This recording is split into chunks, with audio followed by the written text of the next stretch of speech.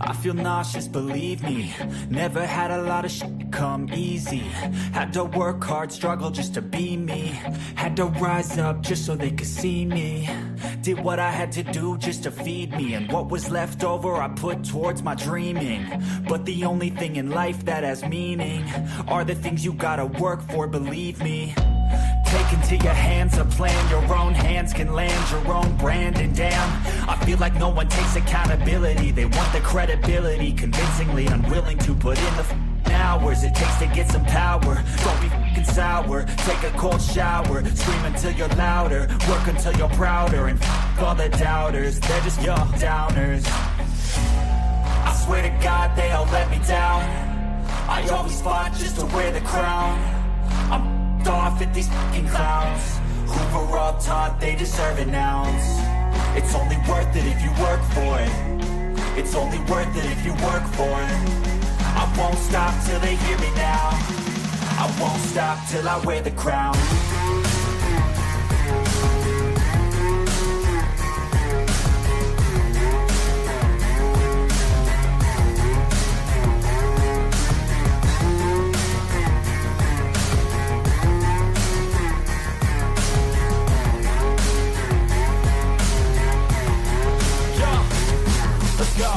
I'm just telling you to fight for your dreams, but it's not what it seems. Man, it's hard to be seen when everybody wants to be king. Yeah, they all want a ring, yeah, we all want to be free. So show me what you got, what you bring, how you fight in the ring, how you take a fucking swing. Do you got heart, are you mean? Got some scars, got some needs, are you willing to go bleed? I swear to God they all let me down. I always fought just to wear the crown. What up, Nine? Off at these fucking clowns who were all taught.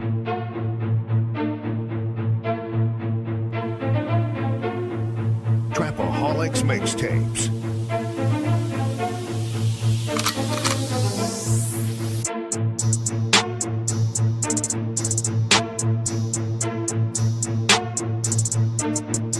As the 9% and word would say, make a better you, a better us.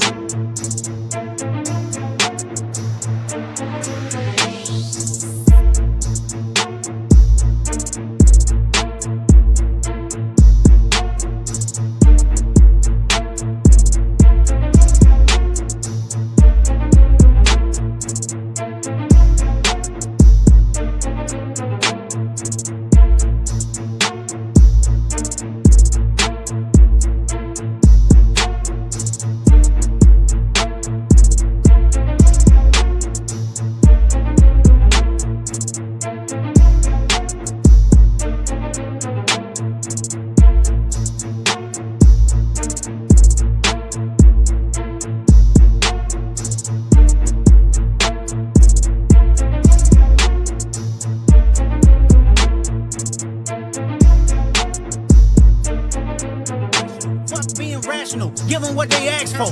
Who do you think you are? I'm the word. Boy, I'm the one who put in the work. When I move, is it a quick rumble? I will never ever fall, never stumble. And I don't need to be humble. Break down walls like Jericho crumble. What up, though? It's the word. You see the title. We about to get into it. But before we get into that, let me get into the chat. Commander, what up, 9? Minister of General Defense is in the building. Stop playing with me. The lady of the 9. What up, though, sis? Appreciate you. Dee Dee. What up, Dee? The one and only Mr. Gary Busted Down Brown, my 33 brother. What up, 9? Appreciate you. I ain't missed nobody in the chat, did I? That's it. That's all we need. Shout out to the 11. Shout out to y'all, man. Man, Texo, what up, though, my bro? The master of the beat, man. Appreciate that, bro. Appreciate that. I need something. I got an idea. I might have to link up with you and talk about it. I need a certain type of tempo. Yeah, I got something I want to do.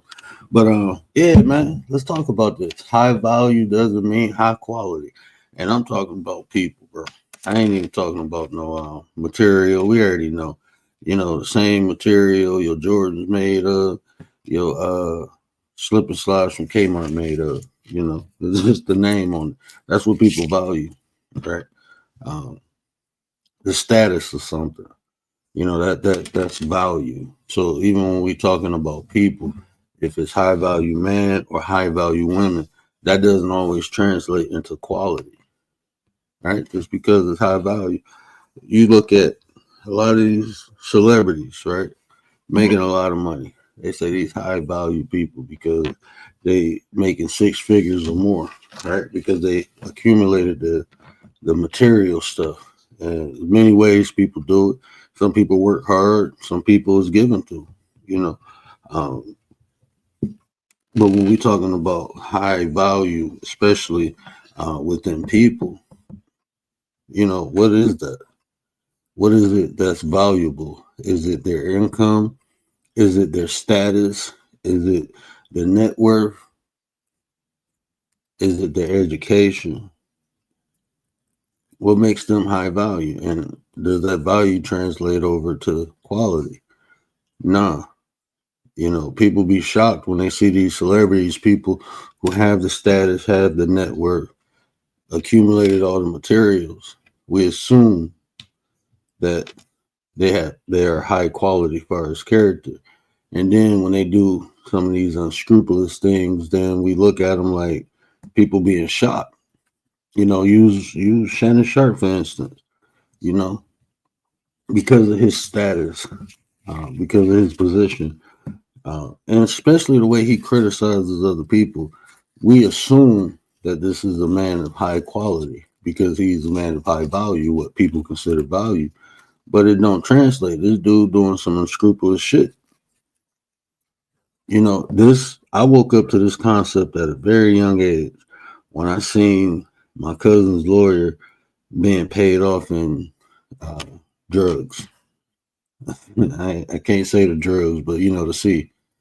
You know, he paying his lawyer off in not cocaine, not that, the byproduct of cocaine. I don't even supposed to say that, but anyway, crack. Fuck it, I'm already saying it. So yeah, a lawyer, right, getting paid off, and I'm looking like my cousin said, man, look, these regular people, man. I don't care what their occupation is. I don't care where they live at. I don't care what they drive. They regular people.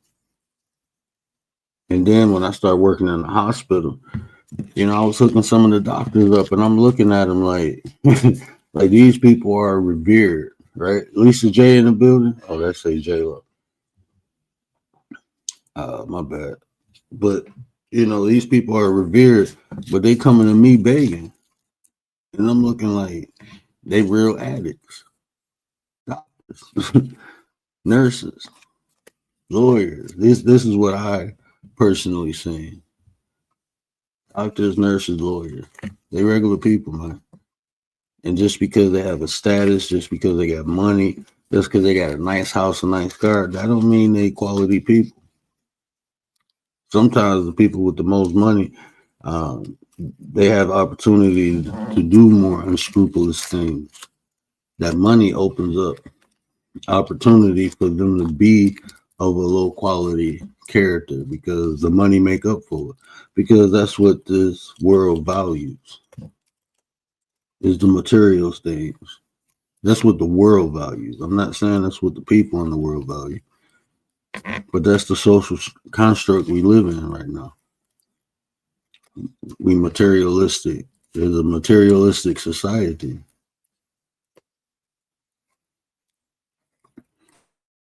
Exactly, and that's how that be. That's how that be, Commander. That's how that be. You see, a lot of these celebrities been married 8, 9 times. Like, damn, you ain't learned after the first couple times how to do it right. You know, nasty is personality because they can get away with it. People tend to let people get away with things because they have the status, because they have the money, because they have the power. Society makes excuses for those type of people. You know, it's those people, when they mess up, they easily forgiven. You know, but character, that's what should be valuable. That's the testimony of a person, is a person's character. That should be of high value. And people wonder why they get put in these flip-flop situations. You get with a man because he got money. Like my wife is Middle Eastern, right? And this is one of the things, because I couldn't understand. I'm like, man, all these dudes try to talk to you. And this is how I was thinking, like, damn, they got way more than me. And my wife put me up on game. She was like, yeah, but when they give you that stuff, they're buying you. So all these women, they like, I want a man with 6 figures. You don't even know what it takes to be with a man with 6 figures. It sounds good, but when you experience it, money is transactional, right? That's what money is used for, is transaction. So if a man is spending money on you, he definitely think it's transactional. Look at the whole Shannon Sharp situation. The old girl talking cheek, right? So he felt like he bought her. So he dogged her. He did whatever he wanted to do with her. They talking about, oh, he choking her. Well, he paid for that shit. What do you think he paying for? He paying to do these things. People sell themselves like that every day. Well, a lot cheaper. People sell themselves for a lot cheaper than $25K, $50K. People sell their souls, man, for a couple thousand. The character of a person. That's what we should value, not the material. Anybody can obtain things. And guess what? Just as quick as you gain things, like you see these people at one point, they had power. P. Diddy, he had power at one point. I'm pretty sure he felt untouchable. That's why he did what he did. But look where he at now. R. Kelly. I'm pretty sure he felt untouchable because of his status. Millions. Imagine that. Imagine millions of people loving you.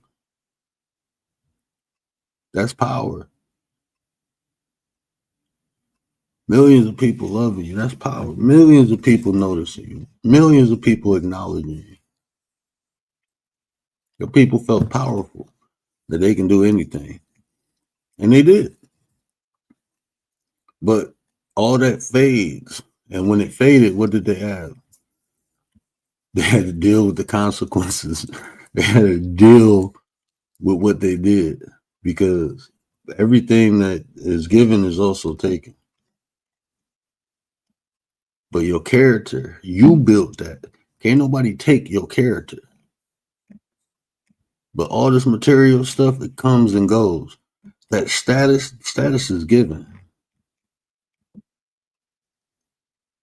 That's given. You're famous because people paying attention to you. When people stop paying attention to you, that fame go away. And so does that power that it came with. And now you become susceptible. You become vulnerable. And that's what happened to all these. That's what's happening to all these people, man.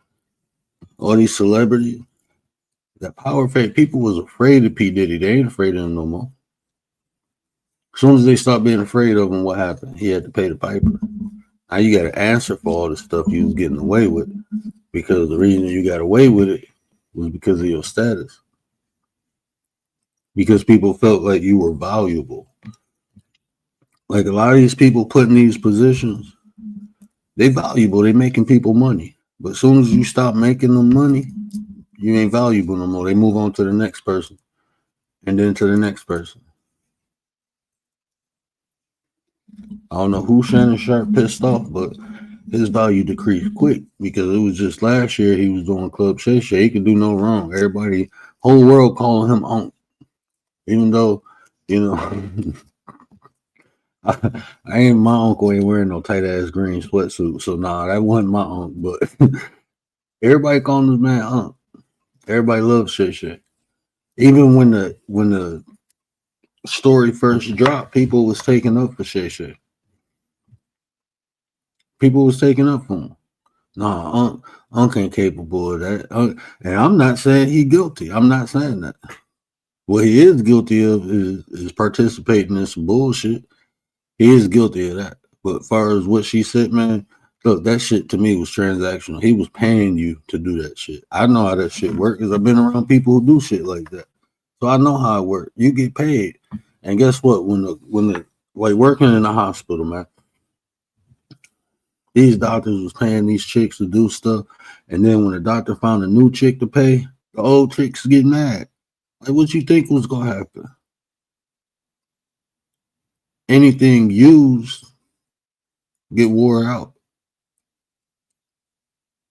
When you buy some tires, right? They brand new, they rolling good. But after you done rode them, so they get wore out. What you do? You replace them with something newer. You paying for it? Why would I keep paying for some old shit when I can buy some new shit? And that's what happens. That's what happened. Then the girls get mad. Now it's a problem. But it wasn't a problem when you was getting that money. Wasn't a problem. But now that your payday is over with, now it's a problem.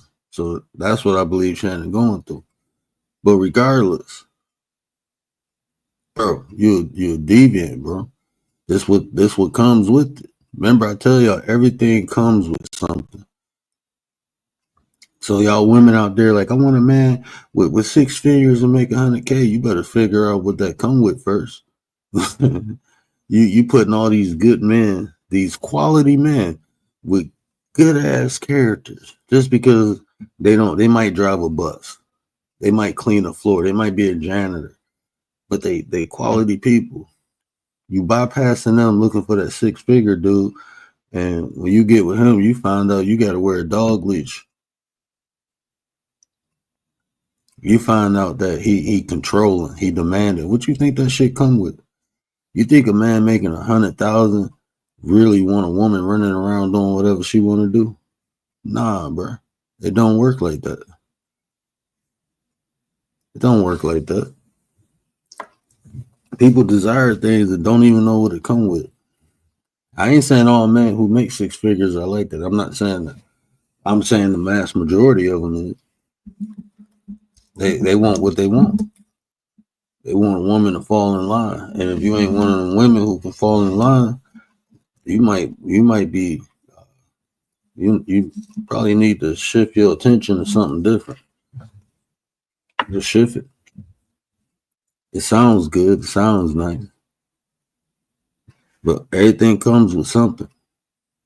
So you gotta recognize that quality is different from value.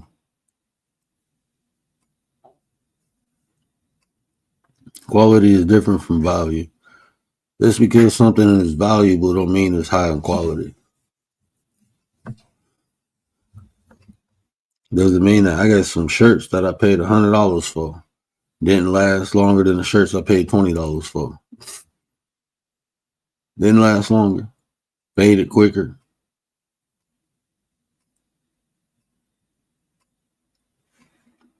And that's just like people.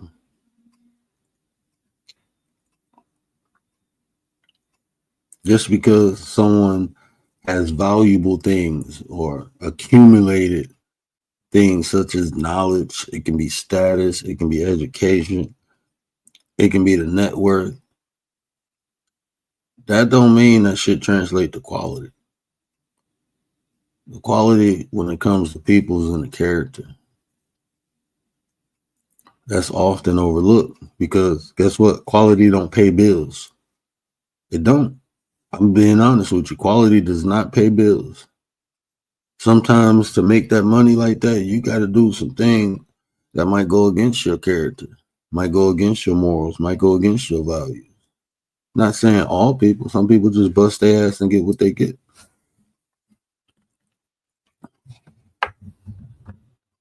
But if somebody giving you something, it is a transaction. So yeah, this person might give you an opportunity, but what does it cost? Person might put you in position where you can be a high value person, but what does it cost? You hear in jobs, people sleep their way to the top.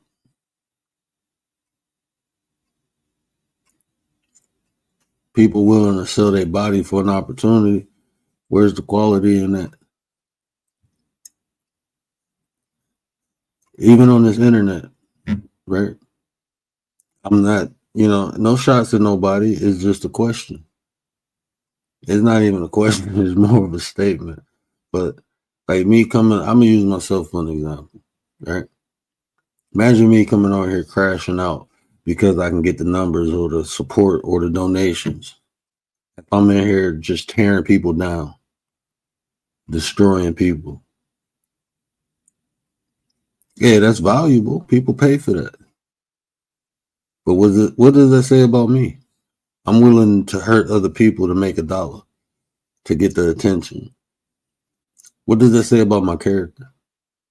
I'm willing to do that day in and day out, coming on here just total chaos and destruction. What does that say about me? Do people even question that, or do people even care? I don't think they do. I think the people supporting it just as worse as the people producing it. If anything, that's why you're paying for it, because it's relatable. It's something that make you feel good.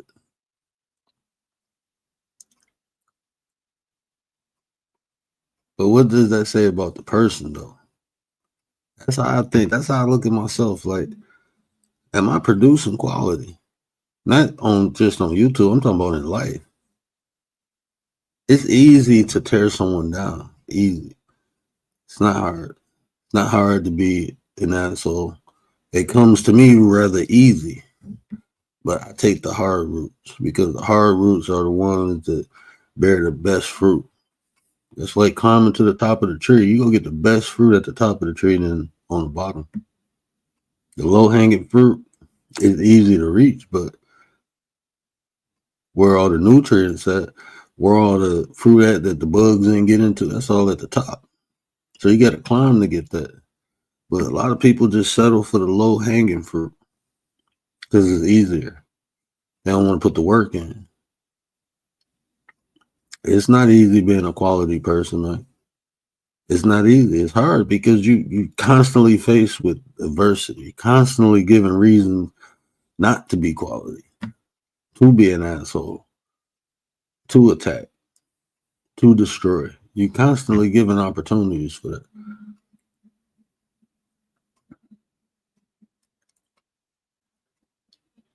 Constantly. So it's a constant test.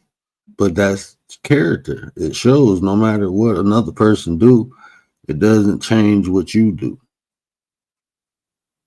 Just because somebody choose to disrespect me don't mean I have to disrespect them back. Just because a person chooses to be an a-hole to me don't mean I have to be an a-hole back. I don't have to match a person's energy. To me, I don't like that concept. If I'm gonna be an asshole, I'm gonna do it on my own terms, right? I'm gonna do it because I want to be an asshole, not because you're being an asshole and I'm copying you. That's control. When you match someone's energy, you ain't in control. They are. In fact, they done changed you. And as Gary would say, what did you change into? Is it something better or worse? 9 times out of 10, if you being attacking you didn't change for the worse. So matching someone's energy, that's not self-control. That's not self-discipline. That's not self-mastery. You are being manipulated. I'm gonna match a person's energy. Usually when people do that, and I'm speaking from personal experience, when I used to do that, I was looking for a reason. And this person just gave me one. Now I'm justified for doing what I'm doing. That's how it was for me. I'm not saying that's everybody, because people do the same thing for different reasons, right? But that's why I used to match people's energy. And I used to have fun doing it. But then I realized, like, this is taking me further away from what I want to be. The other night we was having a conversation, Stoic and Ozzy was up here. And they was talking, and they were saying that they didn't know who they were. Like, nobody really knows who they are. And that's not true. I'm not saying everybody, but I know some people, they feel like they don't know who they are. This is the thing, right? You are what you decide to be. It's simple as that. Who you are is not no mystery. You're who you decide to be. The problem is people don't define who they want to be. That's the problem. If you don't define who you want to be, you're going to be wandering out in the wilderness trying to figure it out. And you're going to be looking for other things that resonate with you. Oh, this feel good or that feel good. Instead of you being intentional, like, this is who I want to be. These are the things I got to do to become. And the more I practice it, the more I am. That's how I know who I am. Am I going to change? Yeah, I'm going to adapt. Changes are necessary, especially as, just my journey. I notice I don't care about the same things today than I did when I was 30. I don't care about the same things when I was 30, when I was 20. I don't. That's change. I'm a different person. Different things will go matter to me in different stages of my life. When I was single, making money, I was just having fun. I wasn't thinking about saving for no family vacations or nothing like that. I was just having fun. That's who I was at that time. The more responsibilities I got, the more I had to adjust. You are who you decide to be.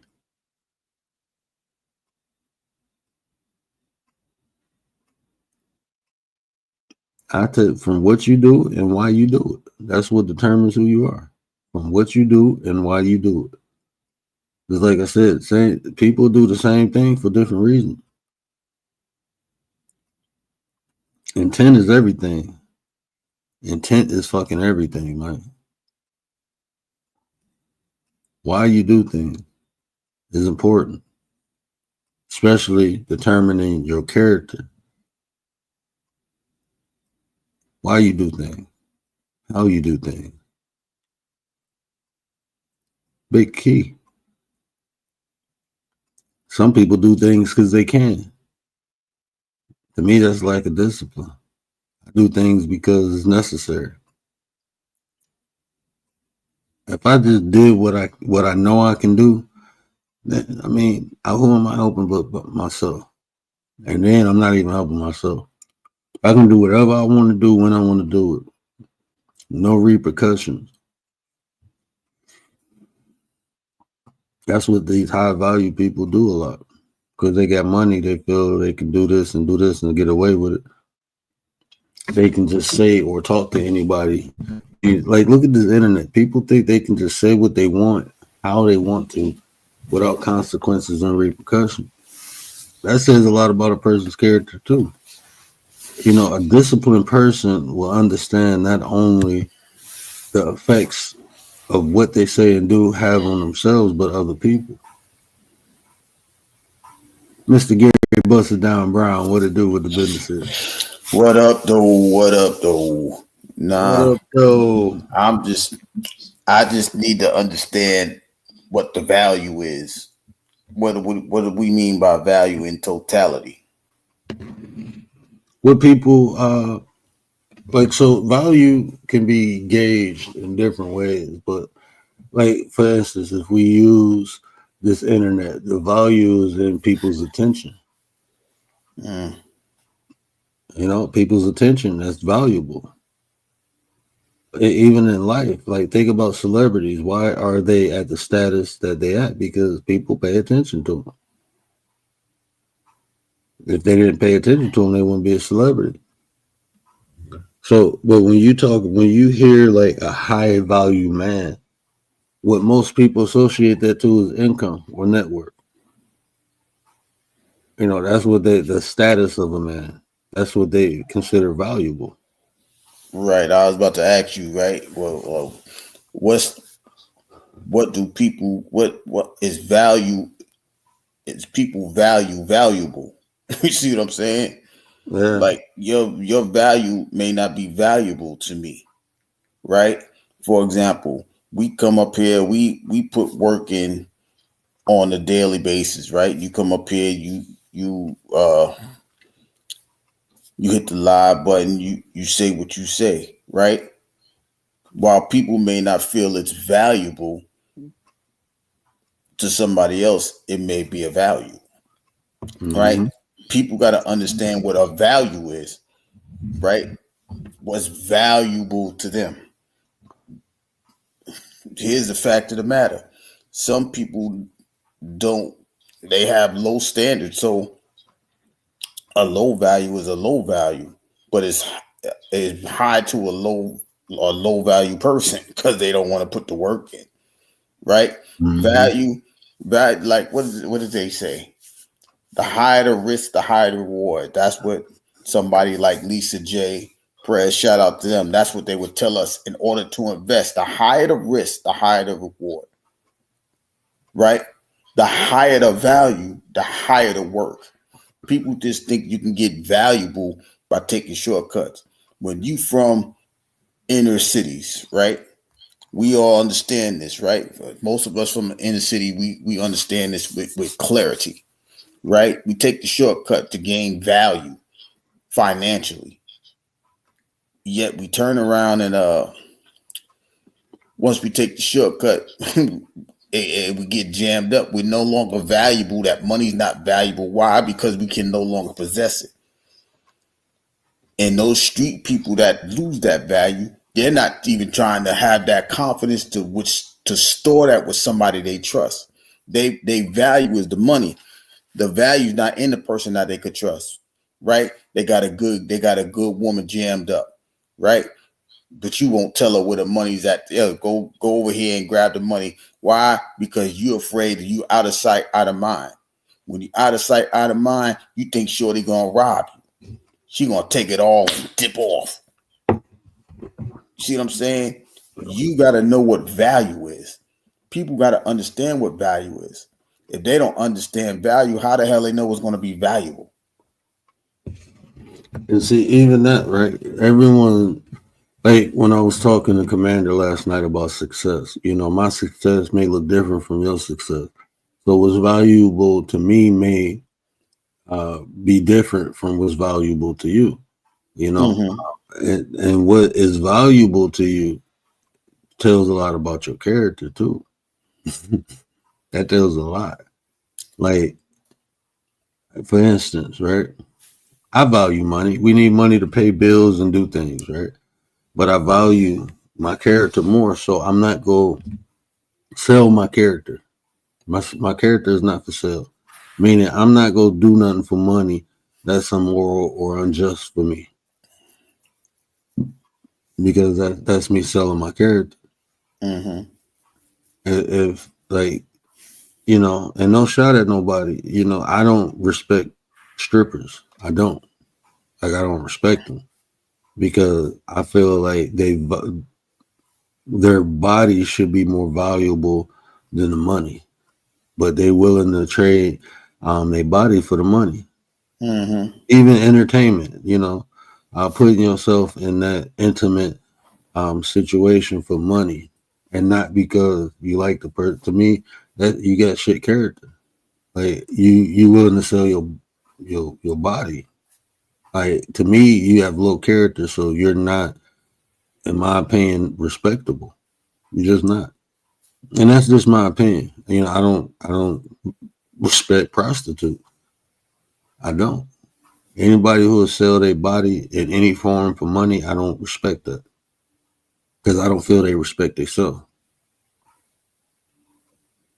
I just don't see, it's like, I don't even respect the people who pay the women to do that. Look at them funny too. Like, you ain't shit neither. That's how I look at it, bro. I'm not saying it's right. I'm not saying it's wrong. I'm just telling you my perspective. No, that's just who you are. I just look at it like, damn, that shit weak sauce to me. And I know it's built into like different people cultures and stuff, but to me, it's like, that shit fucking weird, bro. Right. So, like, for you, right? I'll ask this question then. So, if a person sells themselves short, you put that in that same category of No. people. You don't, but you don't have. I'm not in that. Let me not say same category. Do you hold them in the regard of low value? I don't, because that can come Okay. from ignorance. You know, that can be a byproduct of ignorance. You know, when people sell themselves short, and you know, this is what people say. Well, people sell themselves to go to work. They're not selling their body. Well, yes, they is. No, they're not being penetrated. Like, you have to really get to that point. Like, no, they're not being penetrated. They're not being exposed in a nude. They're not shaking and clapping and doing all that for money. They're working hard labor. That's respectable. That's respectable. Like people weird. Like, somebody did that recently. They was trying to say it's no different from prostitution to somebody going to work. Like, man, that's why I don't talk to everybody, bro. I can't do it.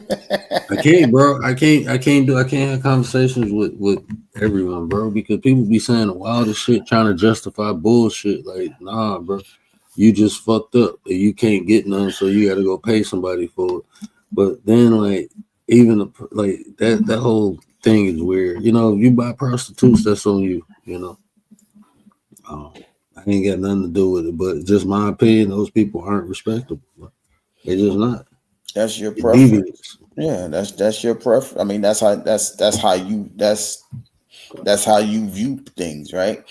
The fact of the matter is, if that's the case, we all sell ourselves then, right? Not in the fashion that you're saying, right? Because you got to go to work, you got to live, you got to eat. Your time is a value, right? So what do? You give your time to earn your bread, right? That doesn't like that. The fact that you sell yourself, it shouldn't be here or there. It's the prospect of how you sell yourself, right? How do you sell yourself? Like, I don't need nobody. Like, that's just like somebody that goes to work and they feel like they need somebody to thank them for doing their job. I don't need nobody to thank. I don't need nobody to thank me for being a dad. That's my fucking job.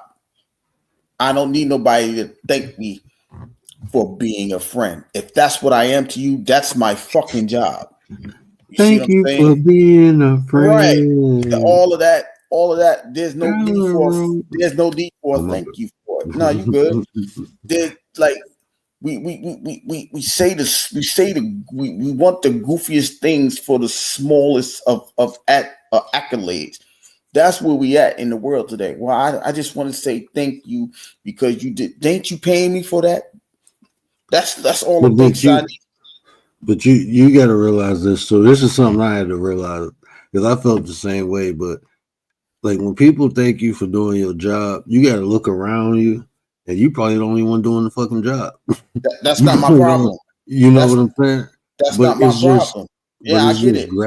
It's just great. Like, they told me this. Because even when I come on here and I speak, right, people they give me accolades, right? They say nice things, and I have a habit of not accepting it, but giving it right back to them. Yeah, that's you. You know, so no, but I had a habit of doing that, because it's like, no, this is just what I do. You know what I'm saying? I don't need to be, and that's how I felt. Like, I don't need it's nice when people say nice things, but this is just who I am. So, you know, you don't need to do that. That's how I felt. But then I was made to realize, like, look, man, people just being grateful for you being who you are. So even like my friends, I always thank my good friends for being good friends, because I got friends, well, people who I thought was friends that wasn't. And it's just being grateful is just a form of confirmation for them that they doing the right thing. And that's, to me, it can be encouraging and motivating. I get that. I do. But the gratification is in the reward of it being reciprocated, right? Okay, you want to thank me? Don't thank me. Give me a raise then, right? Give me a raise then. Give me a raise. If I'm the only one doing my job, give me a raise, right? But guess what happens when you do your job, right? They'll try to be slick, because we know businesses. Let me add a little bit to your plate. So now, besides doing A, I need you to do B. Right? So now Okay, you just thank me for doing A. So what's the reward? You trying to give me B. So now I got to do extra stuff. That's the thanks that I get. You see what I'm saying? Don't thank me, because your thank you may not even be authentic. You see what I'm saying? It may not be authentic. You might just be saying it tongue in cheek. All right, thank you, but I need you to do a little bit more over there. No, you don't, because now if I say that's not in my title description, my job description, you're gonna feel away. So that thank you didn't mean nothing in the first place. Right? If you feel that way, give me more hours, give me overtime. Right? That's the thanks. That's what my work should be showing you in the first place. If you're thankful, validate the thankfulness. Give me overtime, right? Hey, you want to work an extra couple hours? Cool. All right. You want to take these days off? We'll give you a PTO day, right? That's the gratitude of a situation, right? But a lot of people don't do that, right? As far as being a friend, if I don't need a thank you, right? The thank you is you confiding in me. We have conversations offline, right? And it ain't got nothing to do with content or nothing. Sometimes I call you, yo, I just need to get this off. Or sometimes it's vice versa, right? That's just because we see the value of what we have, and we pay it off by gaining trust and confidence in one another, right? I thank you in public, but I know you already paid it off with the certain actions that you give me. I do it in public just to show that, this is not a fake thing. This is a real thing. You know what I mean? So when it goes about that, it's nothing fake about it. But if the value of a situation is going to warrant an elevation in value of whatever said situation is, whether it's a friendship, a job, or whatever, there has to be an elevation coming somewhere down the line in the future. Well, Gary, I just want to say thank you for being a friend. All right, so you travel around.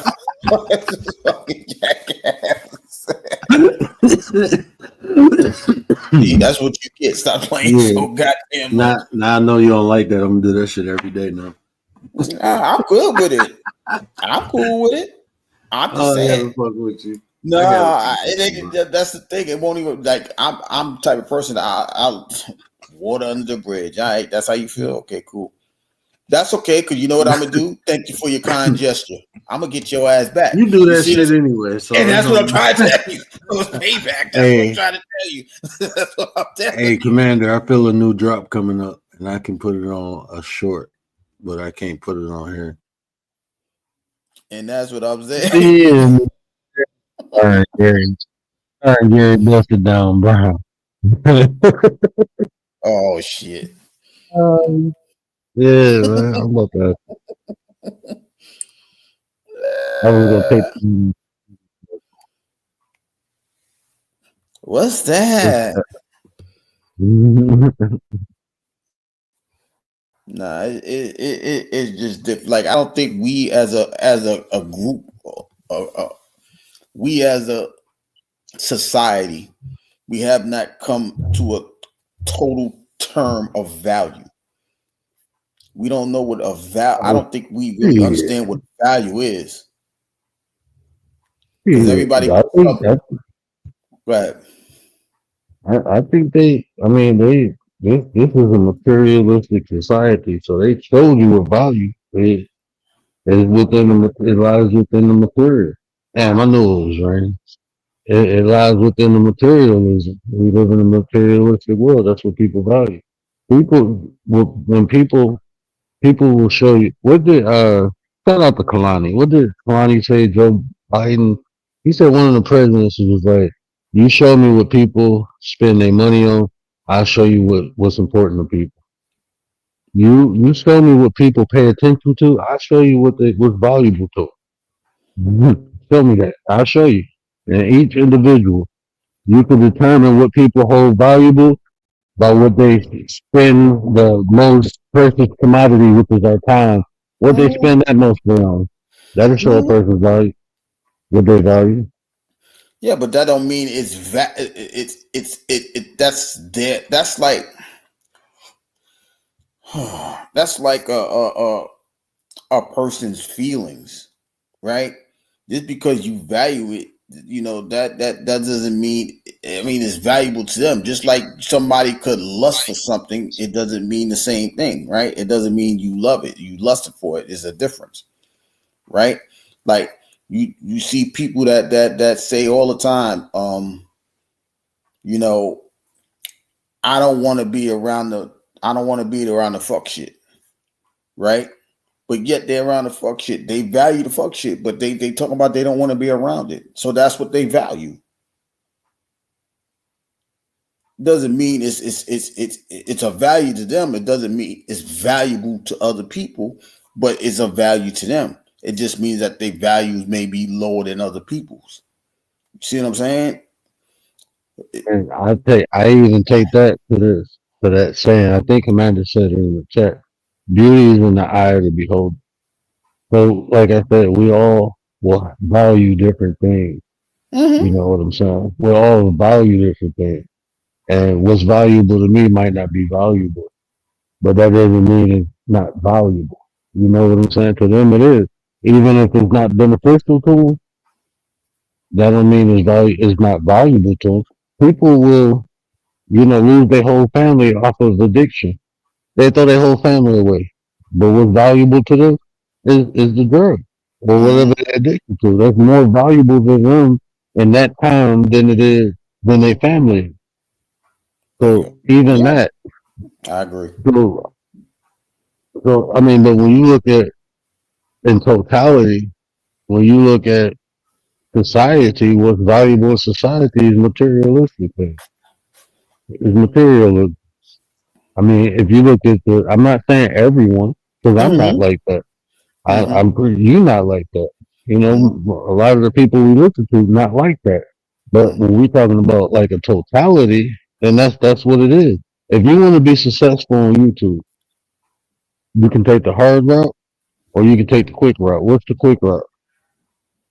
The Fuck chaos, shit. the fuck shit. Right, that's entertainment because that's what people value. People value entertainment over education.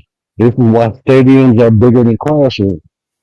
This is why people who entertain get paid way more than people who become who educate. That's what look at society. I'm just observing. Look at that shit, bro. They Mm-hmm. tell you where the value lies, and some people will see that like, well, let me go to the entertainment. This is why. What's the quickest way to make it out the hood, bro? Some form of fucking Sports. entertainment. Yeah, sport. Yeah, Yeah, some type of and sport rapping, entertainment. sport, Mm-hmm. acting, that's the quickest way out. It's not education. It's not being smart. It's not owning a business. That's not the quickest way, but people get out that way too. People get out that way too. It's just a lot. The numbers is a big discrepancy within the numbers of people who choose the entertainment route. And what is entertainment? It's a form of distraction. Any way you look at it. Yeah. You have to pay attention, and paying attention to someone entertaining is distracting you from what you got to do. I'm not saying that's wrong. I'm not saying it's wrong because we all need some form of distraction, because life be life, bro. So yeah, it's good to be distracted sometimes, but if majority of your time is spent being, that shows what you value. Mm-hmm. No, I totally agree with that, and that's what I'm saying. Like even if you look at this app, right? We heard people say, "Well, there's so much negativity. We look for the people that's the opposite of the discouragement, but yet." If you find them people, you don't even know where they at. If you're looking for them, you don't even know where to look for them at. So But if what do you you find them, value? they're born. Yeah. When you find them, they're born. Right, they're boring. So what do you value? You value the discouragers, right? So what are we talking about here? That's what I'm Like, saying. What is the value? Like what you value is different. Like me personally, I it doesn't matter if I gain one more subscriber to me. I think I'm successful. it took me to take the courage to come up here, push the button, and say whatever it is I felt that I can help or encourage or distribute to somebody. Just like in the chat earlier, Mentexo was saying something. I felt like I felt valuable and honored enough for me to just put that out there and say what I need to say to him, right? Now, if he takes it for what it is, he takes it for what it is. If he doesn't, he doesn't.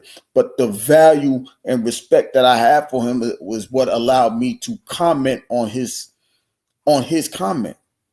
Pretty much to say, you know what? Sometimes people outgrow you. It doesn't mean that you're not valuable anymore. Sometimes you just separate because someone is elevating from you or vice versa. You know what I mean? But the value of it is that, you respect somebody enough to be honest with them or to voice the opinion in a non-disrespectful way, right? There's no malice into your conversation. That's a value, but people don't even take that as a value. People take that as an insult because you speaking to them from an honest place. So that's why I'm saying people don't really understand what value is. What value is, it's just a broad range when you talk about value, because what like you said earlier, what's valuable to me may not be valuable to you and vice versa.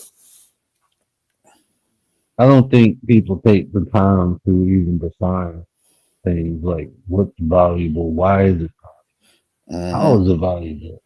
And you know what, Mentexo? That's how you know you're doing something good, bro. People talking bad. That's I say it all the time. If people ain't talking bad about you, you ain't no good. Like I think I'm doing something wrong because I don't got a troll.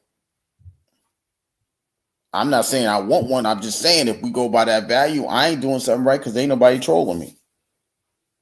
Right? That's the negative connotation of how people view things. If you ain't doing something right, if they talking about you doing something right. Nah, I could be doing something right just in spite of people. They don't know where to find me. I'm that boring. I'm not that interesting that they don't even want to waste their time with a negative comment towards me. So, you know what I mean? It's just the way that it goes sometimes.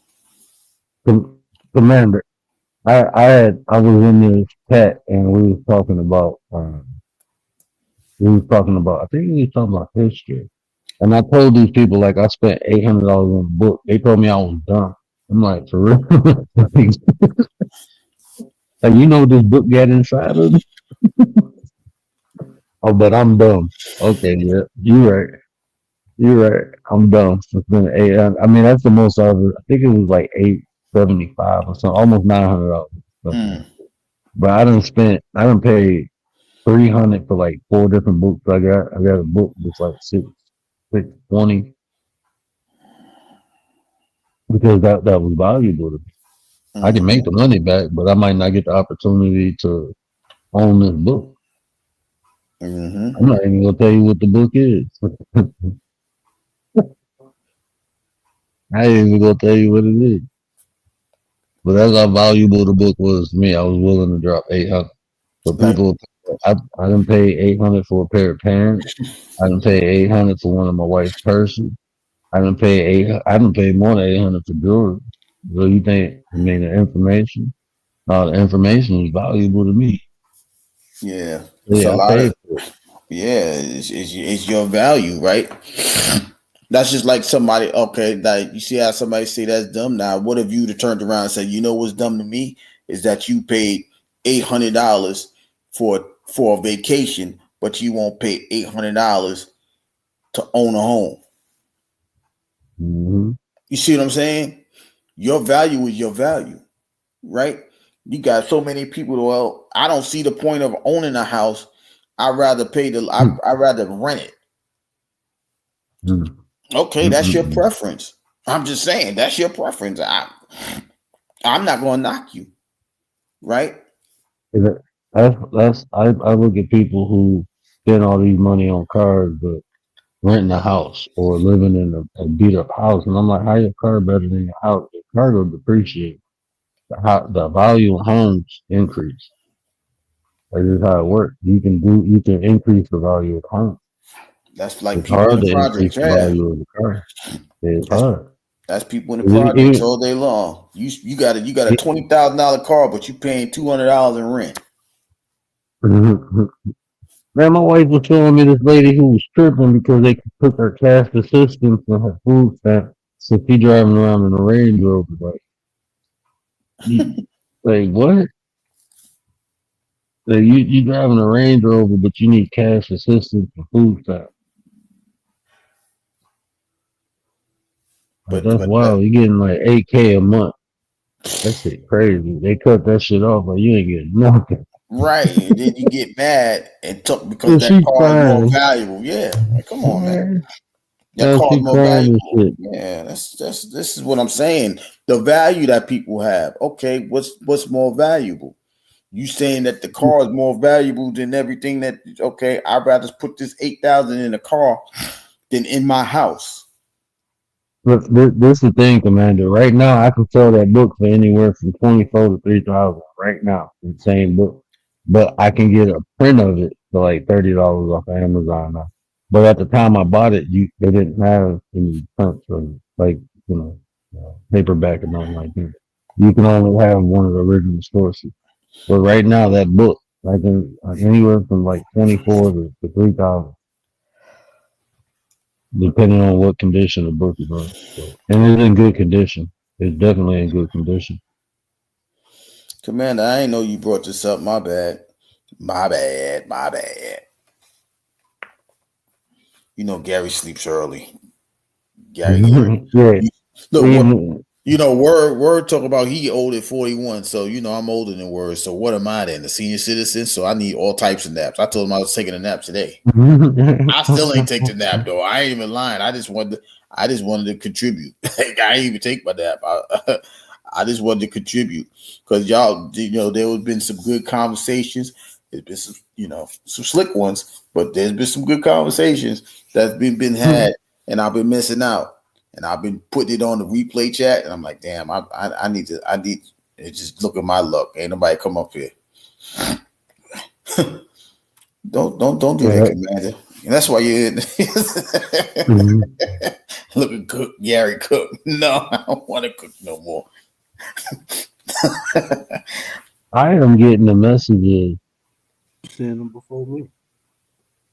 I don't know. I just see. Look, I don't know. Seeing what she's saying before it even pop up on my thing.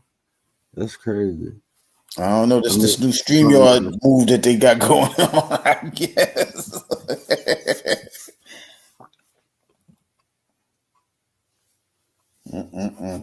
He ain't did nothing. Commander, I seen that little comment you made the other day too.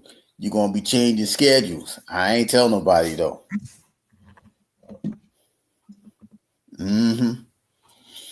I just said it just now. Yeah, let me ask you something, right? Good. What do you call warm water? What? What do you call warm water? Warm water. What do you call cold water? Cold water. What do you call frozen water? Ice. There you go. I got 3 people with that today. It was like frozen water, like, oh shit. What you want me to say? Ice, icy. What you want me to say? No, I'm just saying. Yeah, that's just like when people be like, okay, you spell this word, you spell that word. What does that mean? You spell fat and her. It's fat her. No, it's father. What's wrong with you people? Oh man. See words, look, Commander. She over here changing schedules. We don't even we get heads up. 2 weeks. No. We look forward to our Commander updates.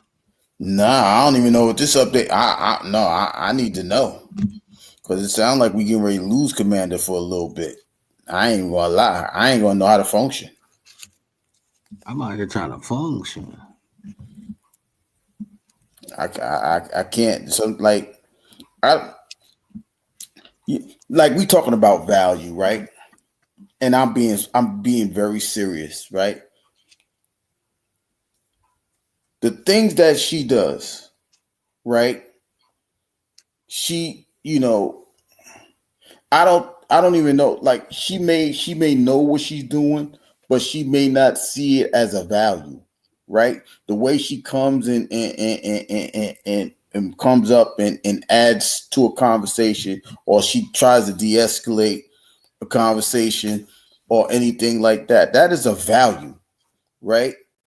And like I said, because we are accustomed to the things that she do. If anything happens, where's Commander? We ain't see Commander. You saw Commander? I ain't see her. Oh, I saw over there. All right, well, she good. All right, she sound good. All right, cool. Right? We try to respect and value her because of who she is. But she has to understand she is a valuable commodity to a lot of people, whether they acknowledge it or not. I told y'all in New York. I don't know what Gary said. He said, "You see Commander, you talk to Commander." Yeah, she found cool. Yeah, I can't even talk that fast. I told you the New Yorkers, boy, y'all be boy. Rudy I'm like, what did he just say? I'm like, you just had 3 conversations with yourself that quick, bro. Like, hold on, man. What just happened? I don't know what he See talking Commander, about. yeah, I heard it. She sound good. She sound good. Yeah, she alright. She good. She good. She good. Like what? Yeah, that's like Rudy, what up, though? Rudy, what's going on? That's just like, when shout out to Tay, right? I don't hear about her. Hey, have you spoken to her? No. Okay, well, you think she all right? I hope so. Okay, well, did you reach out? Yeah, whatever. Like, that's just the way, people have to understand that they are a commodity of value to somebody, right? It could be the smallest of things, but it's how you value their time and efforts and work and things like that. That's what shows the value of a person. I just want to shift back to Commander real quick. Like that's like when I think of a value, when I think of people and I think of value, is what I was saying earlier. Is what she do and why she do it. You can always tell Commander's intent because she let her intent be known. Mm-hmm. Why she doing something or why she saying something, and that just shows her character. Like even if it sounds like if she say something and people can misconstrue it, it's because they choose to. Because she lets you know, like this is why I'm saying, or this is why I'm asking. A lot of people is with me. The way I've been around, there's no question and stuff. She let it be known why, like her intended thing, and her intent is always genuine. Mm-hmm. Like it's not like she asking a question or making a statement out of malice. It's because of curiosity, and I don't think there's nothing wrong with because I'm like that. You know, um, so to me that's valuable. That just shows her moral. It shows her values that she has in life. Even when she was saying, like retribution, like she don't think about revenge because she know the byproduct of it is not going to be good for Mm. her. And I believe that because it's been plenty of times where he could have, did something, but she didn't. So it's the consistency of her action. Like she was saying earlier, actions speak louder than words, but it's her consistency. It don't. I mean, she show you before she tells you. So to me, that when I think of a person's value, I look at a person's character. I don't care what you got. I don't care what you can get. None of that. I don't care what you know. I care about what you do and why you do it. That shows. That's what I value in people. What do you value in people, Gary? Dang. I don't even know if I can top that. I don't. Well, I don't think I can add on to that. Like I really don't. You know, like like I said, I can't add on to that. I 100% agree with that. Like at the end of the day, you have to, you know, people will take the easy route, right? What do I value? Honesty, compassion, this, that, the third, right? Bud Files, what's going on? I value What up, fam? I value people's consistency, right? If I'm gonna add something, I'm gonna add their consistency to it, right? Like people gotta understand, like, you know, people like Dee Dee, right? She's here every night. There's no monetary value to the situation, right?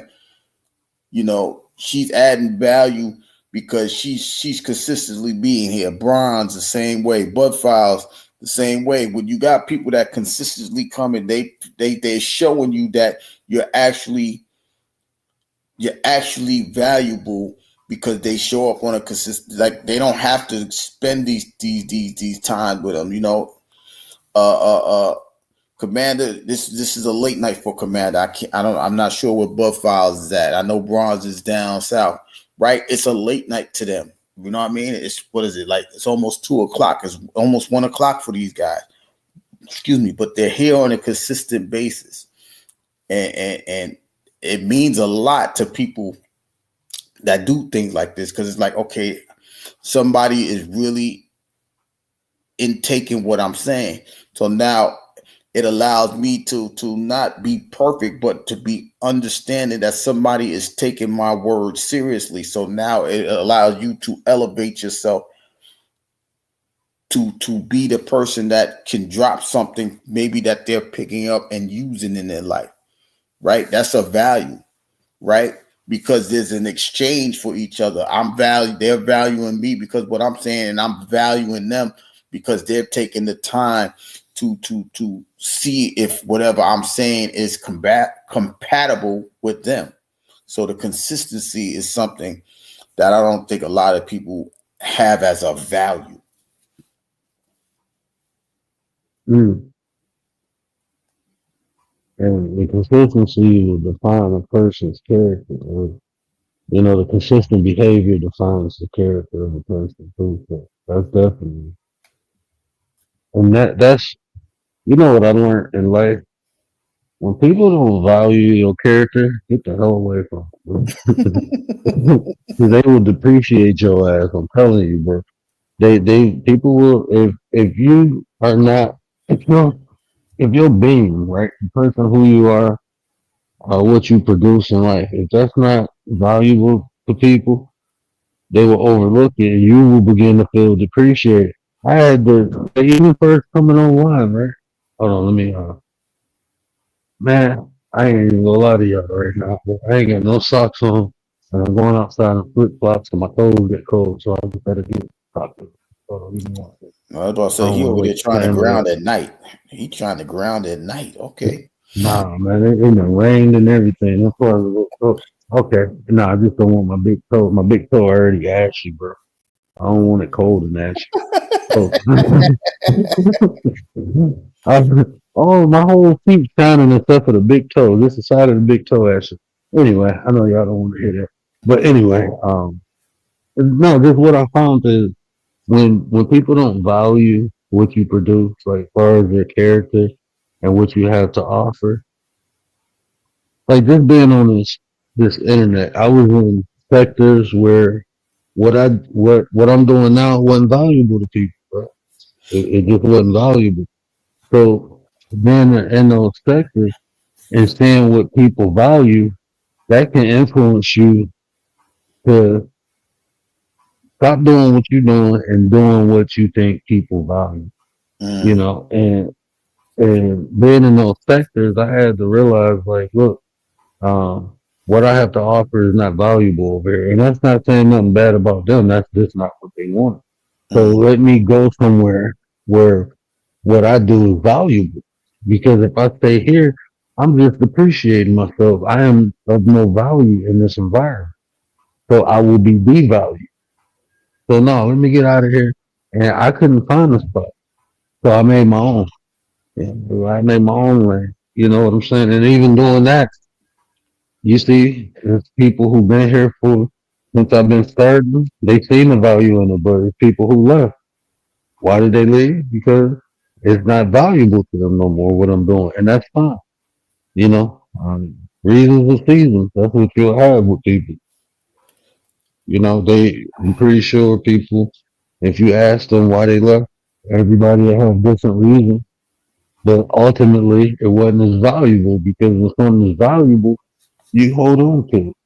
You know, it's people on here I've been rocking with since I've been on here because they valuable. The content they make, the conversations they have, and it just may be a peaceful place to be in. That's valuable to me. You know, with my peace is very valuable. So if I can go somewhere and expand on my peace, then that's valuable. Yeah, I'm willing to spend that time, to spend that attention in that area. But if it's not valuable, then I dip out. You know, so I expect people to do the same to me. Mm-hmm. Then you got some people stealing, like they're not even stealing the value. You know, they just I don't know, just like they sapping the value out of you, your energy and things like that, like your good intentions and things like that.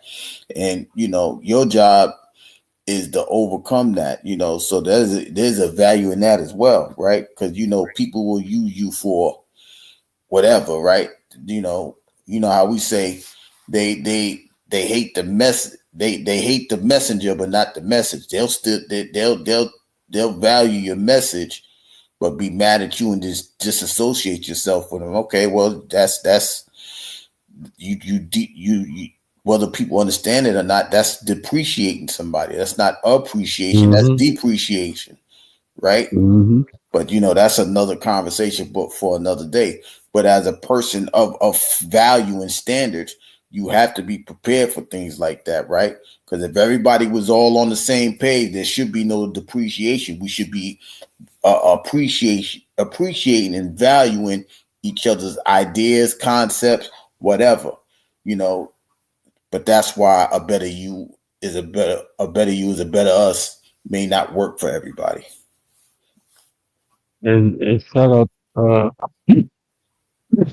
my bad, trying not to call. I know.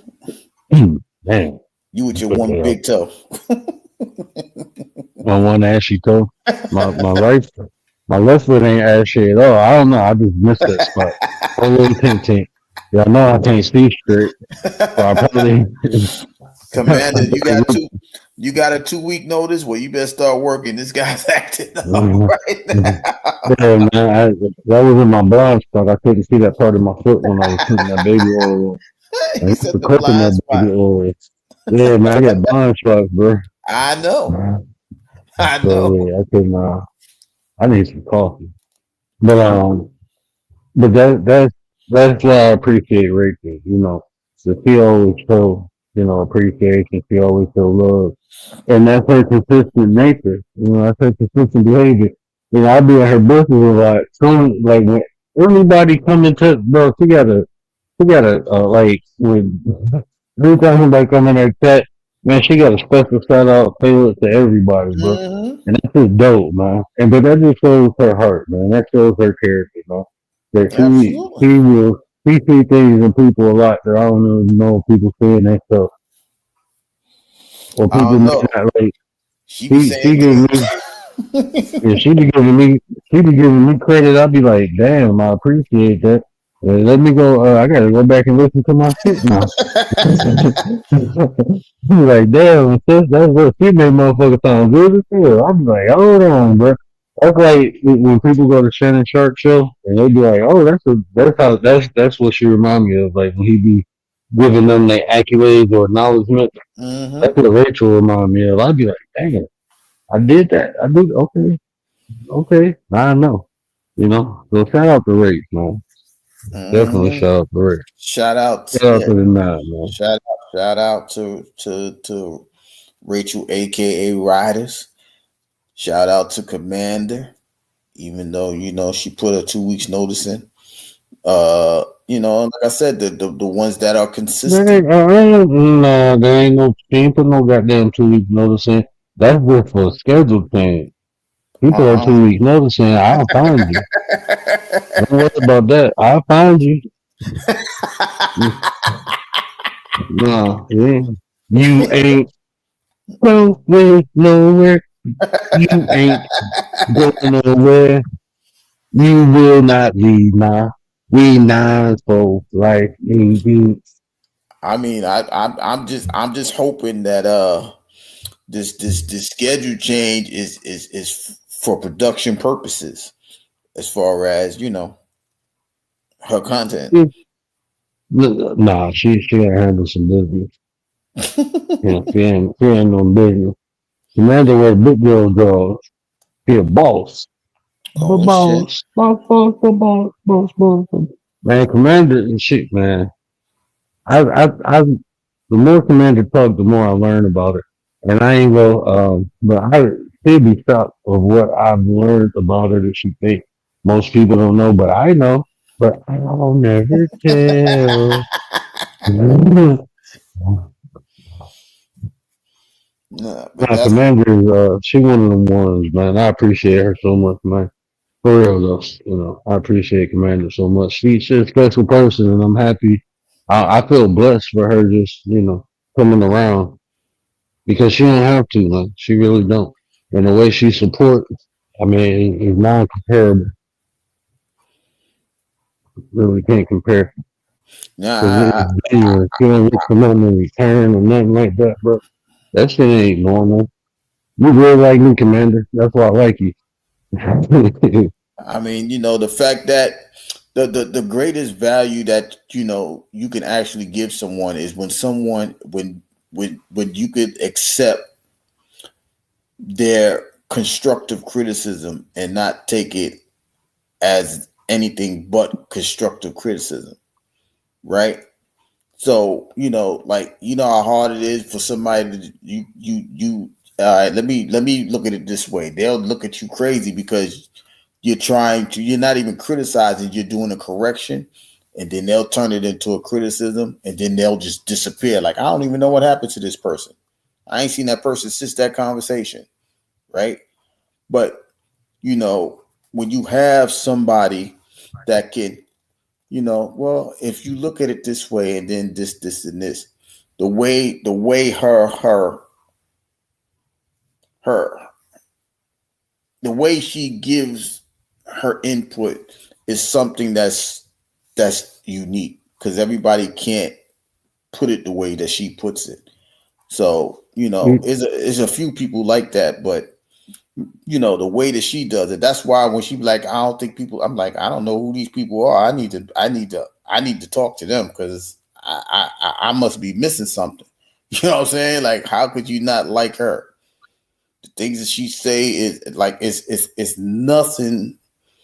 It's nothing negative that really comes out of her conversations. It's a you know rarity. what I used to I ask myself a lot of questions, right? I used to ask myself, why can't I take criticism? Not just constructive criticism, but criticism in general. Like, I had to ask myself. And I don't think people do that because it don't make sense why people don't want to be corrected if they was wrong. Most people feel embarrassed. They feel like a person, what they commonly say is you just trying to prove me wrong. You trying to say I'm stupid. They end up projecting some inferiority complex that they have on themselves onto other people without understanding the person's intent. Like, constructive criticism is is really five, but it's three commonly known forms of criticism. The most common people know. I say two, but it's really three. So you got destructive criticism, which is just criticism. You're criticizing someone. You're telling someone they're doing something wrong. Then you have constructive criticism. Someone is telling you you're doing something wrong, but they're showing you how to do it right. And then there's instructive criticism. And that's when people like, you may be missing a piece or two, and I'm just filling it in. So there's different forms or different ways of criticizing people. But if it's not destructive, if a person is actually telling you what's right, why is it so hard for people to, accept that? And a lot of times it's because people have insecurity. Most common is because some form of insecurity, because they feel inadequate or they feel embarrassed that they being corrected. Like, that shit weird, bro. That shit fucking weird to me, man.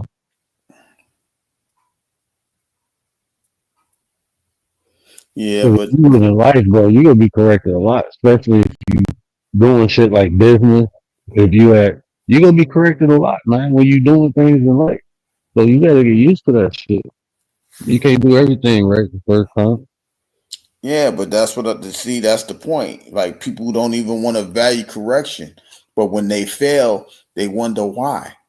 Because Or when they you don't value the information that's being given or added to you to make sure that you become a better version of yourself. Right? You so busy, like I said, you so busy. Okay, well, because you said it, I don't believe it's true. Like, how does that work? like my wife, this past weekend, she had to work. So when she got home, I'm doing some research for my business, and she was like, "What is that?" I'm like, "I'm doing research." And she was like, "No, I'm saying like, what is all that?" I'm like, "This is research." She was like, "Why is it?" I had the laptop open. I'm writing notes. And I'm like, "No, research is a process to research, right?" Um, so I'm breaking down the process. I mean, depending on how you're researching is different process, but the most commonly, form of research, is a 7-step process. So I'm breaking down the whole process to her. She looked at me. She was like, "That's why I love you." And I'm like, "What?" She was like, "You don't half-ass do stuff. When you do it, you do it." I'm like, I mean, shit. I got a degree. I've been to school. I'm accustomed to this.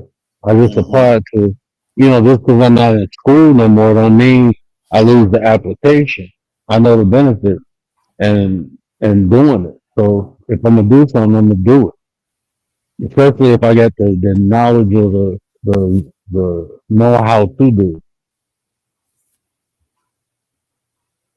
So just breaking that down to her. Like, man, my wife give me so much. Like, man, she give me so much praise, man. Like, she'd make motherfuckers feel good about themselves, even if they didn't. She'd never let me feel like I'm less than what I am. Like, she'd tell you she's just observing and admiring. That's what she said. Yeah, but I don't think people understand that even in the value aspect, there's a two-way street. Even if you're showing appreciation and things like that, you're giving something back, right? Like you get a trophy. You put the work in, right? When you value a person, it's a give and give situation. It's not just a take.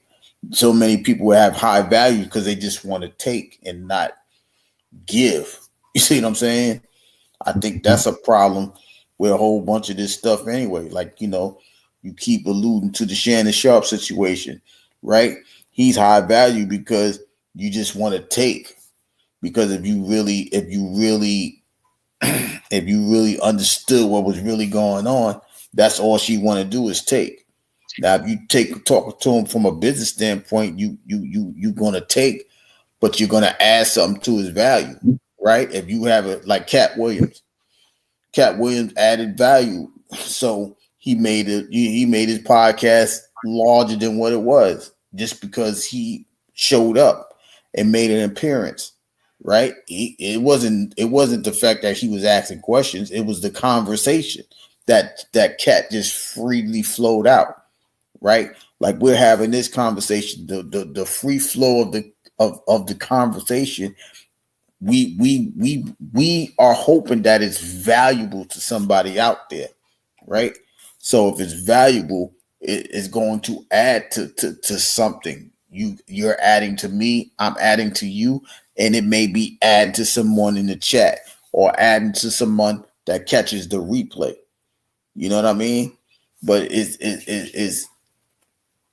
it's different values, but people got to understand the differences, but they don't want to take the time to understand it. And there's a problem in another direction. People in general are just fucking weird, man. Yeah, Like, I guess people, so. I know it. bro, I don't, I stopped trying. I mean, I just see people for what they are. And I don't try to understand, or most, at the surface level, then I will, but sometimes people, insanity is complex, bro. They just fucking, they complexly weird. That shit, I don't know. People fight against themselves so much instead of allowing things to flow. That's like you trying to, like, how don't you, I don't know, bro. I learn a lot off of nature, bro. There's a reason people don't swim against the current, bro. And that's what people do in life. They go against the current, bro. And they just don't let it flow, bro. And that's it. Life becomes more tolerable when you allow it to flow. When you allow life to flow, man. People fight against themselves. And in turn, you fight against the world, bro. Yeah, I agree with that. A whole 100,000%. You know, but that's what People I'm trying to saying. play God instead of being of God. Like, that shit weird, bro. You want to be God instead of be of God. Like, And but this is what I'm saying. People like they hold things at a valuable asset and not even comprehend what value is. And that's what I'm saying. It's mind-boggling. But then the frustration comes because they really standing on something and don't even know what they're valuing in the first place. Like, what are you talking about? and motherfuckers be thinking they standing on a rock and standing in quicksand and like, that's what it Right. be, bro. You standing on the beach, talk about, oh, I can stand here, I can stand right here at the water, but every time that water come in, your foot is sinking in the sand deeper and deeper and deeper. Like, what's wrong with you? You get ready to get pulled in. You better hope the current don't take you out. But that's the difference between everybody. Everybody is they don't know, and they want to be destructive instead of constructive. So, you know, you should have heard the story I shared of the person who did not like me, but she allowed me to pray over her. How did that work? Oh, wow. Man, yeah, that jump was that story actually gave me confirmation of something I was questioning. Like, Commander story gave me confirmation. So that conversation was dope last night. Yeah, that just sounds like what I'm saying. Like they mad at the, like, she wants the prayer, but she don't want the prayer because you don't like how does that even work? Like, I'm just trying to understand. That's weird to me. That's weird to me. You accepting her value of her spirituality, but you don't accept nothing else. But you want her to pray over. Like, how do you even know if that's authentic if you don't like? These people are. This is man. You know what? I'm gonna stop talking to y'all. Y'all gonna make me take a YouTube hiatus. I ain't gonna be up for 6 months because it's just not making no sense. And it's not because I'm running out of content. It's just that y'all make this thing so discouraging. Y'all, like, people make it discouraging, right? You could say everything the way it's supposed to be said. You could simplify it the way that it needs to be broken down. All of that. You could make it valuable to somebody. Y'all will just devalue a thing all because of how somebody looks, or they told you a truth bluntly. I was, It's I crazy. want, I just want to share this. I was watching something earlier, and it inspired the next show I want to do, and I want to talk about. I don't think I ever really talked about. Yeah, I did. I talked about how perception can lead to deception, but I never talked about projection from a psychological aspects, and I think I'm gonna do that next. Because I always said everything is a projection. Anything that we produce is a projection of something that's going on inside of us. So we constantly are projecting, but the question is what? I don't think people know. I don't think people know when they be projecting their own insecurities and shit. I don't really think people know that. And I like if when I do it, I be like it. I notice it right away, but I ain't gonna sit back. I'm not gonna lie. I didn't notice it at first. I used to do it, but now I do. I can identify. Be like, damn, not me.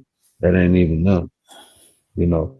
I don't think people really know when they I know. I don't think people think they be projecting, but you do everything. And it's like all of this whole conversation, we just projecting what's inside of how we think, how we I, feel. That's what we've been doing. So anything that comes out of you is a reflection of what's inside of you. I don't think. I don't know. You know what? I was my wife. She said, "Why do you say so much shit to go over people's head?" And I said, "Because I want people to elevate. And if they want it, they got to go up and get it, or they'll keep going over their head. He's like, "You an asshole." I'm like, I know. y'all know I don't. Y'all know I don't like that. So I'll be the one that's trying to simplify it for y'all because it's no. I'm not even trying to look. It may even sound disrespectful, but if you don't know, you don't know, right? You do, like you still got babes out here, right? So you gotta give them that bottle before they because they don't have the teeth to understand it. They can't chew the words that's coming out. So now you gotta give them you gotta give them that gummy bottle. If they ain't got the teeth pieces. Now when they got teeth, they're gonna want more of the meat, right? They're gonna want more. They're gonna want entrees. They're gonna want that. But a baby just gonna take the bottle because they know that's what it is. You may have to sneak in some vitamins and stuff like that in the thing, right? The fiber or whatever it is that you add to the bottle. But there's just people like that. So it's understandable.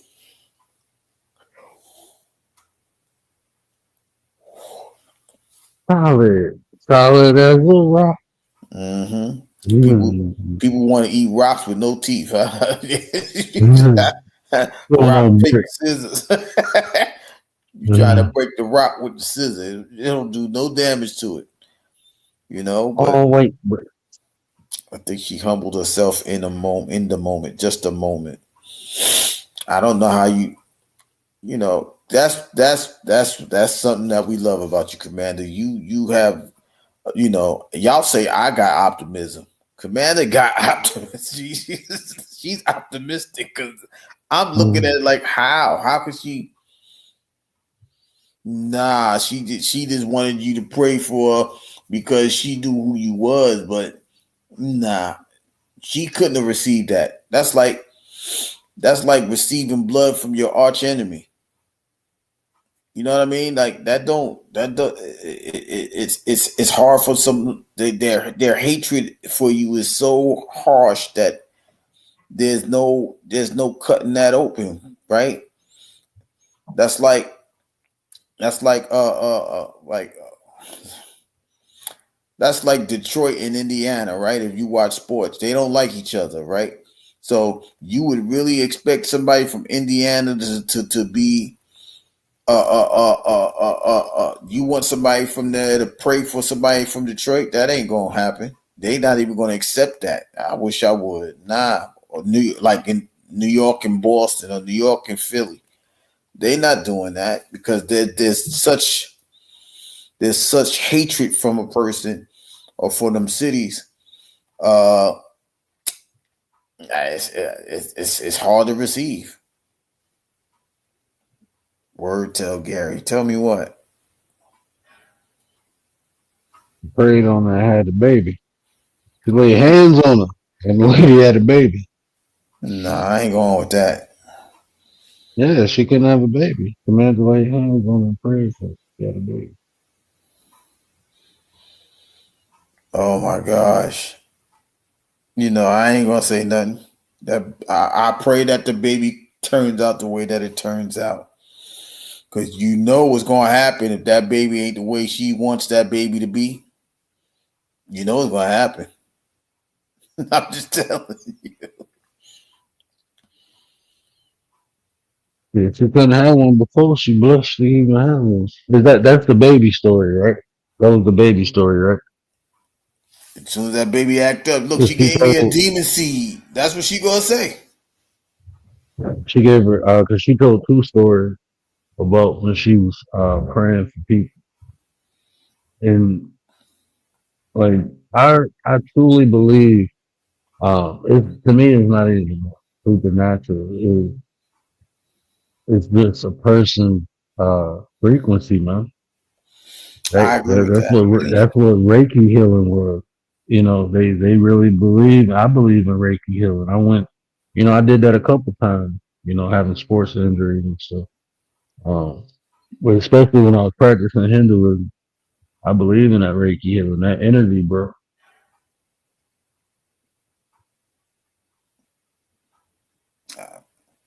And that's all good vibrations, good intent, man. When people get that gift, man, they put their hands on you and they got that good intent flowing through them, that energy, bro. Oh, I believe that. I no, I know that. That's not even a belief. I know that to be true. I seen some things, boy. I seen some lesions come out of a person before. I'm like, wait, did I just see that? I thought that was made up. Mm-hmm. I thought Tamatonga was real. Yeah. People doing that for real. Like, yeah. I'm like, oh hell no. But that's why I've seen people. I've seen people in it, so a lot of that time that shit don't look pretty, man. I'm saying that's what I'm saying. Like, and that's why that's why you gotta value like certain aspects of life, right? Like for me, I value spirituality because if you understand how the spirit can actually move around, like people like the movie Fallen, people never thought that can happen. It happens all the time, but you'll go to a pastor and allow him to lay hands on you, right? And then you get mad if you pass out. Why would you get mad if you passed out? That means y'all have the same energy. I'm not even saying if it's good or bad. Y'all got the same energy. I'm gonna leave that right there. Because spirit's no spirit. That's why I said I'm gonna leave that right there. I'm about to say a couple times the pastor tried to knock me out, kept pushing I'm like, what the fuck is you pushing my head for? You ain't strong enough, homeboy. You're not strong. Nah, but you trying to break my damn neck. We about to be in this bitch fight. Go ahead. Yeah. In a name. You can call the name you want. He ain't hearing you. Oh, you wasn't receptive. Is that what you want to call that? Okay, cool. Okay, cool. And that's what I'm saying. Just because we're not on the same way. That's not my job to say, oh, well, you of the devil, or you are not of that higher power. That's not my place to say that. I just know where I am with the Creator. You know what I mean? I know how much He values me. I know how much he wants me to intake. I still got work to do because He want to give me so much. That's why I'm a child. I'm always be a child until I get called home, because He want to give me so much. He allows me to be valuable to him, and vice versa. Well, I can't be valuable to him, or I might be valuable to him. I don't know, right? But that's not for me to say. Shiznit. What happened? What up, Ladies and though? What up, What up? though? Gary? When Yes. you come on a panel, I try to be quiet until you say chat, where you at? After you say Chat, that, then I chat. speak. I'm Chat in waiting for here. Gary to say, what up, though? What up, though? What I up, do not sound nine? like that. Chat, where you at? Chat, where you at? No, for real though, Commander. I can't believe that happened, and nothing. Just the baby progressed. That was it. Gary, you are disappointing me right now. Where is the faith, y'all? Where No, is the faith? nah, because when that Hold on, no, man. Hold because on, man. because Let's what flip. happens was when a miracle happens, that faith becomes that faith is no longer faith. It's a testimony. You know, miracles can happen like even to like heathens, and heathens can even like work miracles. Like God can work through pretty much anybody. Okay. Okay, so If you are you say trying to say like where's her testimony, or like yeah, it has to be a testimony from her. I don't know what like in her life, because I'm not like in her life like that, so I don't know what she be doing. But let me tell you that um I talked to her like I don't know 3 months ago. Mm-hmm. Like 3 months ago, like we don't even talk or anything like that. But we talked because it had to do something with business, and she was different.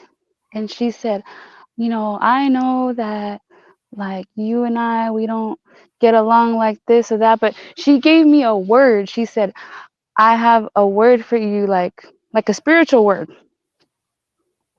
that she said, like I'm not gonna say what she told me, but she made me cry. And so I'm like, ooh, she must have changed. Like, do you know what I'm saying? She changed. Laid them hands on her.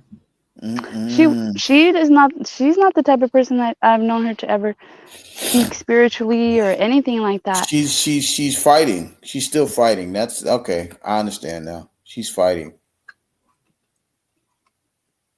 I don't fighting. know, but No, she's fighting.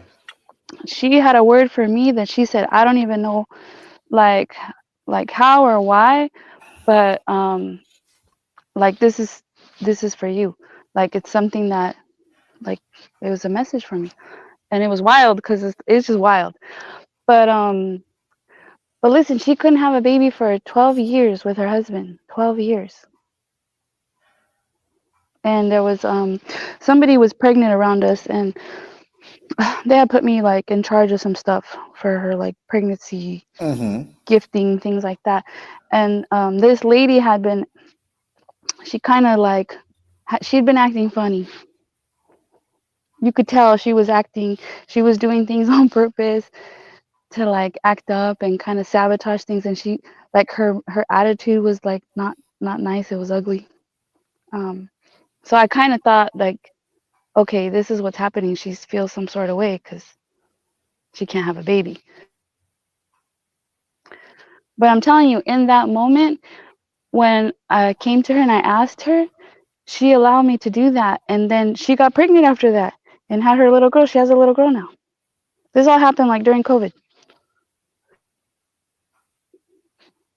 Well, it was before COVID when So the baby's I prayed around with her, 5. Mm-hmm. when I prayed for her. But yeah, her baby was born. You know, she got pregnant. She was pregnant during COVID or whatever, and she had her baby. Yeah, her baby's that's a little girl. And I don't talk to her like that, and I didn't get to see her because everything was shut down. I just think that she's fighting. She's fighting. She's fighting herself. Well, yeah, she's fighting herself. She's having a jihad moment.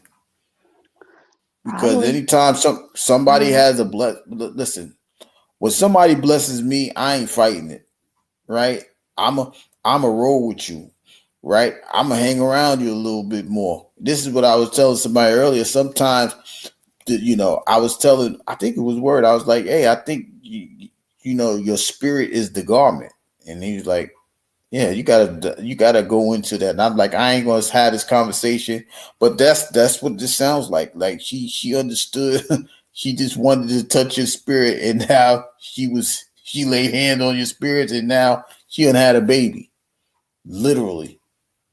Like she touched the hem of your garment, and now she had a baby. And now she can't run. She don't want to run around and tell the story, but she want to, she fighting the fact that she don't want to tell the testimony. Like, somebody that I have a dislike for has really blessed me, and she'll rather hold on to the dislike than the blessing. Oh, but she knows. But like I said, I after that, like, because nobody was hanging around each other. Like, it's not like I got to be around or know what's going on. But I do know somebody that knows her, that like visits with her and stuff. And so, I mean, there's people that know. They know. Well, They be know because ready. they witnessed it. You be ready for some phone calls soon, then, because there's no way in the world that's too much. That's too much joy to hold within, and you didn't have nothing. Like, she had nothing to do with that. No, but she thanked me. She thanked Yeah. me. It's more And than then this. she had she made me cry. Like, Of course she did. She had no choice but to thank you. I'm just saying that like, I don't know. I'm different, right? For example, I value you guys, right? You guys pour into me, right? So I'm going to hang on to you guys because you pour into me. You add value. That's what the show is about. You guys add value to me, whether you understand it or not. That's not up for me to decide, right? So when people add to me, I have a tendency of not doing the most, but showing the appreciation. You give back when you have value for somebody, right? So that's why I'm saying she's fighting. So I'm gonna say, when you get these phone calls, don't be surprised, right? You may look at it different, you may look at it sideways, right? Just accept that these phone calls is because you blessed, and now the repercussions of the blessing is that somebody may want to cling to you. Just be more observant. That would be the best advice to give you about that. Okay. She hasn't wanted to cling to me, but she sounded different. She wasn't like the same person she was before. She sounded different. At least I don't know in her life, her day to day, how she is. But she gonna call. There's gonna be a couple more phone calls coming. I'm pretty sure that is it's a different value now. Like, unless she really has that disdain for, like, letting go of a thing is a hard thing. I think that's her battle. She don't want to let go of the dislike. she's like a very strong personality, like boss lady, like very.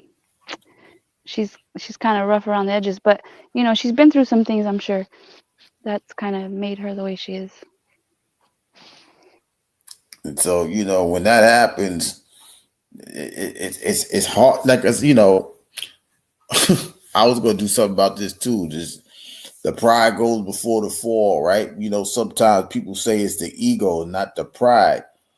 So the ego of this young lady is fighting very hard to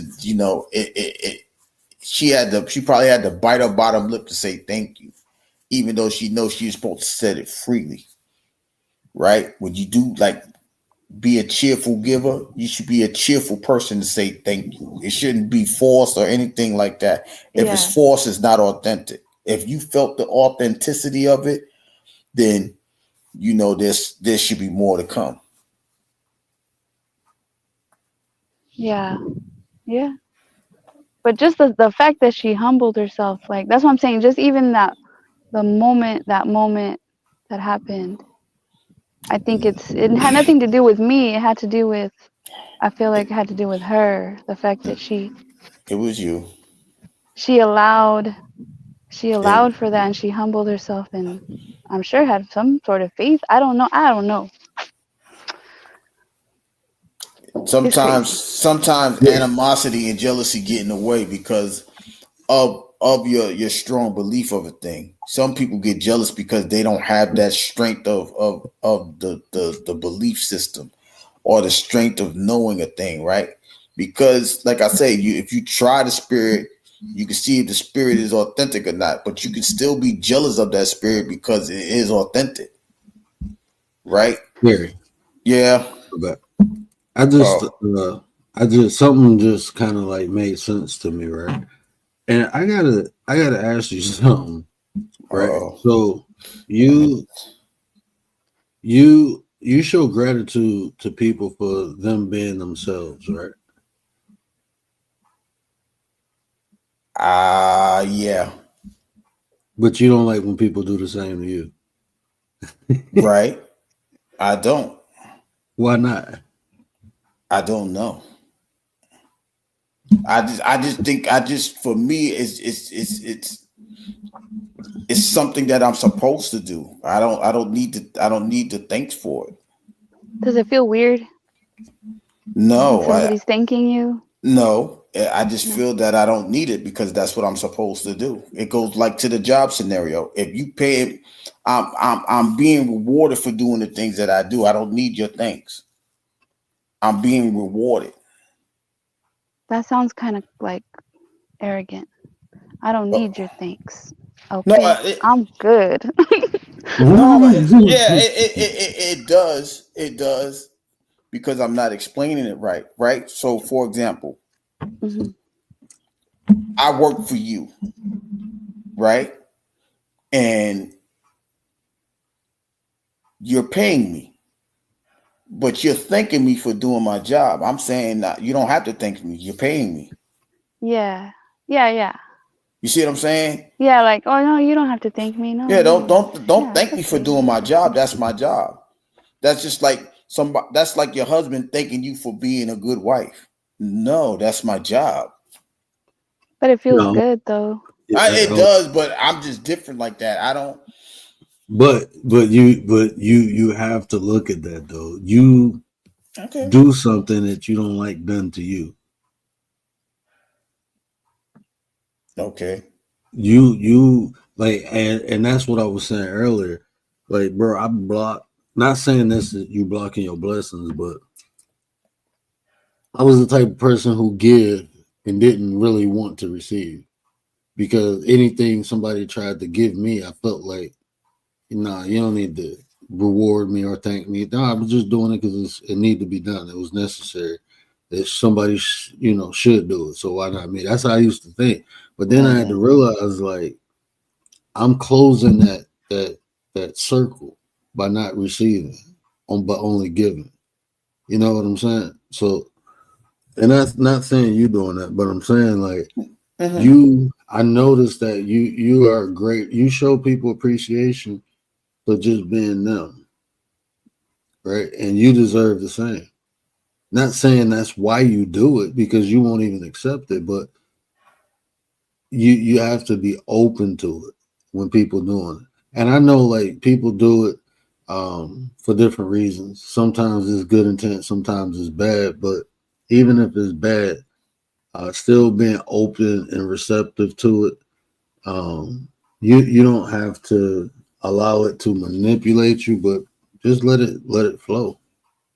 I agree Let with it that. flow. Yeah, I agree with that. I agree with that. Yeah, because like, why do you, Gary, thank people? Like when you say thank you for the kind gesture, why do you do it? Like to show appreciation? Because they don't have to do it. hmm I'm different, right? Like, I feel that if like I was saying earlier, if I rock with you like that, there's no that should be, it should be automatic. That's a part of the association or the friendship or whatever, right? That's just me. So I'm not expecting that because that's what I'm giving you for giving me the opportunity, right? Like if I pray for somebody, I'm not expecting them to tell me what it is, right? Because it's not for me to if the prayer was received or not, or there's a testimony out of the prayer, right? It's for you to tell. It was just for me to do. You don't have to thank me for it. I just felt I had to do it because I was there at that moment. Right now, so like somebody like Word or you thank me, I'm going to take it. Right. I just know it'll be some bullshit behind some of these things, and I'm not going to accept it because there's no authenticity behind it. Oh, okay. All Right. So that's like. So That's like like the troll. Like if the troll guy comes and thanks me, I'm not accepting it because I know it's bullshit. You see what I'm saying? Yeah. Okay. If somebody like Dee Dee, Bronze, Miss Chicago, one of the regulars come and thank me, then yeah, Anita, like even I've literally had that conversation with Anita. She's like, thank you, and I'm like, it's not a problem. I just want you to get well. Sometimes having the gift is gonna put you in harm's way a lot of the time, right? Like that might be how you feel with this person that you prayed for. It's gonna put you in harm's way. Yet at the same time, if they accept it, there should be a different response towards you, right? It should be no hostility, even if. You know what I mean? So how did you accept her thanks? Did you accept it as authentic or not? Yes. Yes, I did. So once you accepted it I as felt it was authentic. Yeah, so once you felt that it was authentic, like for me, it should have opened up the possibility that she may want something more from you, whether good, bad, or indifferent. It didn't feel like she wanted anything more. I haven't talked to her since. I mean, I don't know. She helped me out. Yeah. It was something I needed from her. That's why we talked, because I needed something from her. So you felt like it was a fair exchange. Yeah, I needed some advice that I knew that. So the value paid off then. You see what I mean? Like the value paid off. It's when the value don't pay off is when it becomes a problem. Well, I wasn't expecting anything. It's not like I was expecting anything. You ain't supposed to. I kind of didn't want to call her, but I was like, man, you felt like you. But that's what I'm saying. Maybe it was a last resort thing, and you got a positive response to the last resort. Yeah, because I wasn't sure. I'm like, I really don't want to call her, but I know that she may have some of the answers I need. She might be able to give me some advice that I need. Oh, y'all returned? Yeah, you guys returned each. But then I thought, oh, is she gonna be sincere in what she, is she gonna help me out? Is she gonna be sincere in what she's giving me advice? I didn't know. Oh, she returned the favor. It turned out to be a good conversation. So y'all did a fair exchange. If you ain't put that baby in there, you wouldn't have got that out of her. Right. Maybe not. I don't know. Maybe not. No. I had to say it like that. I gotta. It's because there's the thing. Some people are just gonna listen. I'm not perfect. I can cuss someone out. I'm not perfect, but some people will hate on you just because I don't sometimes they don't like your kindness. Like they just maybe because they're not like that, or maybe because they wish they could be that, or they see it as insincere.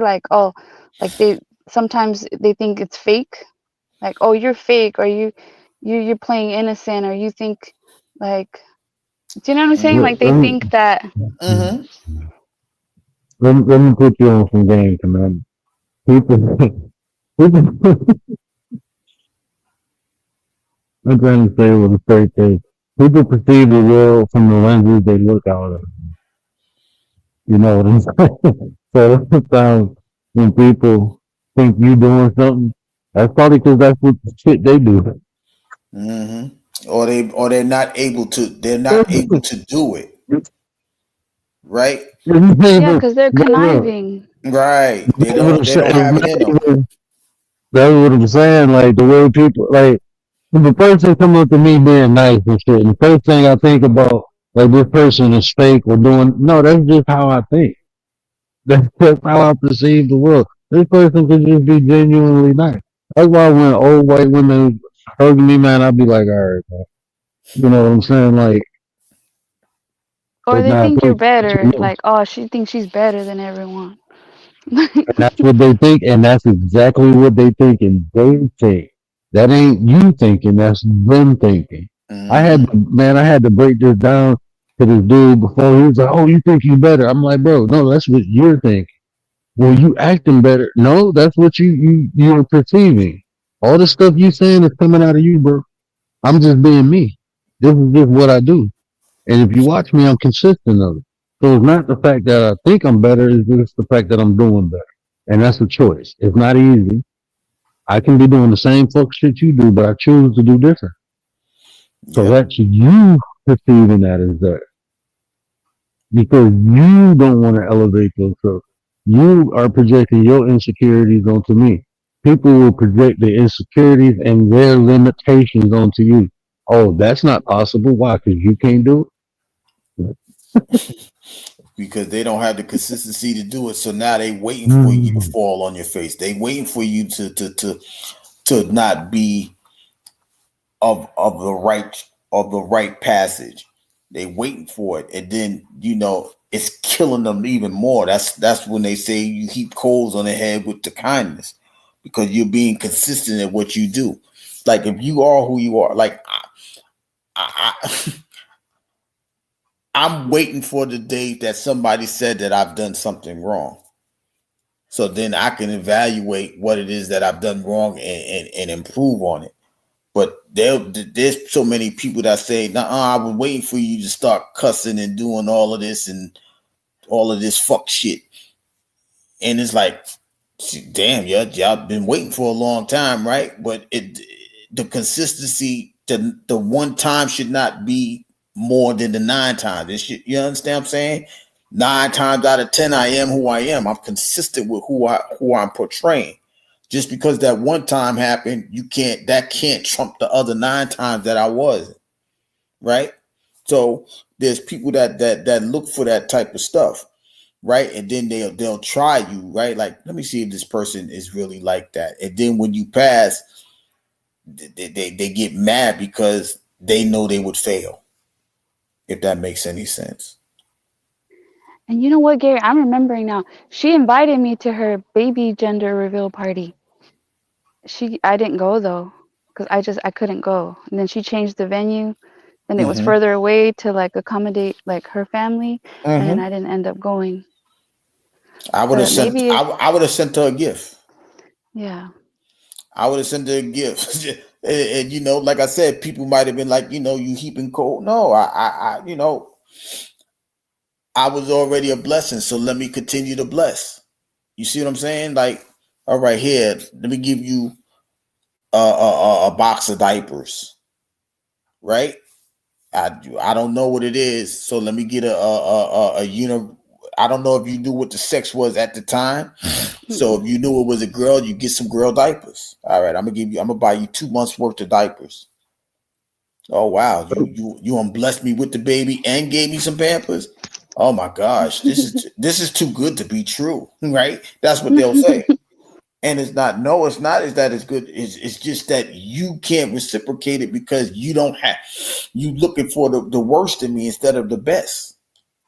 Well, can I ask you a question? Do you think you can be petty with good intent? Can you be petty with good intent? Yeah. I don't think so. That's like I don't know how that's possible. And see, that's what I'm saying. Y'all can't put your limitations on me because I'm petty with getting 10 off. How Yeah. how could you be I guess petty what with good kind of intent? petty? Yeah, What kind of well, petty we talking about here? See, now we talking. Now we getting descriptive. That's what I'm saying. Like Gary saying, I would have, even if, I mean, there's people who like me and I don't really like them, but I'm still nice to them. And just me being nice to them, I'm being petty. nah, see, that's not me. I'm nicely petty. Yeah, that's you. That I'm I'm That's nicely petty. Nah. that's you being petty. That's not being No, it's Yeah. nice. not. That's not no. No, it is being nice because my gestures are always nice. My gestures is nice. It's with good But you're intent. doing it to be petty. So you could be negatively nice. That's what you're saying. Yeah, you can So do there, nice so things there's with do so there's negativity. do You can so do so negative things with. so give me a bad nice term. I don't like you, but I love you.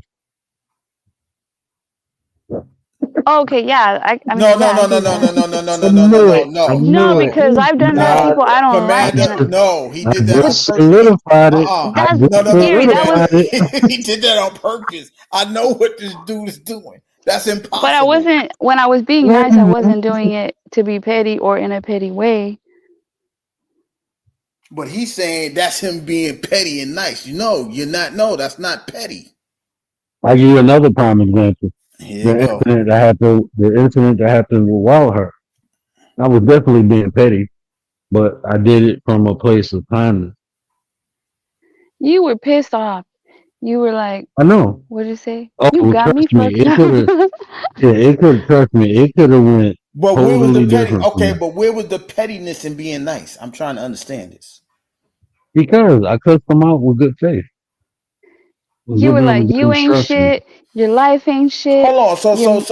let me ask you this. Was I factual? If you I was being factual. if you chastise your child, is that a good thing or a bad thing? It was a good thing. Why? You chastising your child. You making your 'Cause I'm child feel correcting them. bad. I'm correcting them. There's a difference, though. But that's what you did with Wahad. You corrected him. But it hurt. I It just hurt. said that. I just said the same thing. You said no, that was a nice thing. It doesn't matter. No, It was still nice. No, it still hurt. If I whoop my kid, it hurt. If I put I put Didi on punishment early when he's on crime, Mm-hmm. it hurt. But it was out of good faith. It was to correct his action. But it came from a place where he like pissed you off, though. Do you know what I'm saying? No, it came was out of aggravation with him. Like you were aggravated. Okay, but that's not petty, is what I'm saying. No, what I Correction. said was petty. So I you could have said didn't. it in a more So that means you elegant didn't mean way. it I then. could have said it in a nicer way. So that means you No, I didn't meant mean every it. bit of it. No, So I meant every single word of it. How could you be petty and nice? That's what I'm saying. Listen, Thank you, Word was petty. petty when he's like, "What's your education What is level?" petty? That What is was petty. What is petty? I'm just trying to understand your. What did you say? That was petty. I'm trying to understand his epistemology. I'm trying to understand where you No, that was getting petty. the knowledge from. I I'm know, saying but it was a inquiring question. I was trying to understand. I could have said it a different way. That's what I'm saying. Like what I know when I can say stuff different ways, but I say stuff to have an emotional impact a lot of times. And when I do that, I'm telling you, I'm being petty when I do that. what is I'm petty? telling you, I'm being petty, but it's with good intent. What is petty? Let's look petty up. What is petty? Is I petty need- like I when understand. you're offending someone for your? I feel like petty is being like you're offending someone, maybe in a playful way, but to kind of offend them. You're like offending them in a. I need him to look this up because if it's what I think it In my is, own unit. if it is what I think it is, I want to see how he gets away with this. Oh, All bro, I right, can get let's away with go. Who's anything. looking up petty? if I Because if I know my guy. He's a lexicon, so he going nah. This is not how I interpret that. I like your definition. No, I like the, I don't like the I way. like number 4. Look. He skip 1, 2, and 3. Yeah, I did. I skipped Petty was when he clipped Naga. Remember when Naga was saying, "I'll go out on the streets with my son," and he clipped him and made that. That's petty. That was real petty. I'm just saying. I told you I'm petty guy. Stop playing with me. But so petty can mean lesser in rank or important. No, I don't use it in that form. Having little or no importance or meaning. No, I don't use it. Displaying a mean, narrow-minded attitude. That's how I be petty. Something that is so insignificant as to be almost unworthy of notice. Selfish and mean, especially because having too much interest in small and unimportant matters. I use it like that too. Okay, now I definitely use it in those. in all 5 of those, where did it say nice at? This is why I tell y'all to pay attention to what I say. You can't do that. So You can't be it's a petty and what? nice. Yes, it is. Yes, it is. It's a what and why type. It's the what and why. I'm listening. So But the what is I'm being petty. The why is because I'm being nice. Yeah, okay. You good. I'm gonna give you that one. You good. listen, it had a good result. But what if it had a bad result? What if what you If said it to had, him had a bad result? then I still had good intent for why I said it. Your It's just a intent don't trump, byproduct of what I but said. your intent can't trump people's feelings. I know that. I really don't Okay, care. but that's the problem, and that's the problem because you don't I care. don't care. You know why? Because Your this is attention why. doesn't. This is why. But this is why. This is why. This is why I don't care that my intent does not trump people's feelings because I cannot control people's feelings. I can't control how people feel. Only thing I can control is my intent. So me focusing on people's feelings, that will distort my intent. I will do things to accommodate someone's feelings versus, and I do. I'm not gonna lie, I do that a lot. So I do this is accommodate people's feelings, so but this is what. Okay, go ahead. when my intent, their feelings, and that works and vice versa. Their feelings does not trump my intent. I am not going to do something solely because of someone how to feel because now So I'm discounting my own feelings for theirs. okay, So I basically can't what do you're that. saying is your meanness is to be nice. Not all the time. When I'm sometimes No. That's what petty is. Petty ain't said nothing about being nice. Your meanness is to be nice. That's what you're saying. You think being petty is mean? That's what the definition said. I didn't say it. What you pulled up It said don't that. say. What It don't say mean. What? When we're Oh reviewing my Pop the God. Balloon You and right. we're laughing and making fun and being petty, like we're making fun of people, that's being petty. Oh no, I did say that. My bad. Both of the ones I picked have mean. Yeah. So my mean is has the intent of being. That's what tough love is, right? I'm just saying, right? Is that not what tough love is? Okay, so like when a parent spanks a child, when like let's say a child frustrates a parent and a parent spanks them, it's because like sometimes okay they think they're like doing it for a reason to reprimand their child, but really it's because they're like pissed off and then they take out Because their they anger and frustrated. and they spank them. Yeah, I don't do That's that. Okay, but It's not. nice. That's not nice. But No, here's the no. thing, right? They could say they're doing it for a good intention. But Like this. I'm gonna Like, speak from personal experience. I didn't get whoopings much. This is, and I'm not even lying about that, right? When I did get whoopings, my mother would always tell me, "This is hurting me more than just hurting you." Uh-huh. So that means Now, she's doing it out of correction, but she don't want to do it. But this is the only resort of correction that she has. Yeah. So two things could be true. Yeah. You see what I'm saying? that goes against the law of logic. I'm just saying. Oh Lord, here you go. I mean, it's legal to spank a child. I think it's legal if you don't leave marks, and if you do it on the butt, you could do it with a. Well, I think they say you could do it with a belt. The government is taking too Oh much. Well, shit, man! the government, they think they slick. You can't even own your child anymore. So it's I can't deal with them. You know what? I cannot bring. I can't bring myself to hit my kids with no belt. I can't do it. But I feel like though sometimes kids do need a spanking though sometimes. So I'm gonna ask you this question then. I'm gonna ask you this question. Do you think your hand is stronger than a belt? Yeah, maybe. That's how I use it. If it's a man's hand, probably. But it's stronger. Man, I don't. Nah, bro. You see what I'm saying? It's like an open hand. I took a lot. This is what I'm telling you, man. I took a lot of whippings from a belt. I would rather get hit by a hand. Fuck that, man. I'm telling you. Or a chancla. No, that shit, man. I still got whips on my legs from getting my ass whipped. I still got whips on my legs. Yeah, everybody's I different. feel like I've been laughing like Jesus. I don't think a belt could break your bones. I know an open hand can break your bones.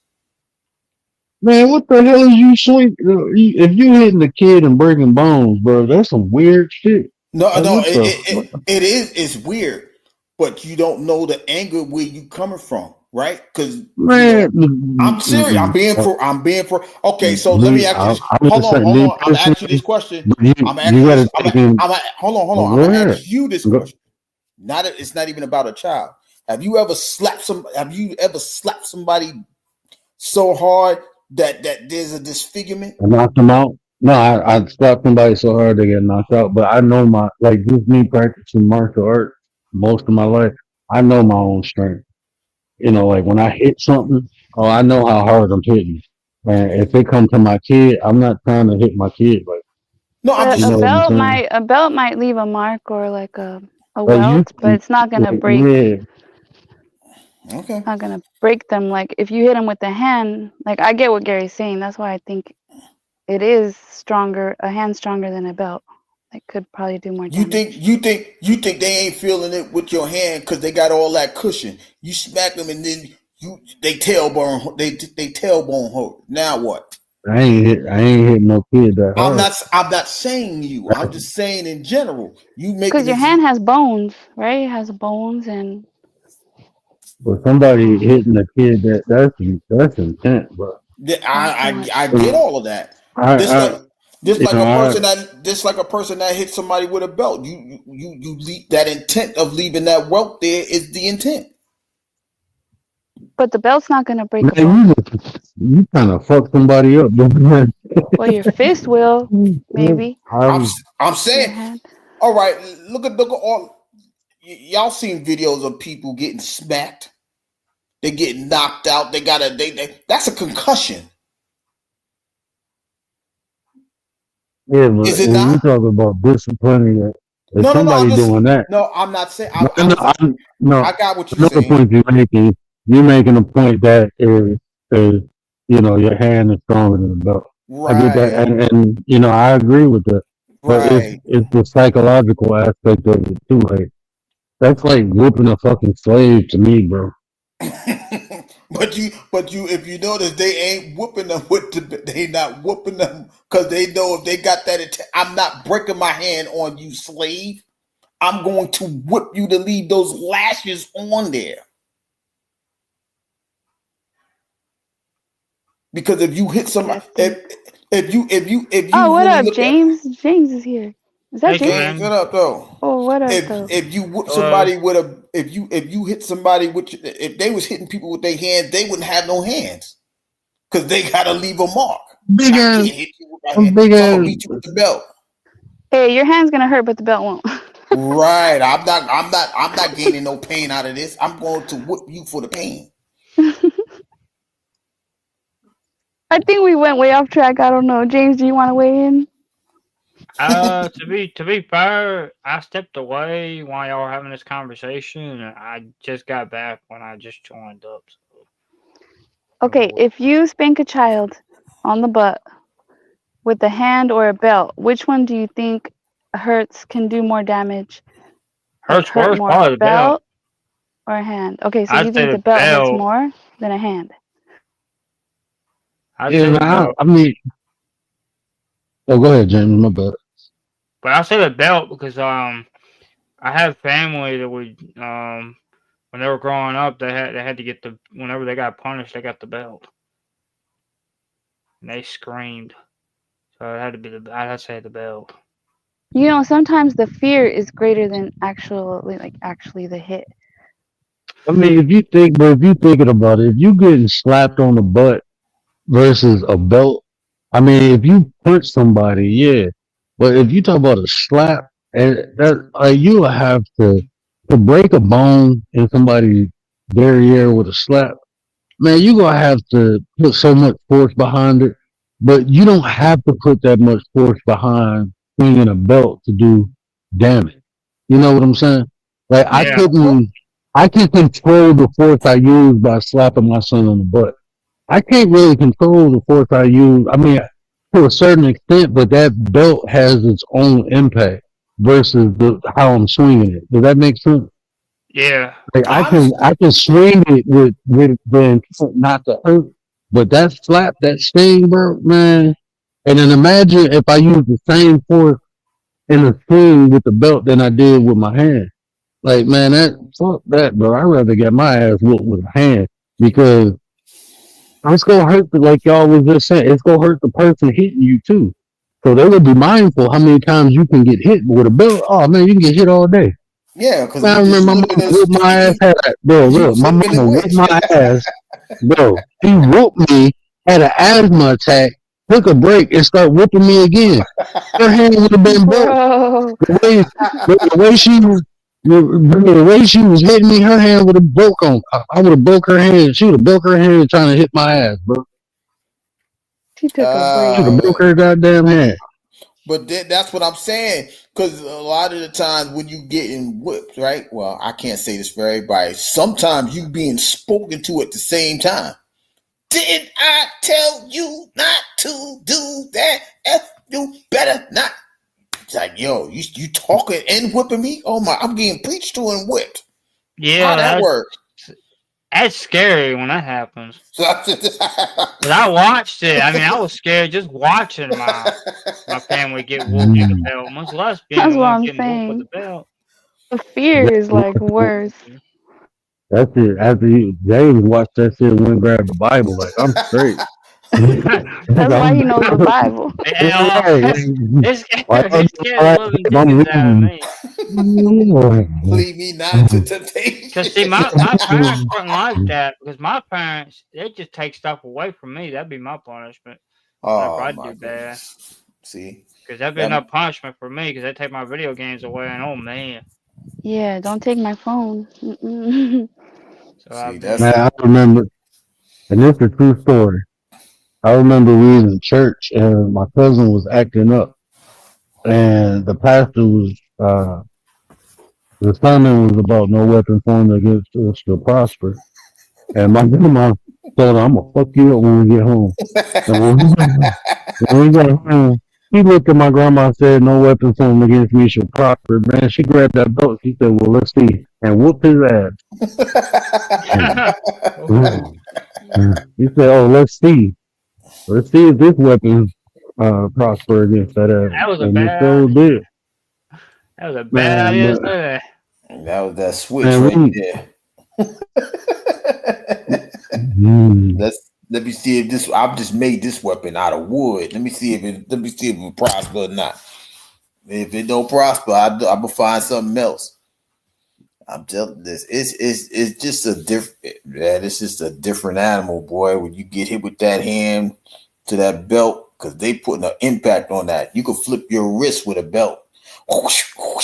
This is the thing. Like, you would think that a kid would be so scared, right, of getting a whipping that they would behave. But then why do they misbehave? They get their whipping, but they still misbehave. It didn't really solve anything. I ain't gonna lie to you. When I used to get whoopings, that shit used to piss me off. That made me mad. I used to do the most bad shit when I got a whooping. When she started, like James said, when they start taking stuff from me, I was like, oh shit, let me calm down. Let me calm down.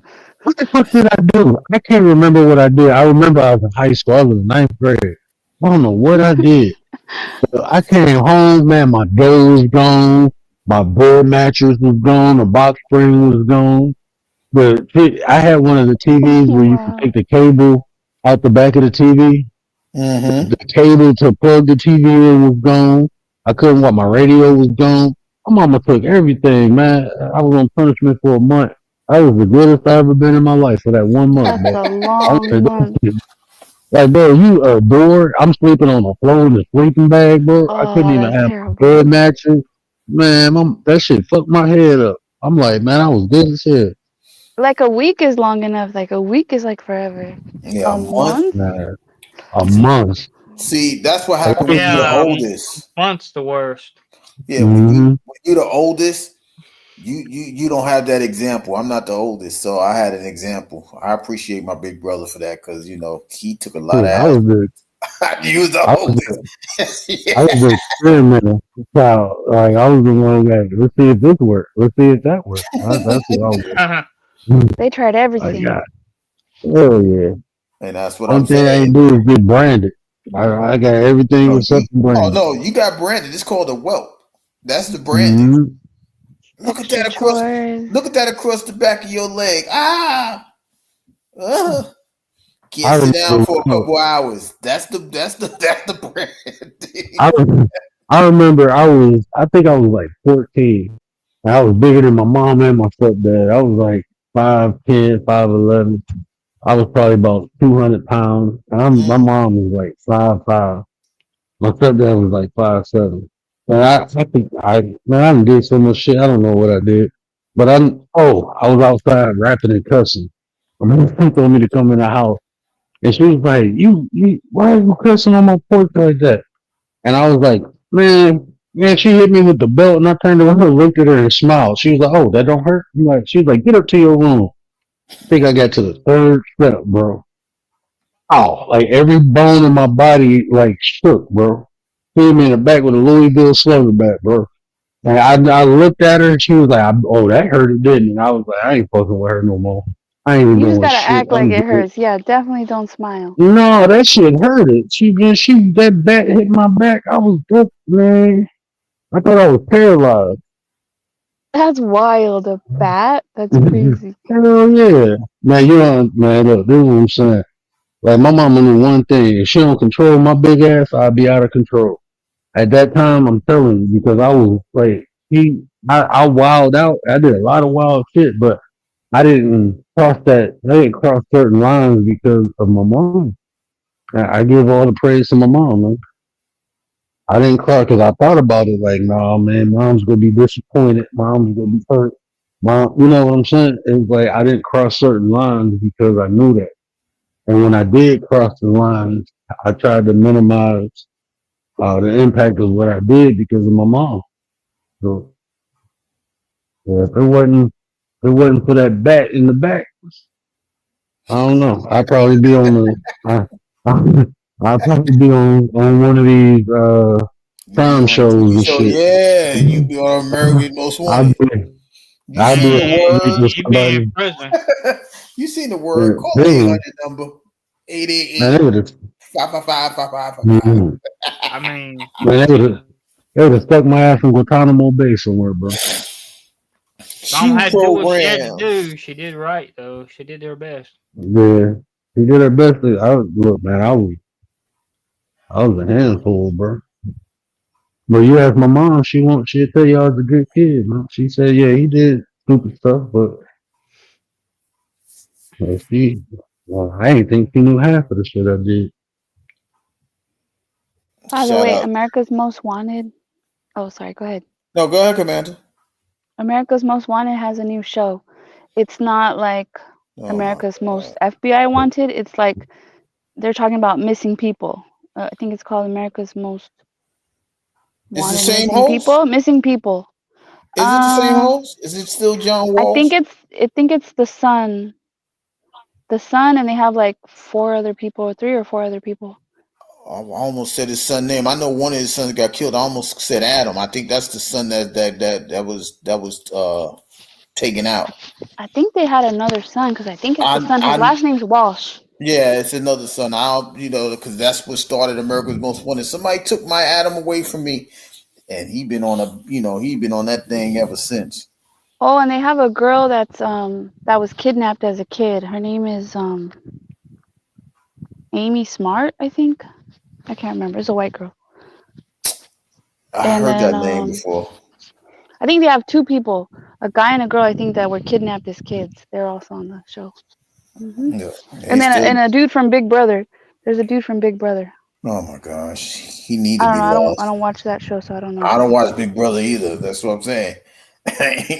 Big Brother is that survival show. I think I ain't doing it. Man, my grandma used to say some of the craziest shit. Go ahead, James. My bad. Oh, no problem. I'm not really much into survival shows. I don't understand survival shows. I watch them every now and then. Like I watched that episode of, I forget what it was, the one where they had the men versus the women. But, I mean, Oh, that big house, or is it Big House? Or I it don't was some remember. survival show. Yeah, They were on an island. They were on their Was it island. called Survivor? It may have it been might. Survivor, yeah. Naked and Afraid. No, Man versus the women. I think that's Survivor. Yeah, I think that was Survivor. Yeah, he might be right. It might be Survivor. But those 80 shows were different, right? Like there would be shows like, what's that show that I used to hate all the time? It would always come on when I go to bed. Unsolved Mysteries. Oh yes. I used to hate that show. Like I'm not going to sleep. I hear that song. I'm not going. Unsolved Mysteries. I'm like, no, I'm not watching it. I'm not going to bed. I watch that sometimes. I don't know if it's. I think it's. I don't know if it's new or old, but they play it on YouTube. Yeah, they got some of them shows that still like be replayed, syndicated type stuff. But that show right there, 9 o'clock. I ain't going to sleep. They have one called "I Survived" or something like that. Yeah. I like hearing those stories of how they survived, like what they did to get away. You're like, you missing this person from. This happened in Chicago, Illinois in 1972. I'm like, wait, what? They still missing? Oh, hell no. If you seen this person, call the 800 number. Man, they have. Oh, go ahead. I used to watch some shows with my grandma, man. She used to say some of the craziest shit. She'd be like, it's always little white kids getting kidnapped. You know why they don't kidnap little black kids? Because they would have to pay the parents to take them back. They give them back. I'd be like, God damn. She's like, you ain't getting no ransom. You go pay a ransom for the parents to come get the damn kid. Look, we dropping them back off. Look, we dropping them back off. Stoic, this what is my up, question. though? What up, Stoic? What up, Nine? What up? This is my question. Okay, because they say there's so many kids missing, but does anybody know of some missing person that you know personally, or like around you? 3. 3 people? Yeah. I don't know anybody, but 2 when I was a kid, and then 1 when I was an adult. Okay, wow. Because I feel like with so many kids missing, we would all know of somebody personally missing. One of them got found unalive. 2 of them never been found. And that's crazy because you think, in those days it was still like close-knit communities, right? Like, Like you would never expect that to happen. Some like it's unexpected. Like it really is because like we go to such and such house, and then they never make it to such and such house, right? But that type of scenarios.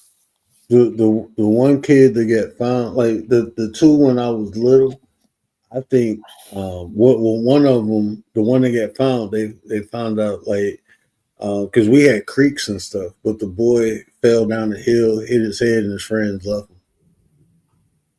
him. Because they weren't supposed to be there, so they just left him, and that's how he got found. But he was missing for like a month before they figured out what happened. And then the other one, I think something similar happened. Like I don't think they were taken, but the last one I don't know because it was I was dating this girl and it was her cousin, and they think like somebody that because her cousin was like real promiscuous, and they think like one of the dudes, took the kid. Word gave 5 memberships.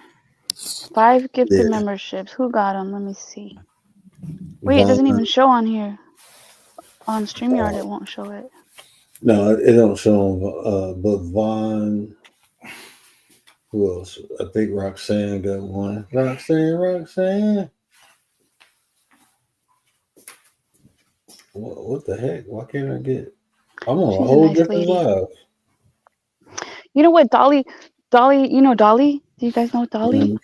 I didn't even know. She told me that I what did she say? She said bitch slapped her, but that she needed to hear what I told her.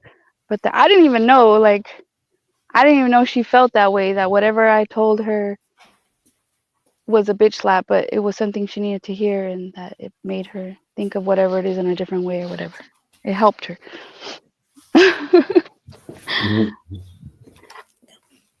Samantha wake up bitch slapping people. So Atmosphere got one. Shit. Vegan Kings got it. I need to be careful. And Vaughn. Yeah, shout out to all the memberships. Vaughn and Roxanne. To the Dawn Damati. The Atmosphere guy. That's my guy. That's one of my day ones. And Vegan King. Vegan King. So shout out to y'all. This is somebody that's some of them be in the bushes, I guess. But shout out to y'all. Use the membership. Go look in the archives of the memberships.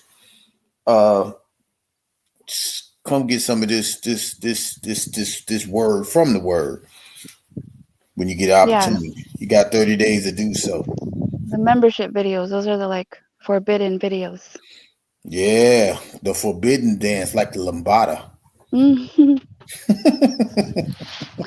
I was gonna say there's a mukbanger that passed away.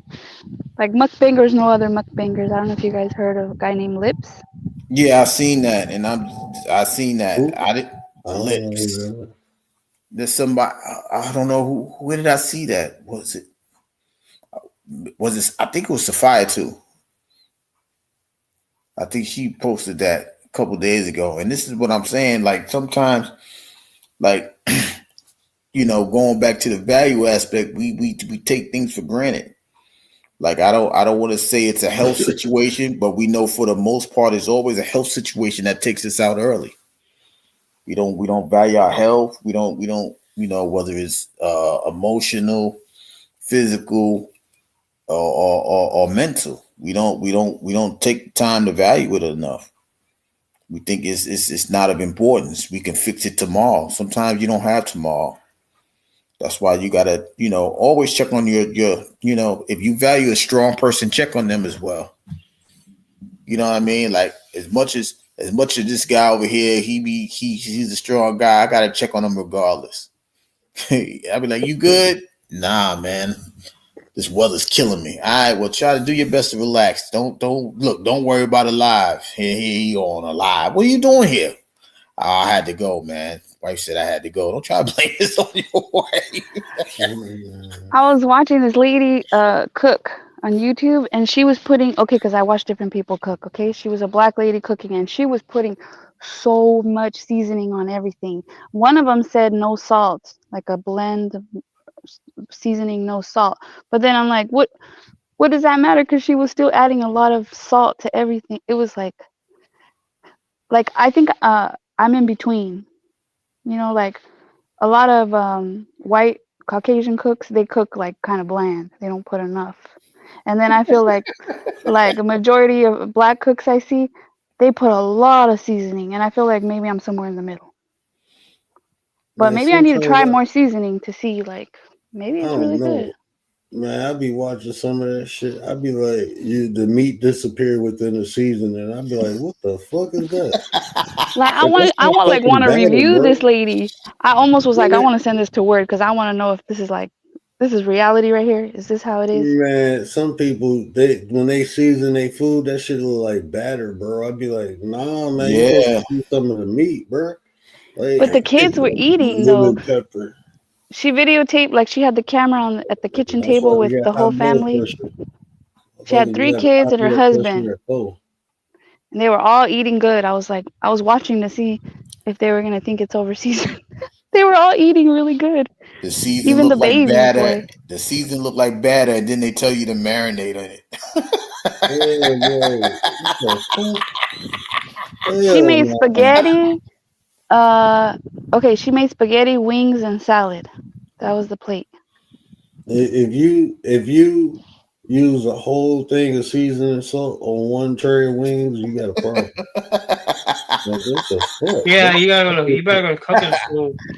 Hey, no Bro, I was like, that seasoning would last me the whole year, and I felt like how much she was putting would probably only last her a month, maybe that bottle. You don't, Like, bro, you don't use enough seasoning. That's way too much. Seasoning lasts you a year. That's way too much seasoning. Wait a minute! Don't talk about That seasoning better last year. Don't be talking about. Don't be talking about my commander like that. Now, hold on, man. How do y'all use seasoning and grains? if I was Caucasian, it'd probably last me 3 years. They use about 3 years. You know how some people got the littlest of fingers and they got a pinch. Let's just put a pinch. Put like grits. A pinch of what? A pinch of salt and a pinch of black pepper. The recipe calls for 3 salt grains. Like what? You separate salt grains? Like what the fuck? You be white as hell. And then they talk about, well, you got to put it in the fridge for 24 hours. You put 3 grains of salt on there. And you talk about marinate 3 grains of salt. It's already. Okay, and then some people would they wash their chicken with like lemon or vinegar and stuff like that. Yeah. And then I don't do that, but I know by watching videos, I feel like certain cultures do.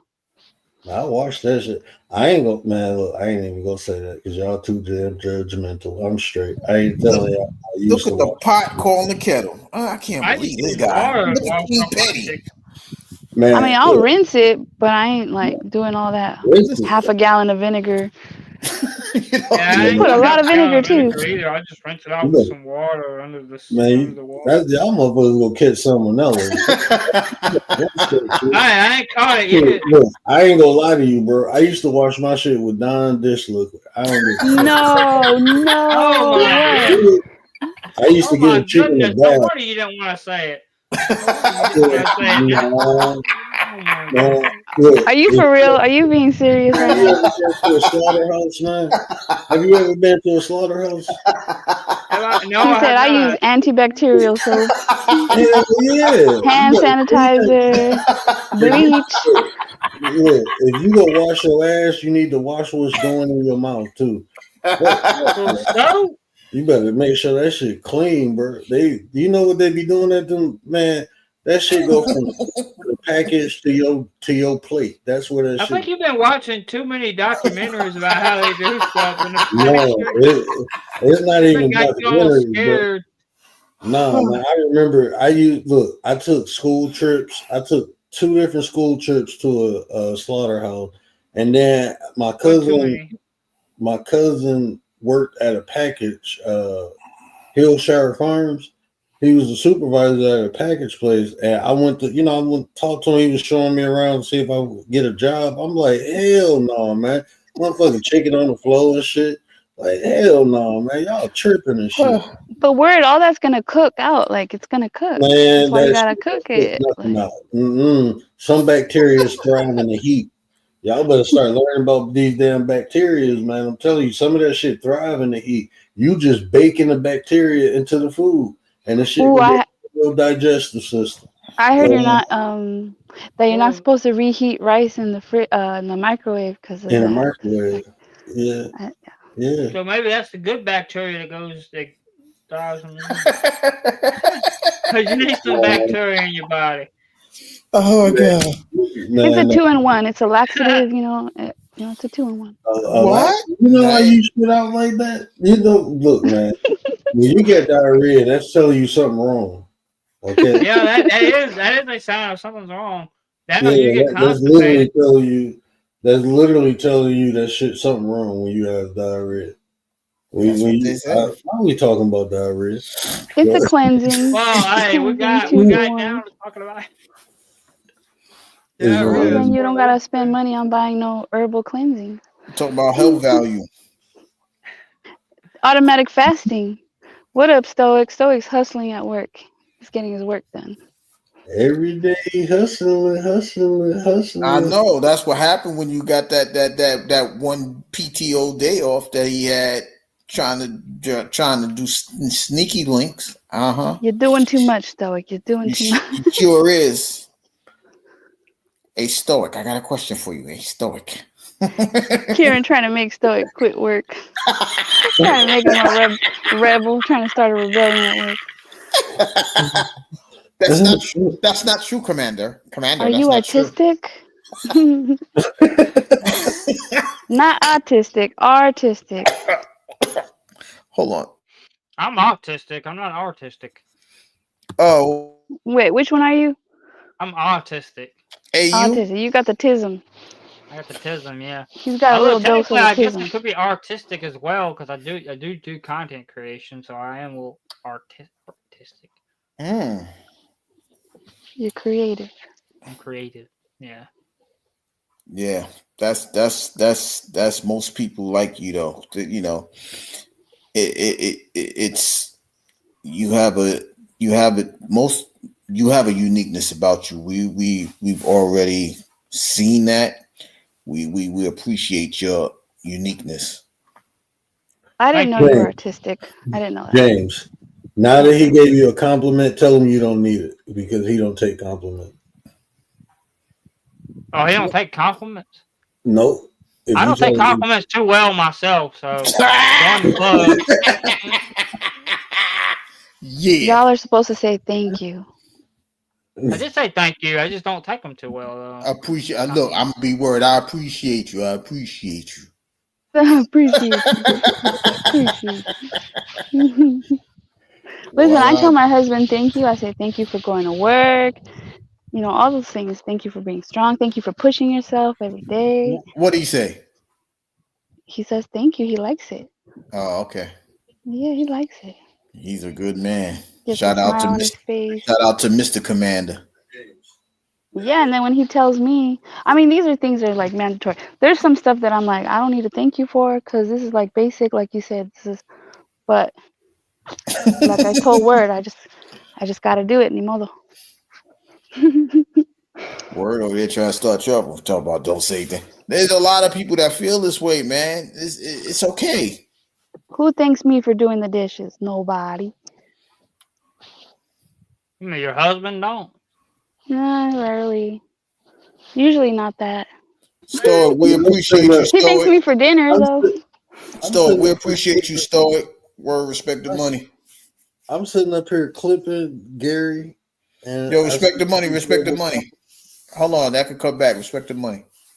No, you already clipped, bro. I already got that. No. You ain't listening to me. I said no, you got a super chat.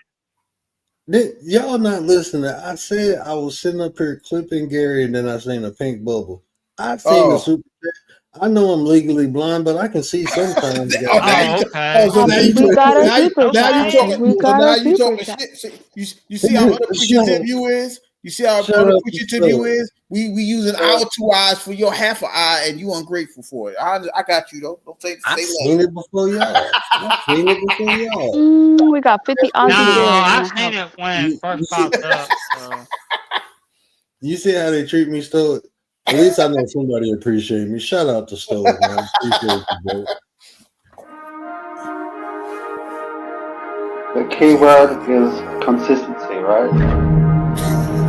Yeah, consistency is hard work. Hard work. Sometimes you just want to crash out. Sometimes you just want to crash out. Here you go, bro. In my bathrobe, doing the thing. Yeah. Sometimes you just want to crash out.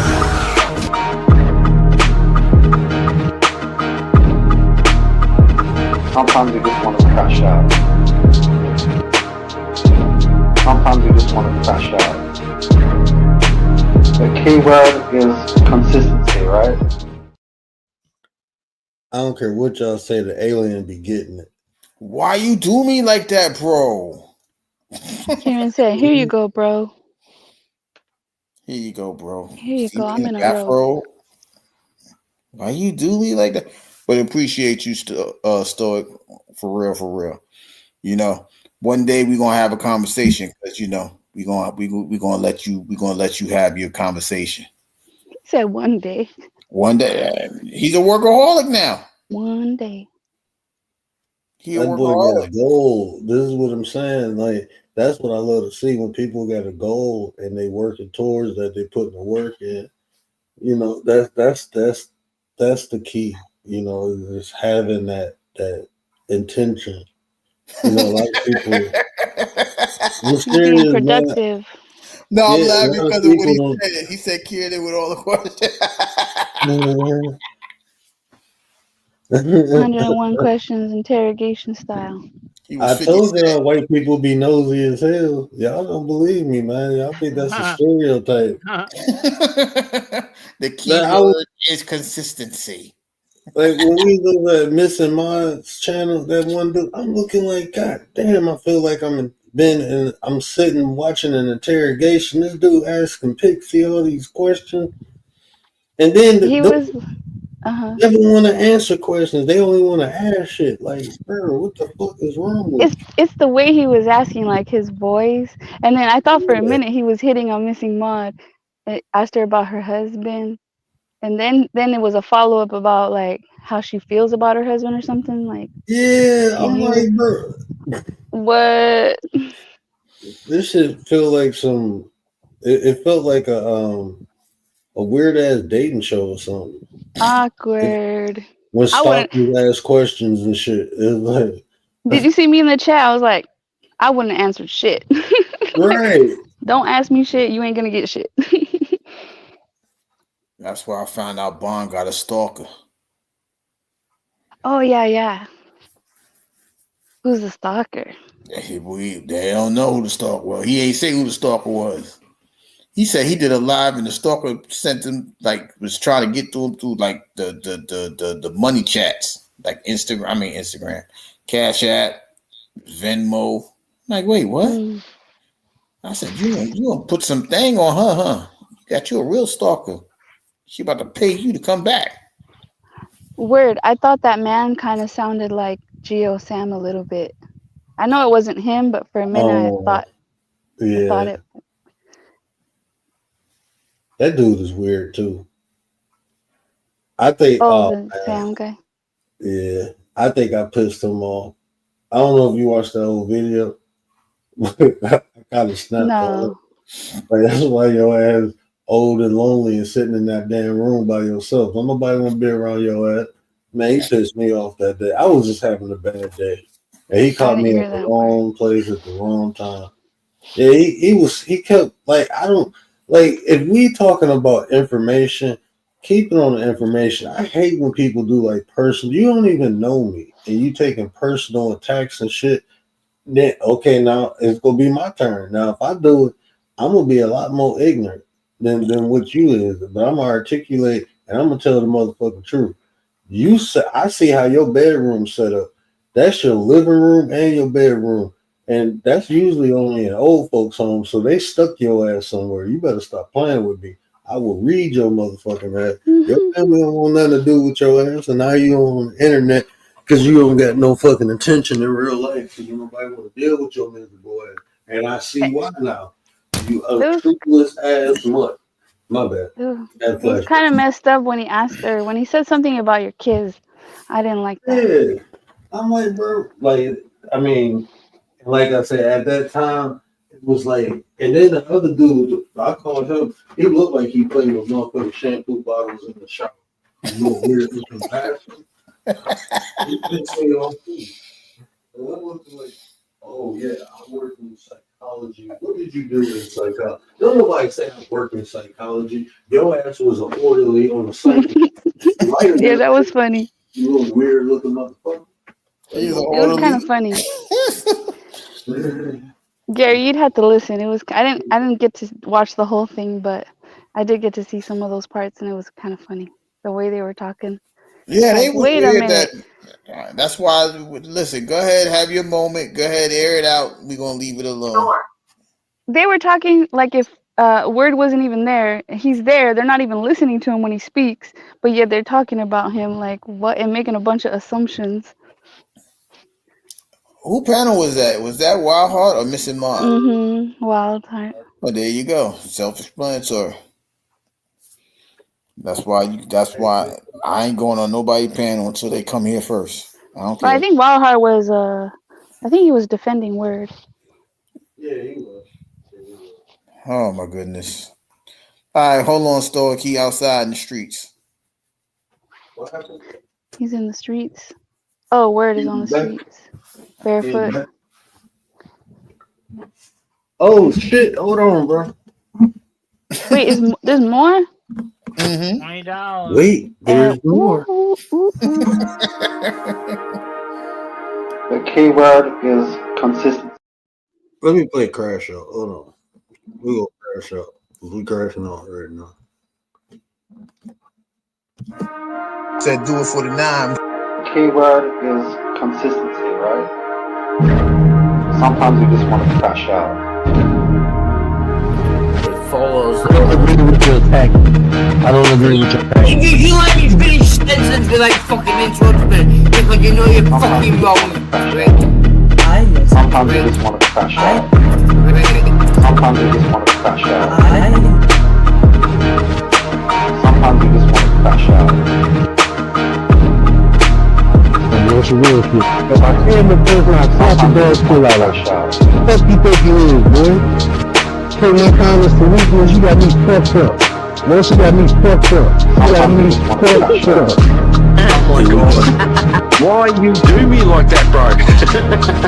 Bill. Go in line for stomach. Here you go, bro.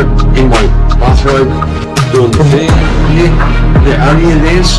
What my name? Right now. Who's signing his name for you?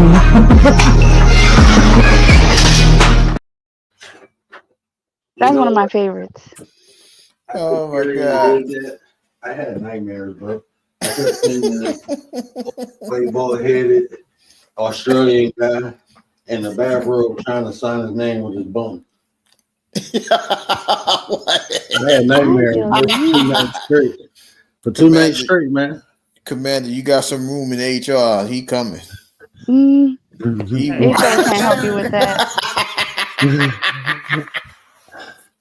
He good. Oh man. We don't got free therapy. Sorry. I have a vision. The real work is pushing my ass to do it. LOL. What Word say? Sacrifice is an investment. Yes, sir.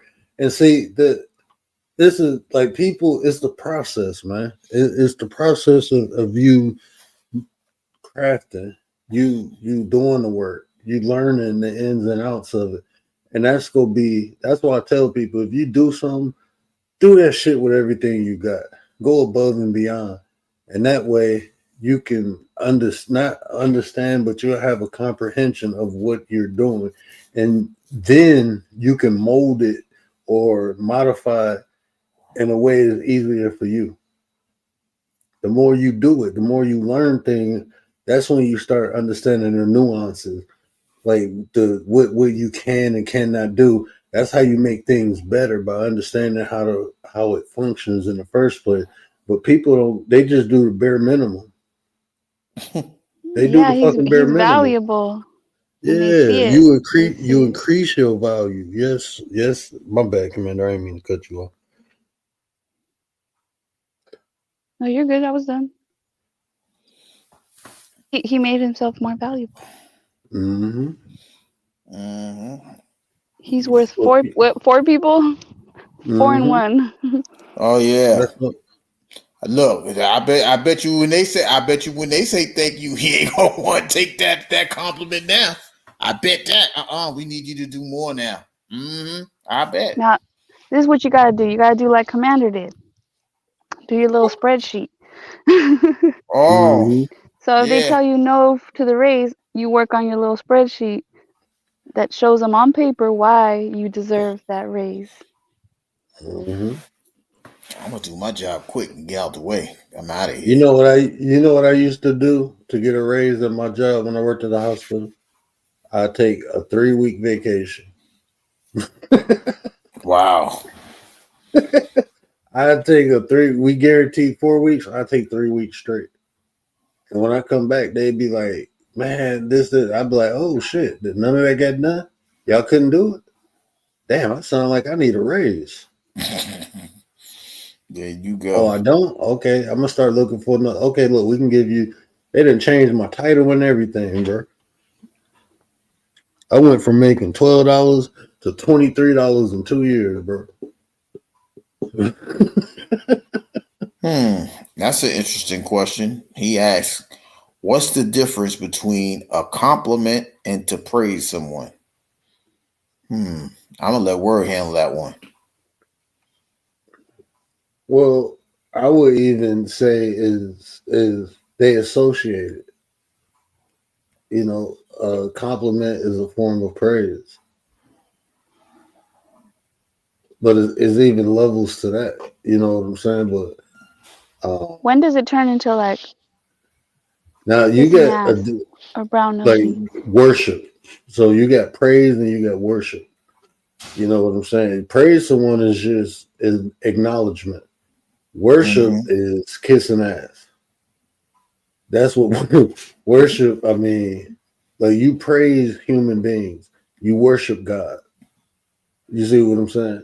It's like people get that mixed up because people start worshiping humans, and that never turn out right because you always disappointed. You always be disappointed when you worship a human. Yeah. I don't feel humans are worthy of worship. I really don't believe that.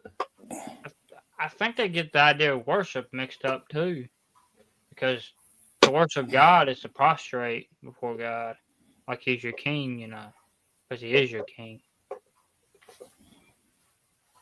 But you know, the praise is when you praising somebody, it's like a heap of a downpour of compliments. That's the best way I would put praising somebody. Right? Like, oh man, you so great, you so awesome. That's you might as well say best brown nosing. But see, let me ask you a question, like, because like when I think of praise, I just think of acknowledging what someone is doing. So I guess it's more the intent. You know, you just acknowledging. That's how I look at praise. Like, is an acknowledgement. But if a person, I think when it comes to like kissing ass, like you're praising people for something that hasn't been done or wasn't done. I don't think it's not an acknowledgement of a person's deeds, but you're acknowledging. I don't know what the fuck you're acknowledging when you worship or when you kiss people ass. I don't know, man. I'm not an ass kisser. I only give people compliments when they earn it. But we get like the word praise could be, like sometimes people tell you to praise before you get the accomplishment, right? Like you think in religion they tell you thank God in advance and things like that, right? So the praise is like thank you, Lord, for what you're about to do, this, and this, and then you start working towards that, right? But when you praising a person, you just I truly appreciate what you're doing. I truly, I sure am glad you working with me instead of the other guy or this, that, and the third. That's like a praise, like you just bestowing the ultimate compliments, like you pouring it on to somebody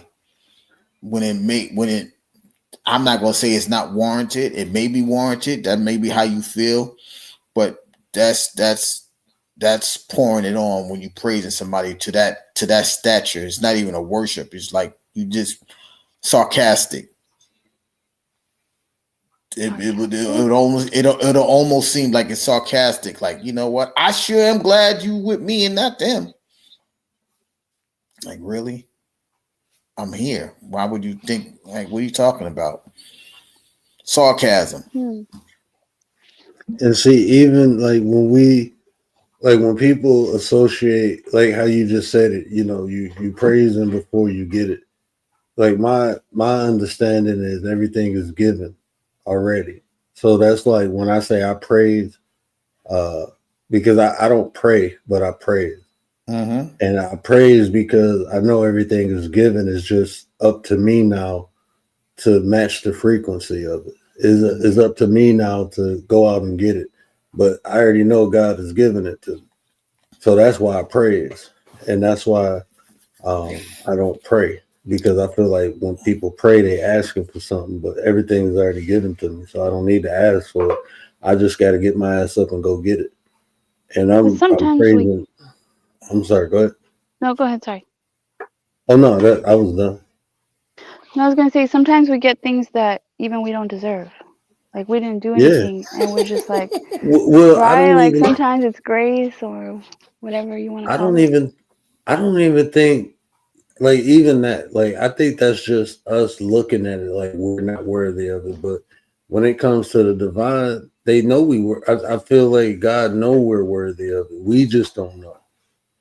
So like even saying like we get things that we don't deserve, I think we deserve everything because that's what we was promised. Well, that like things that you didn't even do anything to you didn't really do anything to get it.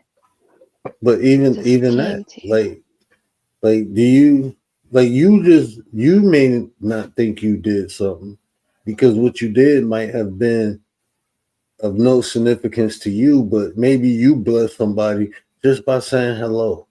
Just by being like, maybe people was being mean to him all the time, and you came by and just said hello, was just being nice. Yeah, you know what I'm saying. Like, I think a lot of times we do stuff and we think is insignificant, but we don't truly know the impact and how it affects, and that's just karma. And if you think of karma, just a little bit of good energy going into the karmic cycle comes out with an abundance amount of energy once it go through the cycle and come back to you. Just like if you do something bad, it usually get hit tenfold. It works the positive way too. When you do something good, you get it back tenfold. So maybe what you did was insignificant to you, but it might have made a major or mighty impact to someone else's life, and absolutely rewarding. Like that person that told me I slapped him. I didn't know that. I didn't even know I was doing that. Like, honestly, I really did not even know I was doing that, or that it was taken that way, or that it was like, yeah. So, but that was cool to hear though, because sometimes we don't get that confirmation. Sometimes someone never tells you. Yeah, that confirmation. The definition for praise is to express a favorable judgment. Mm-hmm. Sometimes you could do it in advance. The favor is going to be the favor is going to be granted to you. So that's why you can praise in advance. That's why I tell you praise your way through a situation because you're going to work your way through it. Now watch this. I'm I'm about to go into my stoic bag now. I'm about to channel my inner stoic. Oh, See, okay. for you, we think in advance, but we really living in the past. The future has already happened, and we just catching up to it. Okay, Captain Kirk. I'm confused. Captain Kirk. Hey, Captain Kirk was a good captain. I guess he boldly went where no man went before him. Yeah. Everything that we experience has already happened. We just catching up to it. Okay. It ain't happened in this lifetime. I tell you that. It did. Everything has already happened. From the scripture, right? God knows everything that's going to happen, right? Why does God know everything that's going to happen? Because it already happened. We just catching up to it. So when we make bad choices, I just said that to fuck with James. Go ahead, James. You see, I ain't even gonna respond to that. Go ahead, James. said, I don't know. Does God know everything? I mean, I kind of lately been questioning, does God know everything according to the Bible? Ooh. Does anything surprise God? Better be careful, James. Somebody gonna say you don't love the Lord. But how can he know everything if we have choices? I mean, we have free will to choose, right? I mean, how can he know everything then? Because God is all sometimes I do feel like knowing, but yet there'll be free will. That would contradict free will. Not like based on our necessarily. choices, sometimes we can block whatever was meant for us, but we block it based on our choices. I feel like. Yeah, but Like then maybe that means that was- God's not all knowing, because if you can block it with your choice, and God's not all knowing, because God to be all knowing would have to already made those decisions prematurely. But what we're saying is that it's already like known that we were gonna make that bad choice. Is that what you're saying, Word? No, I don't believe that. I was just talking shit. Yeah, I don't believe in free will. I do not believe. I don't believe. I think that's just a concept people made up. I don't. This shit don't even make sense to me. How can you make a decision that's not influenced by something outside of you?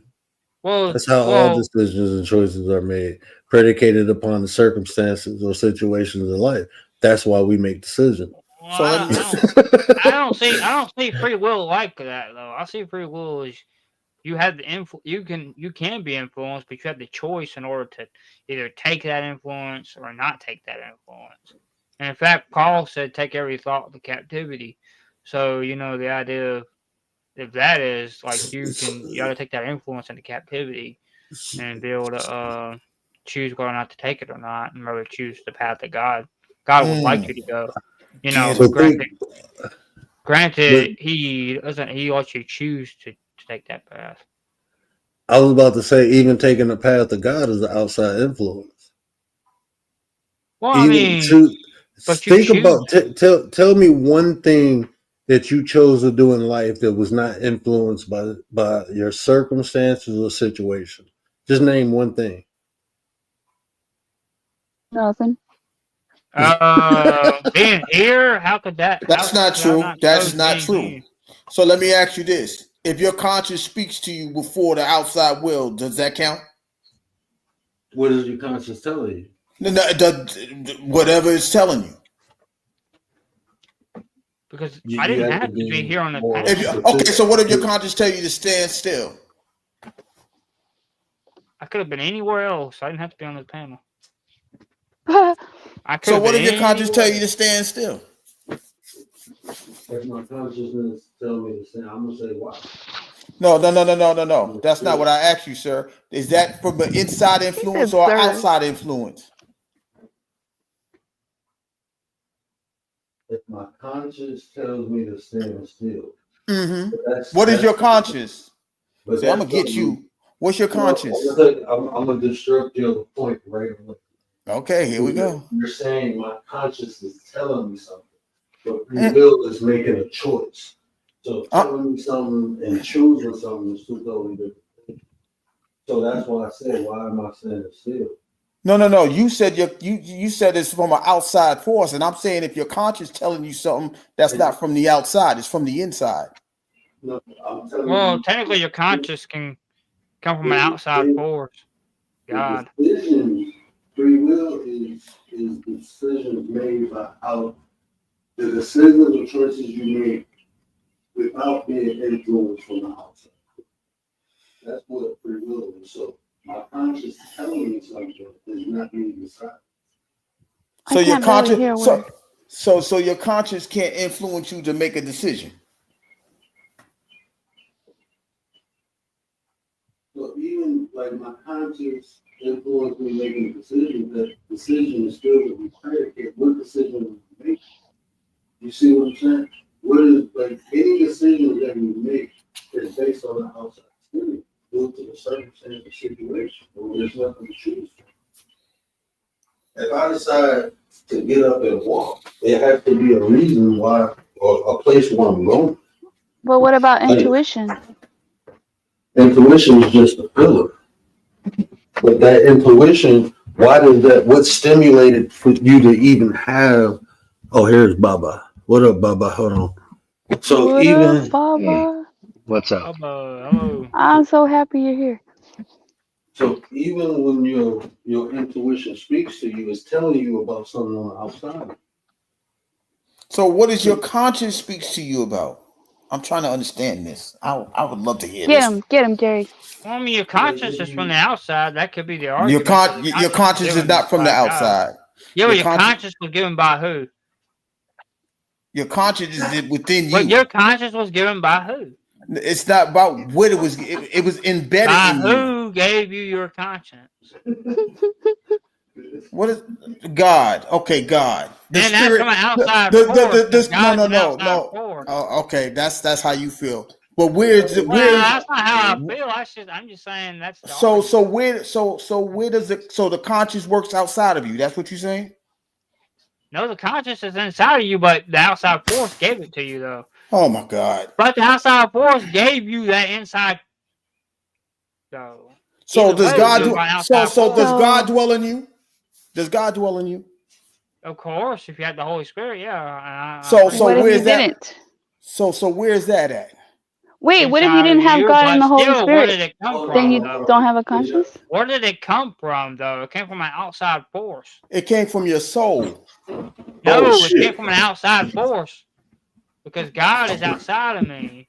God is not outside of you. That's what you don't Yeah, understand. but he was outside of me before I got the Holy Spirit. Yeah, but before I got the So Holy Spirit. So what is your soul? The what? What is your soul? My soul, that's the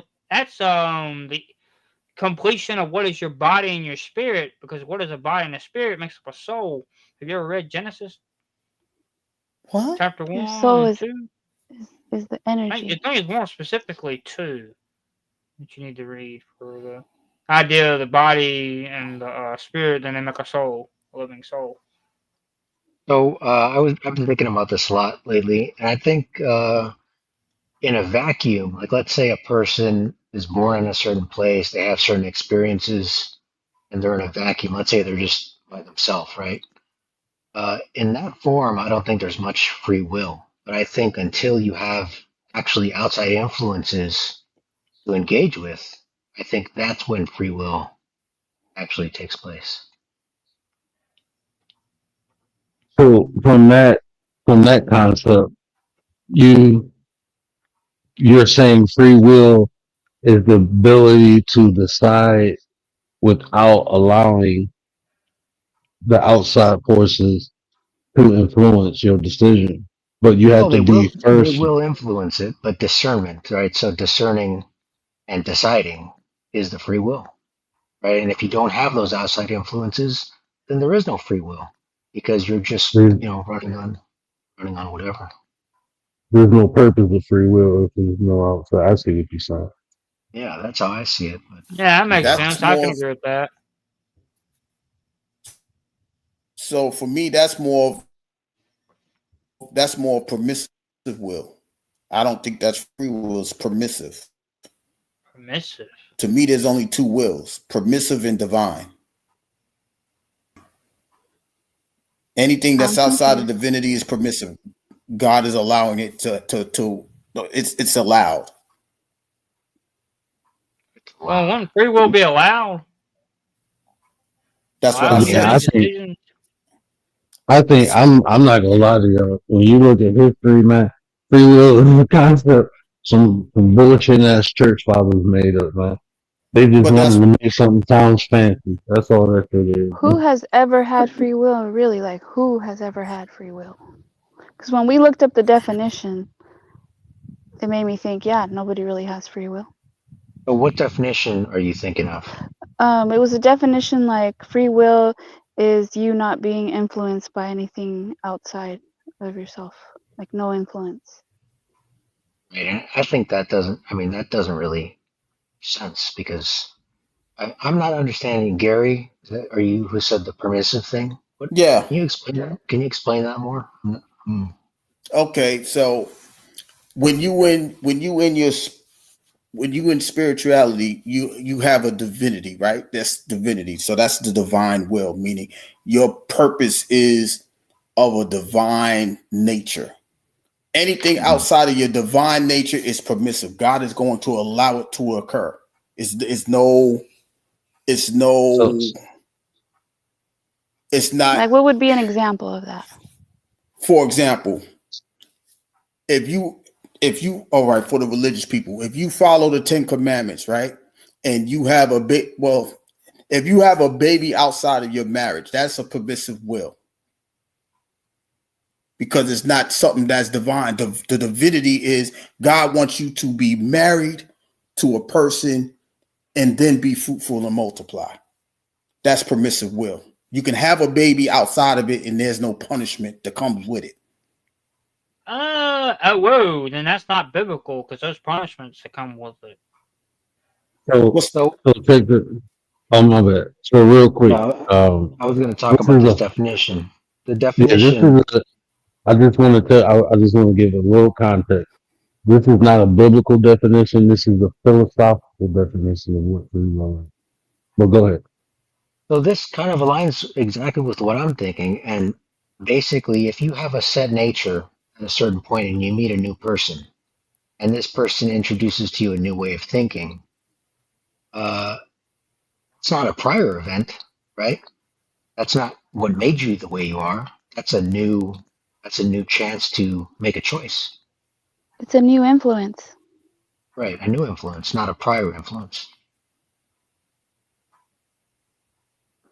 But I think a lot of times, that's why when you said what you said, that's why I pulled this definition up versus the biblical definition.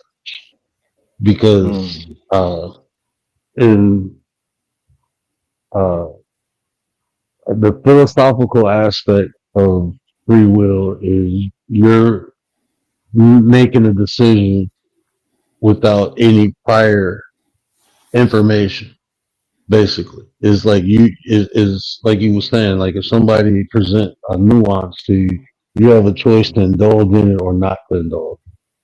And it's not influenced because you have no information. So it's like everything is new. You're taking all new information in and making a decision based on how you feel about it versus how you were indoctrinated on. But in biblical terms, free will is totally different. That's why I always say free will. I don't think you should even associate free will with God from the biblical understanding. Now I looked that one up, but I know somebody else is about to say something.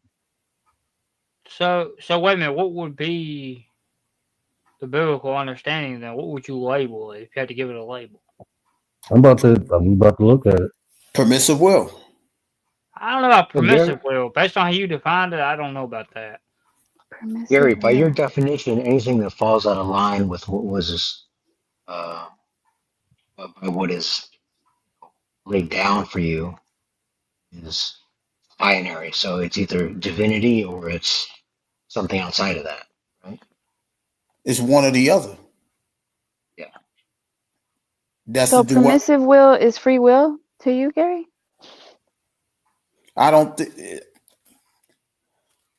I never looked at it that way. If that's how y'all want to put it, I'm just saying that there's no anything that's outside of your divine will is permissive. It's like, because if that's the case, if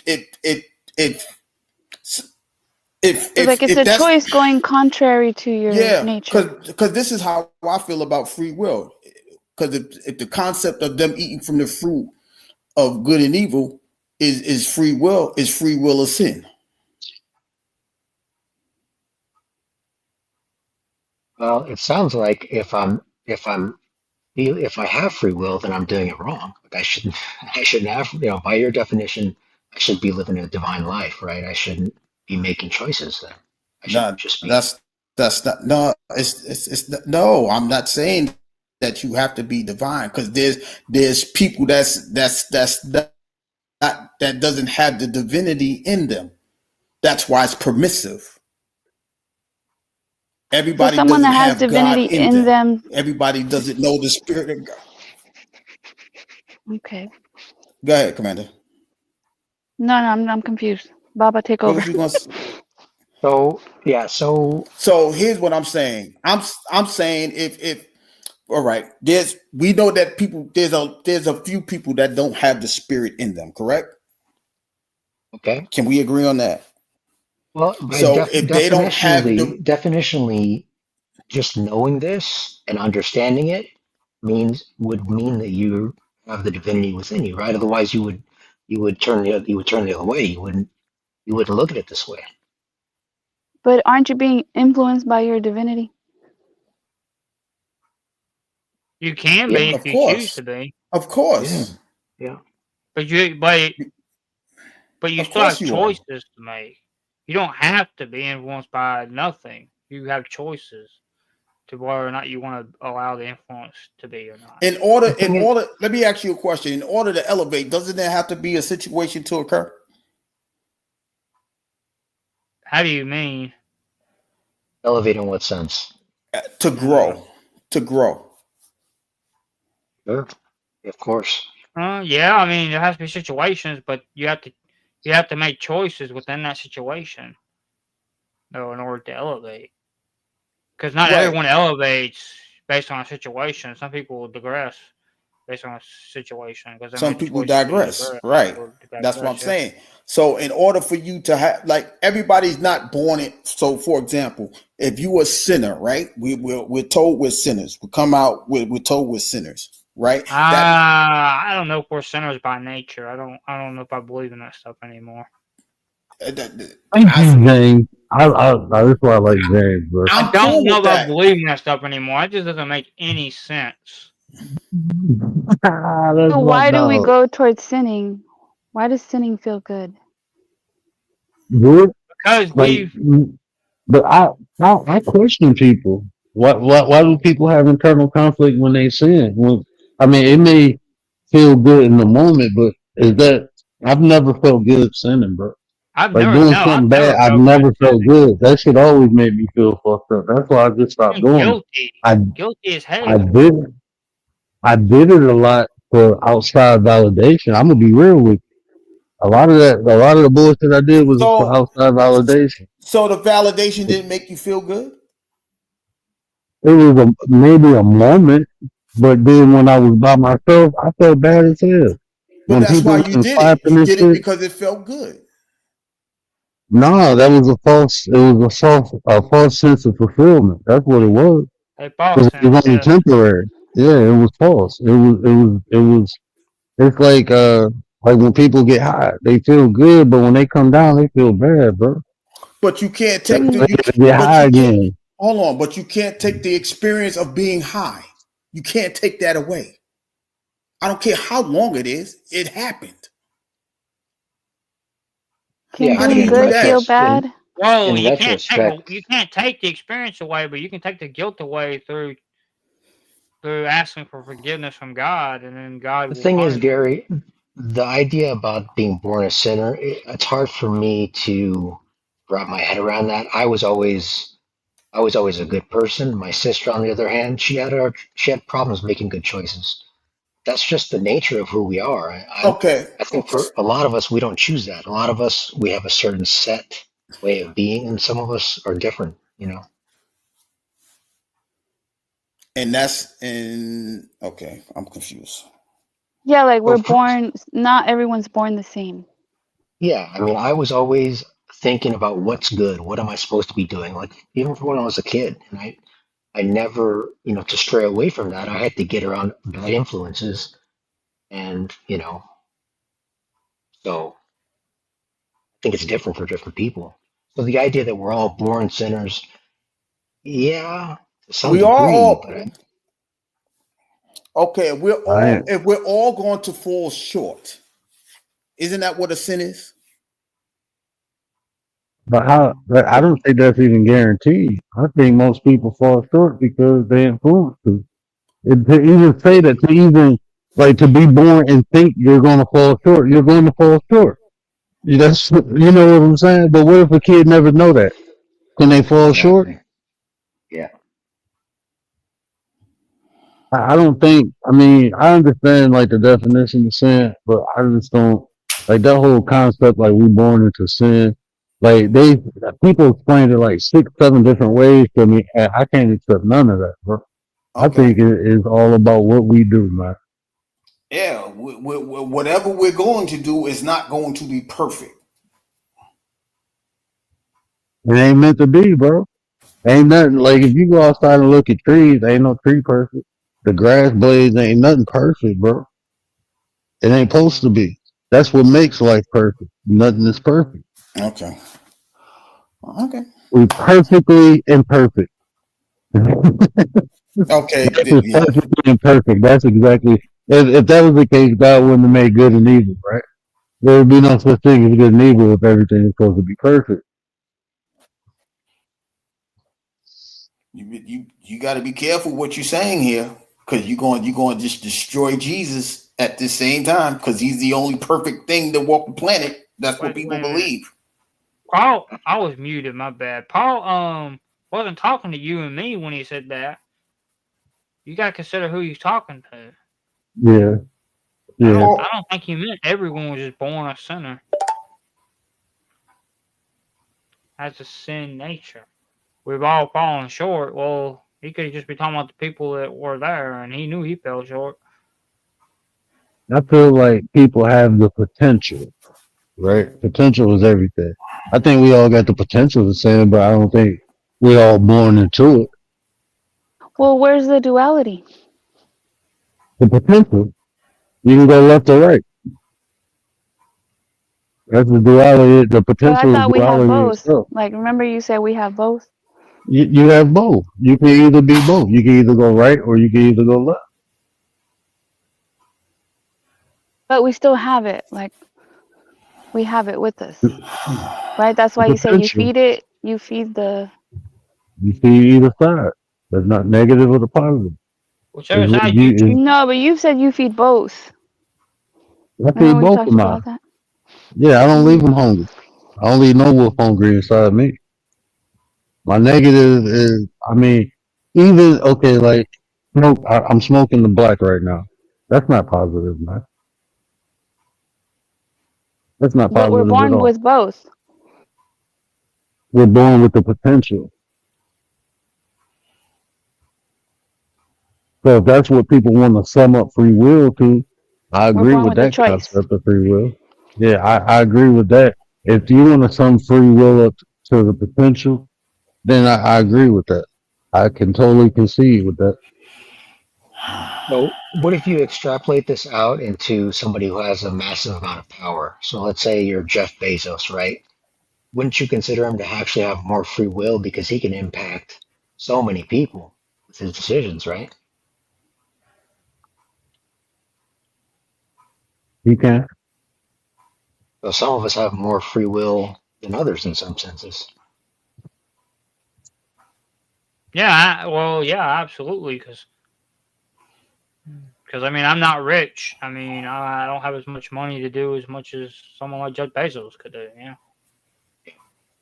I mean, if you could consider that a level of free will. Is power free? But the will is the same. The Is impact power might be free though? different. Right. The will is the same, the impact's different, yeah. The impact is different. So now the barometer of measuring it will be what? The influence? Yeah, I mean, let's say you have, mass, unalivers throughout history.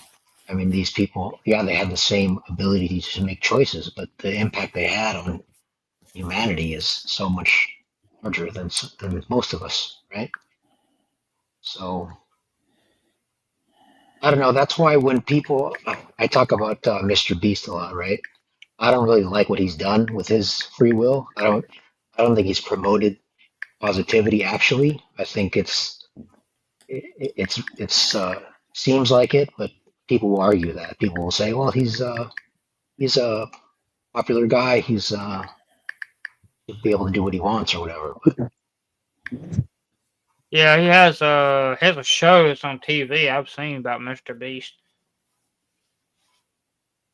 yeah, but I mean, he's promoting like the things he's promoting just don't make sense. Right? Yeah, it doesn't. Get You look popular, behind the give scenes. away money.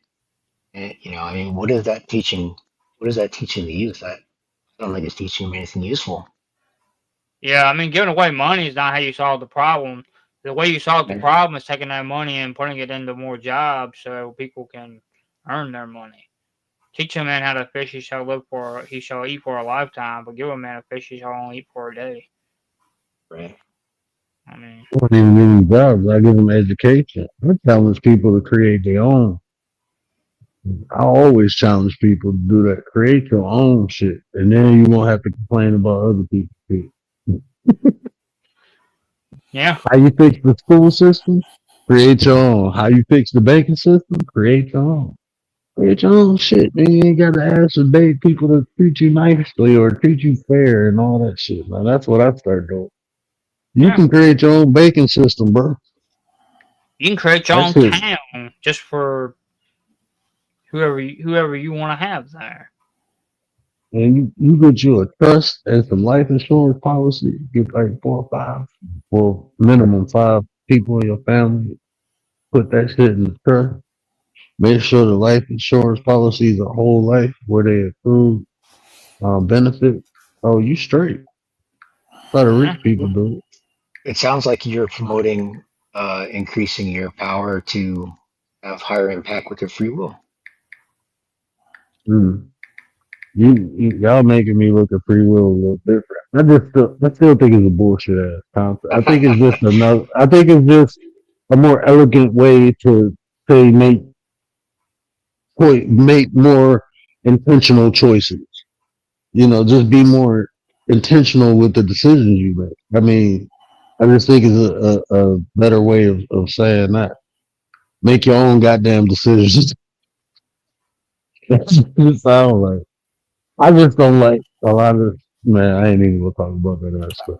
But that shit came into power when people were creating nuances to promote the Bible. I That's don't what know, that shit man. was Yeah, made. it's all gonna be under our understanding. So there's always gonna be a disagreement between whatever it is, whether it's free will, permissive will, divine will. It's all gonna be under human experience. So a lot of us are not gonna agree with however whatever the definition is. We may not agree with it as of this conversation we're having now. Yeah, but I just don't see how I could see God is righteous in his judgment if there's no free will, because he can't really be righteous in his judgment. He's already predained people to be going into the lake of fire. I mean, So What Gary, about the tribes that? Right. Go ahead, Papa. I was just going to ask Gary. So it sounds like free will is purely a test. I mean, maybe I'm wrong, but every time I think about the way you're laying it down, it seems like it's purely there as a divine test of some kind. Say that again. It sounds like free will is simply a test, right? The way you're laying it out, or am I misunderstanding it? I haven't spoken about free will. I've spoken about permissive will. Right. Well, I'm saying free will, and to you it means it's split into two things: permissive and divine. Is Yes. that what you said? Yes. So where is free will in there for you? You're undecided as to whether it exists or it's defined differently for you?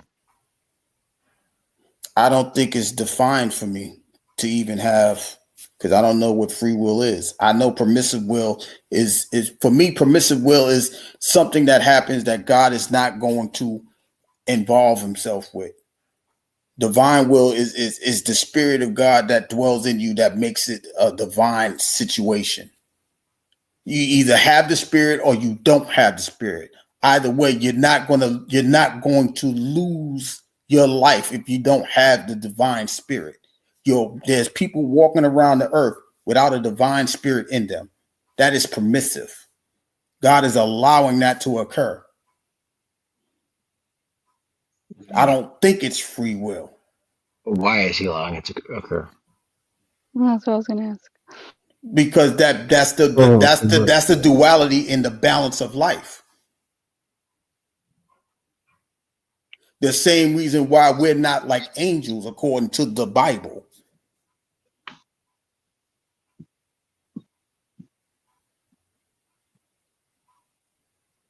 If the angels are not even allowed to question God. We are allowed to question God.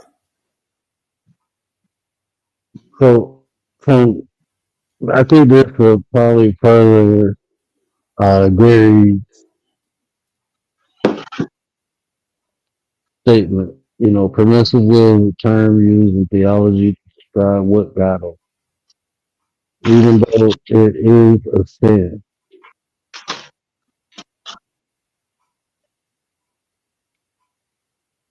So Gary, where does something that is, so it sounds like it's either good or bad. I mean, I keep going back to that, right? Is that how you see it? Say that again. It's either good or bad. Decisions are either good or bad. Yes. There has to be a balance in life. So you either gonna have the divine will or the permissive will. The permissive will is, while people are not going to say it's bad, it's not on the polarizing side of the divinity, the divine will. So what is on the polarizing side of it? What's on the side of divine will? Being righteous, not you striving you striving to do things in the right manner. Permissive will is when people don't have the consciousness of knowing right from wrong and still allowed to do the things that they do.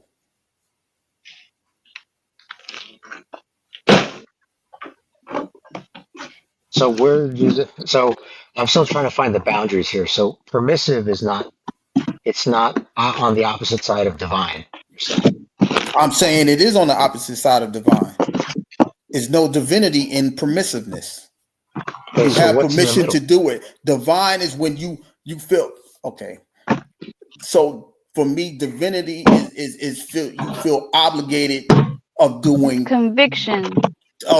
doing the things that you would want, that you feel that God wants you to do. On the other side of that is just you living your normal life. You living life without divinity in it. Without You know how some divineness people in it. say it's my conviction that doesn't allow me to do those things or whatever. So D, let me ask you this. Mm-hmm. So permissive will and divine will, are they simply aspects of free will? Like one is with God and one is without God?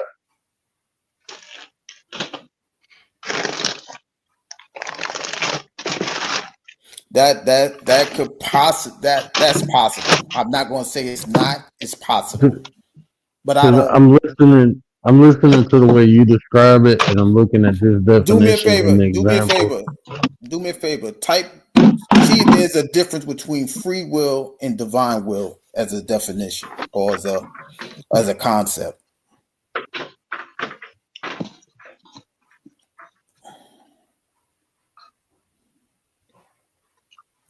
Divine will would be something out of your control, something that comes to you. Is that God speaking? Where'd that come from? What up, though? Where'd that voice what come up? That's that guy with the blonde locks. Yeah, no, there's a difference. Divine will is something that's necessary. Divine will is something that it has your back. You may be going in a wrong direction, but something divine happens. That's not your free will. It's a reminder.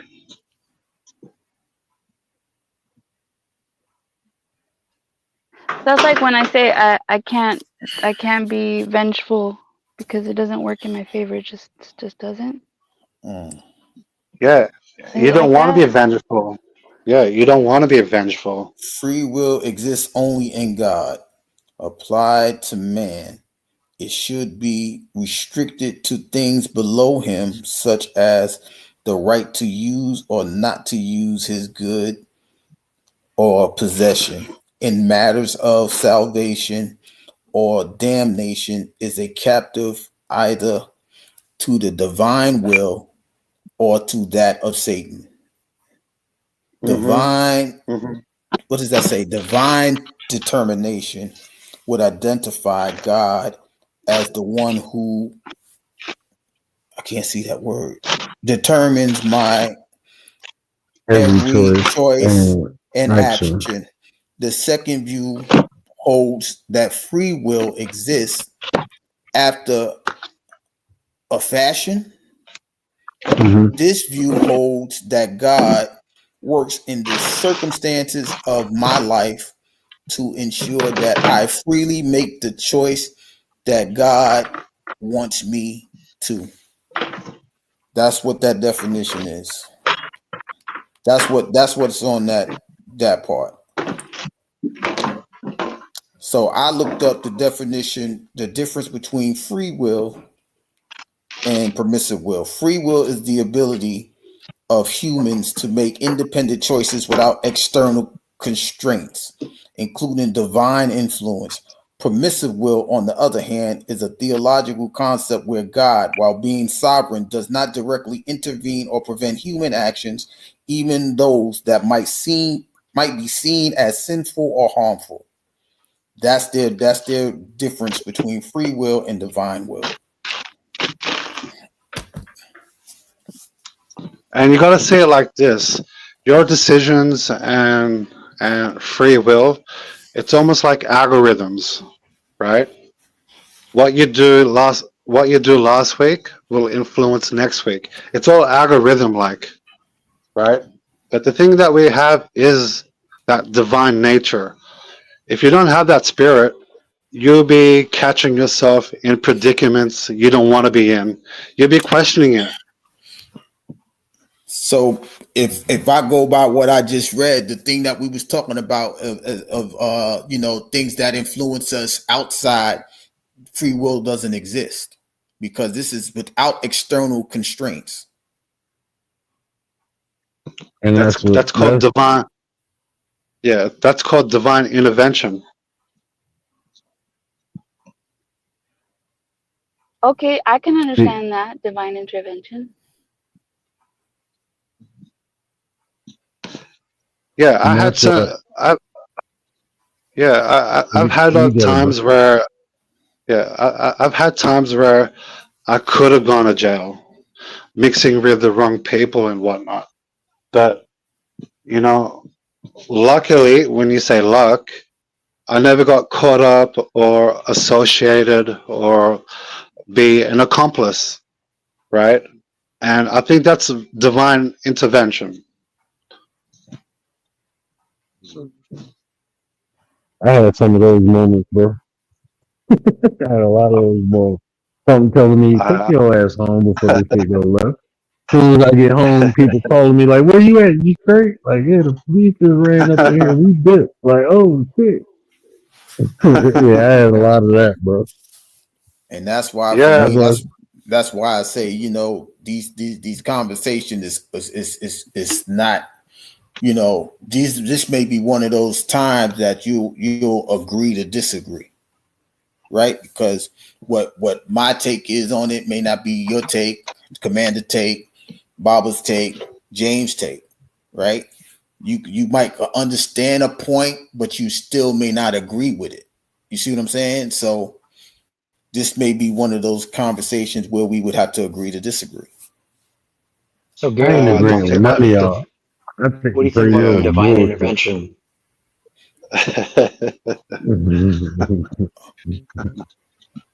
You know what I think is funny? Like when something really bad happens to someone, and then they say, "Oh, God saved me," or "God allowed me to survive," but like they lost their leg and they were in the hospital. It's like it's kind of sometimes it's confusing. It's like, okay, so God allowed No, you to get into a wreck, but God also allowed you to survive. But like, what? I say this though, like from that aspect, the doctor told me I should have some form of brain damage. I had 50 cc's of fluid on my brain for 3 months. My shit should have been mushed. Right? My brain Right. should have drowned itself. But But where was God when like you know what I'm saying? When you're rigid, like where was God when that happened? It was allowed to was happen. God preventing me from death or brain damage, even though I went blind. But that was because of my own ignorance. I think that's a But blessing too. That's a yeah, blessing too. I Where mean, the doctor, and I know this doctor, and she was begging to get this surgery, and I'm like, nah. I waited 3 months, and she was like, God got to be looking out for you because I had patients who had more fluid. I mean, who had less fluid for a less amount of time, and you have no damage. I'm like, damn. That to me was divine intervention. Like Even for though I me, lost most of my sight, but see, for me, I'm still here. permissive will, it can be turned over into a divine will, right? I'll give y'all an example, right? So we know just bear with me. We know in the Bible David committed adultery, right? What happened after the adultery? He got punished. What happened after that? they got stoned. No. What happened after that? After they lost the baby because they committed adultery, the bloodline of Judah continued on with them same two people. So they turned a permissive will into a divine one, and now you got Jesus coming from the line of adultery. Right. According to the Bible. You got Solomon, you got the wisest ruler in the world. That's the next kid that came out of that adulterous situation. So for me, that's telling me you could turn a permissive will into a divine one. I agree. Who's the you and the you can turn? You, the individual. The self. The self.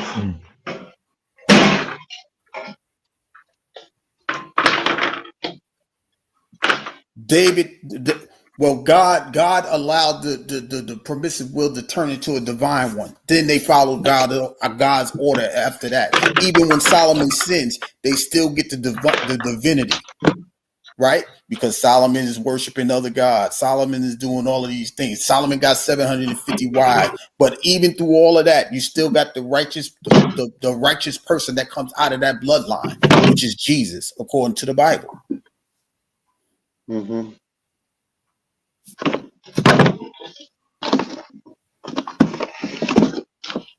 So for me, that helps me to understand how a permissive will could become divine, even when you make the mistakes of. because you still can overcome or elevate that into a divine will.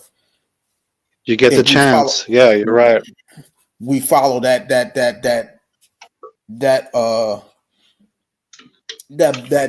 bloodline, that story, the entire Bible.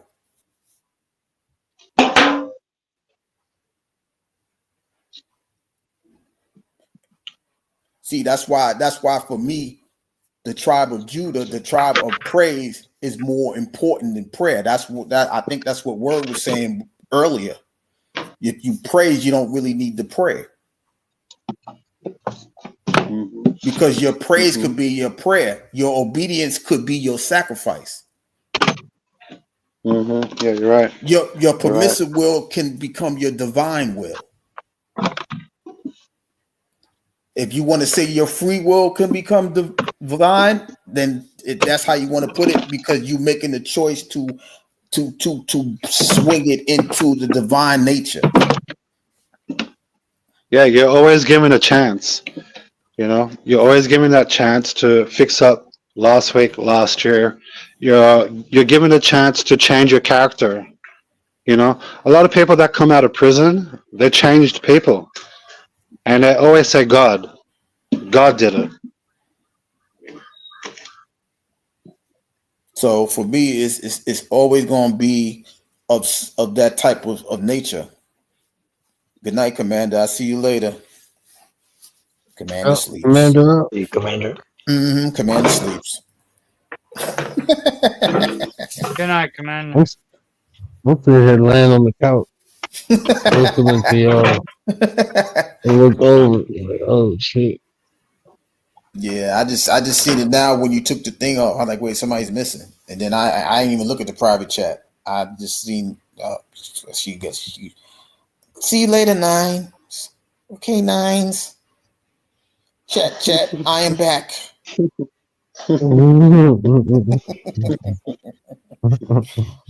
But yeah, you know, that's why I said, you know, even as we read all of the wordings and the definitions, you know, we may not all agree with the concepts, right? Divine will, permissive will, free will. We just know that it's a will. We know that part, right? We understand it's will. You got to have willpower to do whatever it is that you're going to do. Whether it's free or not, I'm not here to determine that. I just know you either got it or you don't. That's just me. Yeah. It's like, if you don't like, go word. Oh no, I wasn't even about to say a statement that had no substance. So you go ahead. No, it's like the circumstances you find yourselves in. If you don't like it, is that because of free will, your own free will?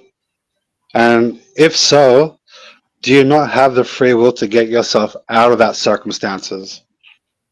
And that's the thing, you know what I mean? A lot of people be blaming God for their circumstances, but God's given you the options, the decisions to get yourself out of there, right? Yeah, because I don't like, you know, this is all like, I don't want to say religious and spiritual, because whatever, like, how would an atheist look at this conversation? Like, how could they view this? You know what I mean? Because they may not understand there's a will involved with it. You see what I'm saying? We're all speaking from a spiritual / religious aspect, right? So whatever atheist comes in, like, I don't even know what the hell y'all talking about. What the hell will are you talking about? I do it because I want to do it. You see what I'm saying? Like, it's so many ways to look at it. 100%. You know, the atheists, they're of the world. All right. So they've grown up and they've seen their people in the environment and they follow suit. You know what I mean? A lot of predicaments people find themselves in is not just because of decisions. It's because also their environment. But what makes us different is the bettering, the betterment.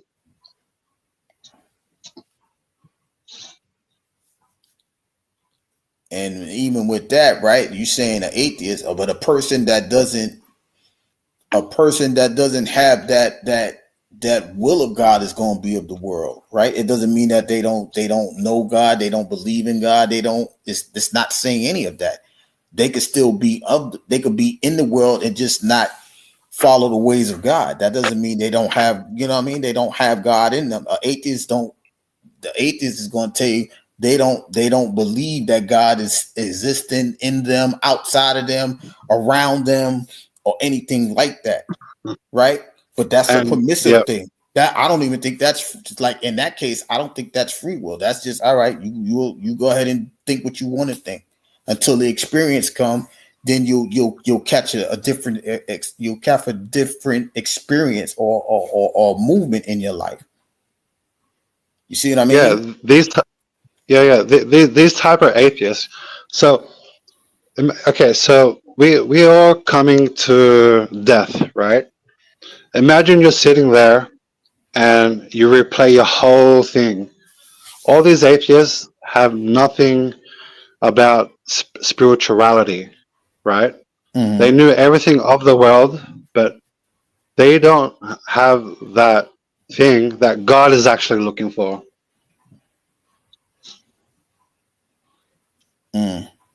Tribes in the middle of nowhere with no Bible or influenced by the nature around them. But they may think that the nature has something to do with God. Still in you. What's going on? How are you doing? Welcome in. You know what I mean? So that's why I'm saying, like, you know, while it is if you find it interesting, that's one thing. If you don't, you don't. But that's why, you know, like I said earlier, this is going to be one of those subjects that we're going to have to agree to disagree, because we may not all see the actual focal point. I could agree with the free will thing. I just don't think it's a part of it. I just think it's more permissive than free, because you either one way or the other. Right? That's just me. Right? There's going to be people that think that free will is more of the will than the permissive will. Right? So it's an agree to disagree conversation, because if you apply it into your life, like, you know what, if you're supposed to be following God, but then you disobey the 10 commandments, right? Even if you feel it's from another attribute, if you disobey the 10 commandments, right? And you say, okay, so what if you dishonor your mother and father and you still have long life? Is that divine or permissive, or is it free will? Look, I'm about to make my statement with no substance. All right, because I keep hearing the term free will. To me, this is only to me. I'm not saying I'm right. I'm not saying I'm wrong. But free will is the equivalent of putting lipstick on a pig. That's how I feel about free will. You just dressing some bullshit up. Will is will. It's just making choice. People trying to sound philosophical. Look, you either make the right choice, you make the wrong choice. So how do you feel about permissive will then? Is that made up as permissive, well? That's a biblical aspect. Okay, I'm just saying. That's a theological. I mean, permissive will is a theological aspect. So that's possible. Is that what you're saying? It's possible. I mean, you have to accept sin to even consider permissive will. Okay. You have to, you have to acknowledge sin. I mean, I use that concept of sin because that's how people relate, but I don't even believe in sin. I mean, if you ask me, like, my epistemology, I don't believe in sin. I understand the concept. I agree. No sin. I mean, There's no sin. Wow, that's so. That's extreme to me. Sin is Yeah, no that's pretty sin. extreme. So even unaliving somebody without just cause is not a sin. I mean, if that's the case, then allowing somebody with causes is sin, right? That's right. I mean, I'm just No. saying, No, I if mean you if unalive you're saving your somebody, own life, if you're saving your own life, I mean, let's just use that extreme example. If you have to, it's you or him. I don't think I'm wrong. I mean, sin. The definition of sin, if you break term for sin, is to fall short, right? That's the. So me not defending myself is a sin, but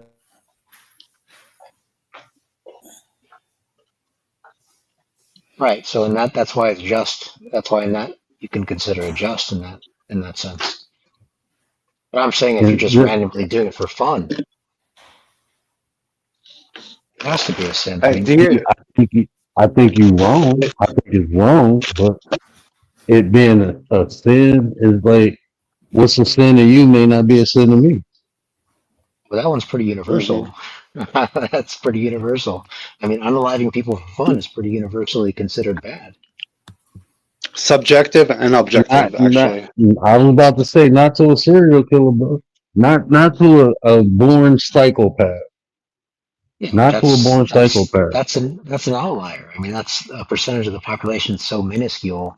That's why, I mean, any society today pretty much agrees on that. I mean, you think cannibalism isn't a sin? It's wrong. If you think wrong is a sin, but the way sin is used, I don't, no, I don't rock.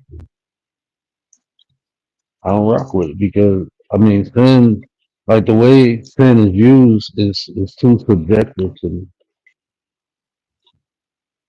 It's too subjective. To fall short.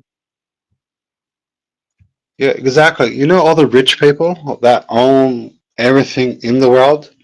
Is that sinful to own the world? And you know what? This is probably another concept. This is probably. I don't believe in hell, so I think sin is associated with hell. I don't believe in hell. So, Right. your question Wait a about minute, you don't believe in the grave? is owning everything. Did you say is that a sin? Was that your question?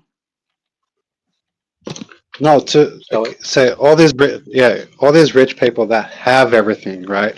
They have all the means to help, right? They own a lot. Is it a sin for them not to share? I think it's a sin for them to not do something useful with their position. Yeah. Now, what he's saying is gluttony. That's basically what he's saying. He's summing it up to gluttony. Yeah, that's a deadly sin. If that's the case, that's You gluttonous. see what I'm saying? Yeah. So it depends. Like if you own everything and you're doing something helpful to help a lot of people, which is not, probably not a lot of the percentage of the people that own everything are doing their fair share, probably. But Yeah, so to these rich guys, so should we be asking for handouts from them? Should we grab our pitchforks and head down to their mansion? They get judged. They get judged. Just like everybody else. Who do you think judges us? God. Yeah, I mean, it depends on what you believe. Which God? The God of the Bible, the true God. What's that God's name? Which technically the understanding of God is a little bit misunderstood. Yeah, it's not the best translation, but either way, what's that guy's name? Yahweh is what most people would say. Don't say Yahweh, bro. Don't say Yahweh. It sounds like you believe in that there is an objective morality of any kind. So, right? Say that again. Sounds like you don't believe there's an objective morality. No, there is. Morality. But that thing, that being, that encompass reality, don't see in good and bad. It's like it's almost like AI, like, right? It's just watching, and we got you, me, everybody else doing its thing. It's like this is why evil is allowed to happen. Well, okay, I see what you're saying. Yeah, no, it definitely is allowed to happen, but I mean, does that mean it's divine? Do you think evil is divine? It is divine, yes, 100%. It's divine. It has to be. It was created by divinity. I mean, That's God right. created good and evil. You know what I'm saying? Evil is a And the thing, byproduct of the creation of God. Or Yeah, God that goes created. against your idea of betterment. So not really, because if you're doing the action, if you're doing the opposite of that, you are playing the part with everybody else that's trying to make it better. So evil is prevailing, right? What does that say about you, me, and everybody else? If evil is saturated, what does that say about us? well, it depends on whether you believe it is prevailing. I don't believe that. But No, it is. Look at the world. yeah, Look at the the world's a world. lot better than it's a lot better than it has been in history. Yeah, historically we're doing a lot better. No, Historically, we're it's not. improving. Sure, it Yeah, we is. are. In There's 8 certain, billion people on the planet, sir. For some people. but the thing is, For some people. but the thing is, with the age of the internet, we are now seeing more evil, right? Evil is kept behind closed doors. We never saw it before, You but said now the with key the word though. internet, Well, that's why it looks like You're it's. saying the key That's why. word. We're seeing it. We're seeing more. That That's doesn't why it mean looks more like it's. exists. Yeah, that's why it looks like it's prevailing. Supposedly, it's because now I we're mean, seeing it. we're seeing everything we didn't see before. You're right. We're seeing it. I think yeah, I but think evil just became more sophisticated throughout time. yeah, it has. It Like, has. even think about slavery. You think slavery ended? Hell no. We all fucking slaves to the system, bro. That's It just right. got more That's right. sophisticated. Even That's right. unalive, bro. They just don't come and gut you no more. They feed you poisonous foods and medications and shit like that, man. Like, They it kill just you. got more sophisticated, bro. Exactly. They unalive you slowly. What the hell do you mean? Our life expectancy is 75 years old. You kidding me? You You you kidding get me? 24 hours. You get 24 hours in a day, and at minimum, 12 of those hours is either getting prepared to go work for somebody, bro. Man, this shit, bro. The way this shit set up, man. Yeah, but here's the thing. Oh, go ahead, bro. Yeah, I just want to bounce off your word, but here's the thing. If you got people like yourself, people practicing it, we can change it. I actually believe we can change it. Oh yeah, But definitely. we We can created it. change it, but I mean, you only exist through the manifestation of man. That's the only there you reason go. it exists. Because we put it into existence. Well, if you can change it, then wouldn't that by necessity mean you have free will? And No, you I have ain't the nothing with you. You decision. can't change something that you can't make a decision on. Yeah, but I can't do this by myself. I can't save the world by myself. I need Well, you that doesn't. Free to. will doesn't even say that you can either. We need the 9 to change the world. The 9 go That's change it. right. There's no That's idea right. of free will saying that one man has to save the entire world. There's nothing outside of free will. No. Get free will out of your mind. Get free will out of your mind. Your decision, your actions. What result do you get from it? Right? Are you pessimistic? Are you pessimistic? Are you just sitting back watching it? Well, that's a mindset. That's not Well, what yeah. he's saying is, bad mindset. see, what he's saying is this: when we create these concepts, we become confined to the box that we created for. So if you constantly thinking free will, what he's saying is be you personally take the initiative to be more intentional with your decision making. Yeah, but in order to have decisions, you have to have some sort of free will, some sort of. No, you That's don't. that you No, you can't. don't. If it's predestined, you can't do anything about it. It's already gonna happen. It's already in the cards. Predestined? Well, Predestined? what other alternative do you have to free will? It's either free will or predestination or predestined. You either have a choice or you don't. So if you have a choice, you're conceding that free will exists. I mean, that's by definition, that's what you're doing. Okay, scrap the word free and just use the word will. What is your will? What's your will?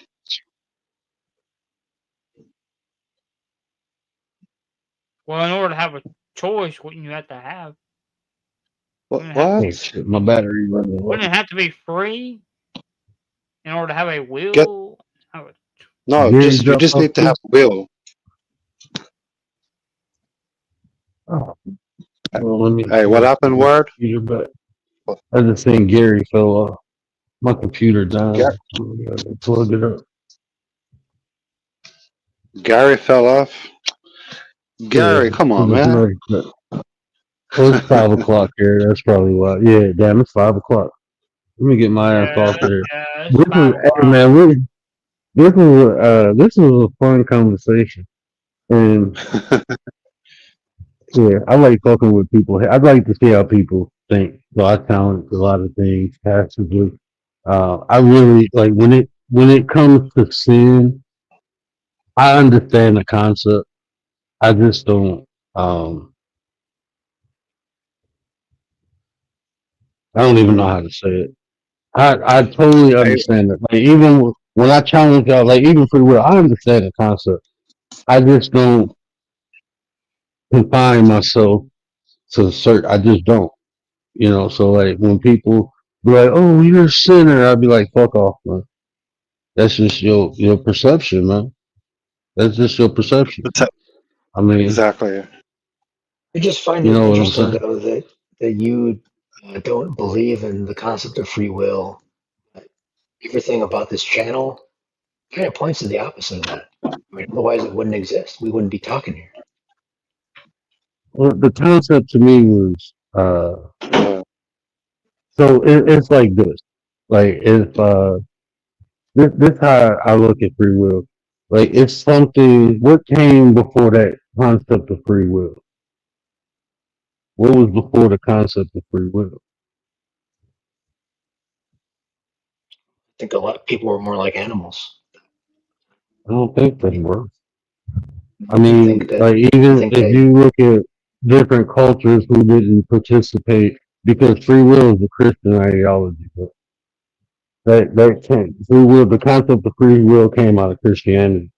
So to say like even the Egyptians or even the Mesopotamians, these people weren't animals.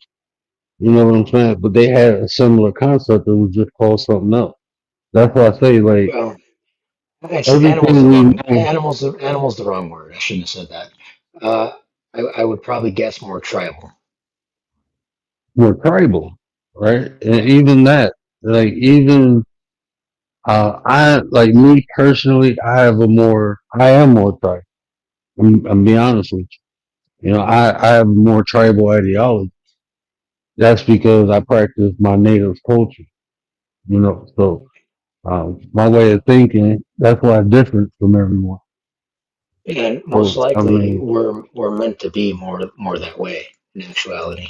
So Yeah, so, but like I said, I understand the concept. Like we was talking about, what was we talking about last night? We was talking about empath, right? And Rachel was saying like, yeah, this concept was created in like 1950 something, right? And I'm like, well, that's when they repackaged it because it was a lot older than that. But the way they teach it now is, they use the ideology of empath, but um, understanding different frequencies and energies within one another, we've been doing that. We just called it something else, and now we call it this. So that's why I say it's like a pig with lipstick on. It's just repackaged. You know what I'm saying? So, but even like if you look it up, like I was telling people, like word, right? When you look up words, like the first way I looked up free will was from a philosophical aspect. The second way was from the biblical aspect. And looking at those two definitions, they're similar, but they're not the same. So it's the same concept with different ideologies to it. So which one is right? It depends on the person applying it, how they perceive it. And that's life in general. So like even when I say I don't believe in sin, but I did tell you I think things are wrong and right. So that's equivalent to sin. Me looking at something saying, no, that's wrong or that's right is the same as a Christian to say you're sinning or you're not sinning. So drop another one. Yep, he dropped another one. Hold on, brother. Hold on. Here you go. Where's the slow dance at? The key word is consistency, right? Yeah, consistency is hard work. Hard work. Sometimes you just want to crash out. Sometimes you just want to crash out. Here you go, bro. In my bathrobe, doing the thing. Yeah. Sometimes you just want to crash out.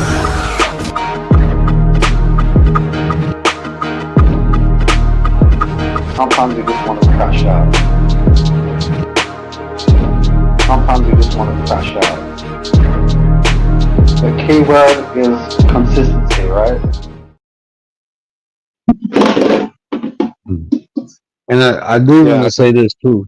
Like this conversation and y'all explanation of these different concepts has definitely gave me more insight and understanding. Even if I don't accept it, I have learned a ton, especially from the way you explained it, Baba. Having conversation, dialogue, moving forward, I have a more deeper introspect of people's understanding of, different concepts. Just because, like, I'm not even saying I don't accept it. It's just not, you know what I'm saying? Like, I can't apply it. Like, I can't apply it using that, that terminology. I can say it like that, but it's a lot. I'm saying damn near the same thing as you. I'm just saying it a different way. That's right. Yeah. But Hey, word. Yeah, I'll leave you with this. But there's only so much wisdom and knowledge you can acquire, but it really doesn't mean anything, right? These channels that talk and debate who's right, who's wrong, it's all bullcrap. We're all saying the same thing in a different way, but yeah, all this wisdom and knowledge, it's supposed to mean action, right? That's how you. If you're Go ahead. Yeah, if you're out and about in public, what does wisdom and knowledge look like? How do you practice it, right? Because if we are doing all that, we are making someone's life a little better or give them a different perspective, right? That's all I gotta say. And that, my bad. Go ahead. Somebody was about to say something. I just said that's true. I agree. Mhm. And still, so the 9% is a collective of individuals who came to a stand of consciousness. We actually got a whole saying over it. But we solution seekers, man. You know, we seek solutions to problems, and we can't fix the world. We ain't trying to. We just trying to fix the people in the world. And if they accept the help, then that's what we gonna do. You know, that's the only way the world can be fixed is by fixing the people. So, you know, Exactly. instead of doing all the BS and all that, man, we sit here, we have discussions like this to get understanding. And like I said, these brothers will drop some stuff on me, and I know I'm talking stuff about, you know, these different concepts, but I really, really took in a lot of what they said, and having future dialogues with people, I had more introspect and understanding. So maybe I have more introspect and understanding of the ideologies that people present. So this is just us building, bro, and trying to understand one another. You know, the better we understand one another, the better we can interact, and the better interactions we have. You know, so um, yeah, live by example, bro. You got to be the light. That's what we are. We the light, bro. We the light. Yeah, we all have testimonies, you know. Mm-hmm. We've all have changed someone's life, you know. That's the Mm-hmm. best feeling. That's the best gratitude. That's a confirmation, that's a validation, right? You change someone's direction, is that free will or God's will? Or is that divine will? Who knows? You know what I mean? But practice, action equals results. Wisdom and knowledge mean nothing. And I say this too. We don't think we better than nobody. We just intentionally do better than others. It's just intentional. We gonna do better. I ain't trying to be better, but I am gonna do better. And the byproduct of me doing that is me being better, then so be it. But I'm not setting out to be better, or you know, I don't even use other people to gauge what I'm doing. So I'm like that racehorse with the blinders on. I'm just, you know, going forward, doing what I'm supposed to do. You know, so now it ain't about being better than nobody. It's just about doing better. Do better today than Yeah, you did. Yeah. yeah. I don't think we think like that too. Hey, trying to be better than someone else. I don't think we think like that. Well, I can attest for the nines. I can only say for the nines, but I ain't trying to be better than you. But let's do it together. Mm-hmm. And if I'm Hey, word. focusing on being better than somebody else, I can't focus on being the best version of myself. So There you go. There you go. I love that. Word, I have to let you go. Big up to all the nines. Appreciate y'all. And yeah, catch you on the next one. oh, for sure, brother. I appreciate everything now. All the love. And I don't believe you need a religion to be better or do better. You know, it's people who come over here, bro. We got Christians, we got Muslims. My one boy, he keeps saying he gonna pull up, but he practices Buddhism. Atheists is coming over here. You know, we rocks with everybody. It's not about what you believe in. It's about what you believe in. What does it produce? You know what I'm saying? What is your beliefs producing? You can say you belong to a religion, but that don't mean you producing good fruit, bro. But to be a good person, man, to do right in life, I don't believe you need to. I'm not. I don't have no religion, but I practice all religion. But I don't. I practice aspects of all religion, but I don't. I don't have set religion. Yeah, me neither. Me neither. Hey, shout out to you, James. Shout out to Bubber. Shout out to Word. Shout out to the nines. Catch you on the next live. Catch you on the next live, my brother. Peace, Stoic. Peace. Peace. Oh, my daughter calling me. She like, Daddy. Yes, baby.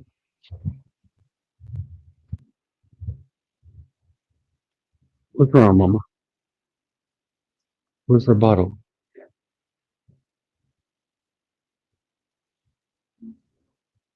No. Man, my daughter, that's one of the most precious sounds I ever heard. She's like, Daddy.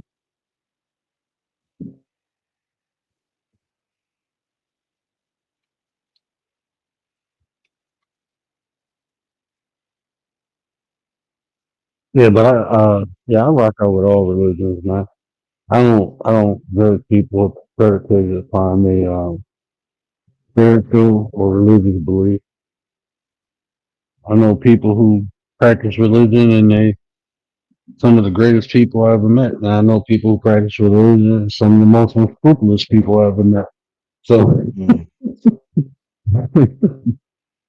it's all about the fruits that people produce, man. Very true. But I love I do when people have a belief and they practice it, bro. Then there's some of the no matter what it is, even if it's atheists. I mean, long as they produce good fruit, I'm good with them, bro. I am good with them. That's why I told him, like, when I came online, bro, I couldn't be pro-black no more. Because before I came online, I was pro-black. But the group I was in, we didn't hate nobody. We loved everybody. We used to help little, I live in Michigan, so it's like a melting pot. I'm helping little white kids, little Arabic kids, Mexican kids. Even though we was a pro-black organization, we help kids, bro. No matter where they came from. Just because we love self don't mean you gotta hate somebody else. But when I came online, bro, I'm like, nah, I ain't down with that shit. I can't be pro-black. I don't You're have hate in my saying heart, bro. you're saying all lives matter. Is that what you're saying? You know, the only reason I don't say that is because it take away from the origin I of know. why I know. it was created. But yeah, all lives do matter, bro. I do believe that all lives definitely matter. But the only reason I don't vocalize it because it takes away from um, the reason why that was created. I don't need to take away from somebody else to uplift myself. You know what I'm saying? Like I never take somebody else's stuff to uplift myself or to make myself relevant. So, but no, I do. All lives do matter, man. At the end of the day, it don't matter. You know, I don't believe. Like, I'm not a person to say I don't see color because if I say that, then I take away, your strife, the things that you have to endure. I take away your experience by saying that. So I do definitely see color because with color, different people have different obstacles and adversities they have to face, predicated upon not only their color but their region. You know what I'm saying? People got different battles they have. So I'm not gonna take away from that. But at the same time, I don't judge predicated upon color. I'm not judging nobody. Like I don't like, when black people stereotype white people, like all white people are like this or all white people like that. And the reason I don't like it because as a black man, I've been stereotyped my whole life, and for the rest of my life, I'm probably gonna be stereotyped. So I know how that shit feels. So I'm not gonna do that to someone else. So I judge people on their merit, on their individual deed, not what they associated with. Unless they're in some type of hateful ass group, then it is what it is. But not because of what they was born into. Well, now that I got you to say all lives matter, can you play my clip, man? Play my generic clip. You said, huh? To play my generic clip. The generic clip. What's that? Read the super chat and then play my generic clip. Oh, is that what he said? Super chat. Read the super chat and then play my generic clip. No, the money clip. Okay, my bad. I'm walking. I was walking around. Oh, you said play the generic clip. Hold on, bro. Hold on. I got a couple of them. We ain't playing Work out the money, work out the juice. Work out the money, work out the juice.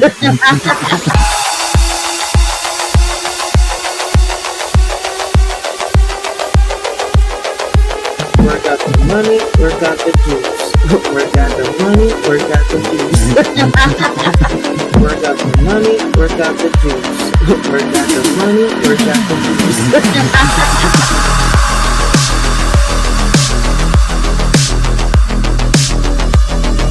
Work out the money, work out the juice. Work out the money, work out the juice. Work out the money, work out the juice. Work out the money, work out the juice. My bad, bro. I'm sitting up here like, huh? I was getting coming back to the computer from delivering a bottle to my beautiful daughter. I'm like, the clip? What are you talking about? I'm like, what is that? I appreciate that, bro. I appreciate that. I appreciate your platform, man.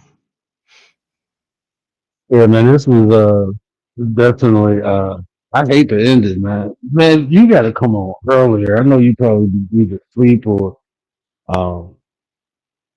busy, but I always enjoy these conversations. And like I said, like even and I like the dialogue because it's not like you be in some environments and it'd be like, when people don't agree, it turned into like a debate.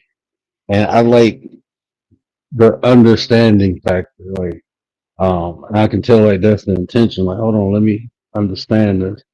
And Yeah, for sure. that just shows. I love people with like social intelligence, and every time I talk to you, I can see, you got a high level of social intelligence. I'm pretty sure if you needed to go there, you would go in on somebody, or you'd probably humiliate them. But I appreciate your social intelligence. Bro. Yeah, I'm pretty good at that. I But definitely see that. I try to. I'm here to learn. So. And like I said, like even like the concept of free will, I totally understand it. Even the sin, like I just articulated a different way. I guess that's the best way to say it. It's just I articulated a different way where I can utilize it versus use it. A lot of times we just use things when we can get more functions out of it if we utilize it. So I look to utilize them. Sometimes with the terminology, I personally feel confined. That's why I try to find a more, I guess, loose way that gives me more options of usage or get more options of being able to use it. And I'm a Leviathan. I used to say unicorn, but they too damn pretty and I ain't pretty. So I use the term Leviathan. Like basically I'm a mythical creature. I dare to be different. So When are you streaming again? I'm sorry. Tomorrow. I'll probably be on tomorrow. If not, what's today? Today's technically, yeah, I should be on tomorrow. I should be on tomorrow. If not, I'm gonna definitely be on Friday. I think I'm gonna just have an open panel tomorrow, so we can talk about anything. Well, usually, even the way I do my show, I say what I gotta say within the first 30 minutes. Like today, we was talking about value, like high value doesn't equal high quality. And I where I wanted to go with this conversation, I wanted to tailor it around like Shannon Sharp and a lot of his behavior, but I didn't have time to break that down before I did the show. So I was like, I thought I had time, but my kids had me busy. And the only time I really get to plan a show is probably about 20, 30 minutes before the show, half of the time. Because, my kids, and then, my life coaching business, I be busy throughout the day. So, and I like to kind of be responsible when I do shows, especially when I'm breaking down behavior. I want to get people sources, not I just don't like to say stuff. I like the people to see what I say.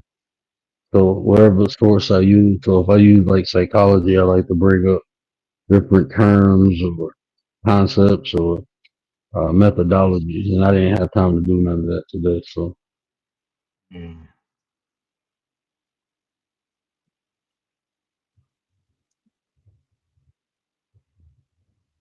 oh yeah, that man is unscrupulous, unfucking scrupulous, man. The more and more shit coming out, bro, I'm like, I'm not shocked though. Motherfuckers with money do weird shit. Yeah, I can. Not not all of them, but the ones that do, they usually go overboard. If I'm about sticking it, man, I'm good, bro. Mm-mm. Yeah, let me get my butt off here so she come out here. Dada, come to bed. She did that yesterday. Like, Daddy, come to bed. I'm like, you 2 years old. Go sit your butt down somewhere. Telling me what to do. You still there, James? Yeah, I'm still here. Yeah. All right, good talking to you. Good talking to everybody on the panel, Stoic and Gary and Commander. And you as well, Word, for your platform, man. They're always a blessing when you come up, bro. Appreciate you, man. Appreciate you. See you soon. James, always a pleasure too, sir. You know, always a pleasure. And I look forward to more conversations because you said some things tonight that I'm like, that's what I rock with. You know, like I said, I practice a lot of I follow the ways of Jesus. I really do, bro. I try my best to be Christ-like. You know, I just don't. You know, when people say believe, I always use the term know because I know the benefits of walking the path with Jesus because I benefit from it. So, um, yeah. So, like, you know, when you were saying like that born into sin and that all knowing, I'm like, yeah, I like that. Yeah, it goes a little bit deeper to understand why I'm coming out with that. He's not all knowing, and then also the whole being born in the sin. I didn't So get to get all into it. we'll definitely rap about it. Like I said, I'm holding an open panel tomorrow, so even if you want to pop up and go deeper into that, bro, you're more than welcome. All right, I don't know if I can tomorrow or not. I got stuff coming up in the next couple of days. So I got to get my schedule worked out because I got to help some family on Saturday. So But whenever you get time, bro, you know, like I said, my shows, I whatever the title is, I do it within the first 30 minutes, and then we have, you know, conversation, man. And you never know where to go. Like I didn't expect, you know, the conversation to go the way it did tonight, but it was a blessing. You know what I'm saying? I'm happy it did. You know, everybody came up here, dropped some sauce, gave different perspective, and that's what it's about, man. It's not for me. It's not about being right or wrong. It's about good. So, I mean, my perspective may work for somebody, but the people that don't work for your perspective can work. You know what I'm saying? And we still feeding people just through having dialogue like this, man. Different people will resonate with different people's perception and ideology. So it's just being able to get the information out to people and as much information, you know. So I appreciate that, bro. yeah, it makes sense. Yeah. Yeah. No problem. That's why I like the conversations versus the debate. You know, because like I said, people may rock with what I'm saying, or they may rock with what you're saying. Either way, you know, they're getting something out of it. Even if it ain't coming from me, you know, as long as they're getting something, I'm great with that. Yeah, conversations are a lot easier to get across for people than debate, but debate can help people too. Just different perspectives for different people, you know. Just different tools, you know. Yeah. You know, panels like, you know, speak through the debate. You know, I can't hold the debates like you do. I can't do what speak do. So him doing it, you can have good outcomes. If I tried that, it wouldn't be good. But I'm good at what I do. You know what I'm saying? I'm Yeah. good at having these discussions. So I just stay in my lane, bro. Debating, I can do it, but that's not my lane. This is my lane. So Yeah, I get that. Yep, I understand that. mm. Scout Center is more my lane, but I do get into debating some too. You know, like on Friday nights and stuff. So Oh man, I appreciate that, brother. Still, I appreciate you, my brother. Hold on, man. We got to get this one out.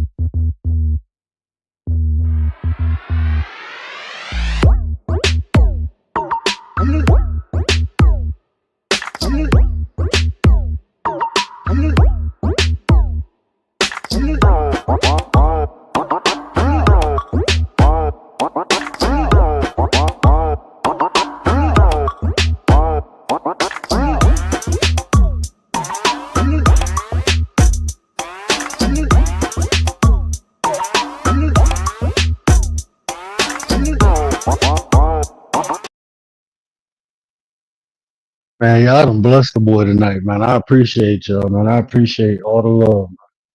Definitely appreciate that. yeah, it's had to right up to $100 so far. I think we over that. Yeah, I We over that. mean, yeah, I was thinking at least $100, but like it's probably over $100. I think it's like 120, man. Y'all done blessed the boy, man. 120. Wow. Yeah, Sword dropped that hot 50. Sword, I think Sword by itself dropped 90. Well, If Stoic I ain't dropped, mistaken. 90, yep. He dropped 90 by itself. Stoic dropped 50 and 20, 220s. 220. Sword dropped 220s, golden. Baba dropped 20. That's my boy Still just dropped 10 on me, man. Y'all bless the boy, man. And Stoic just dropped another 10. He dropped another 10. And see, this is what he said, make it an even 100, huh? This is what Stoic, this is why Stoic got this right here. Hold on, where's it at? Drop down there at the bottom. Stoic got his own song. The key word is consistency, right? Yeah, consistency is hard work. Hard work. Sometimes you just want to crash out. Sometimes you just want to crash out. Here you go, bro. In my bathrobe, doing the thing. Yeah. Sometimes you just want to crash out.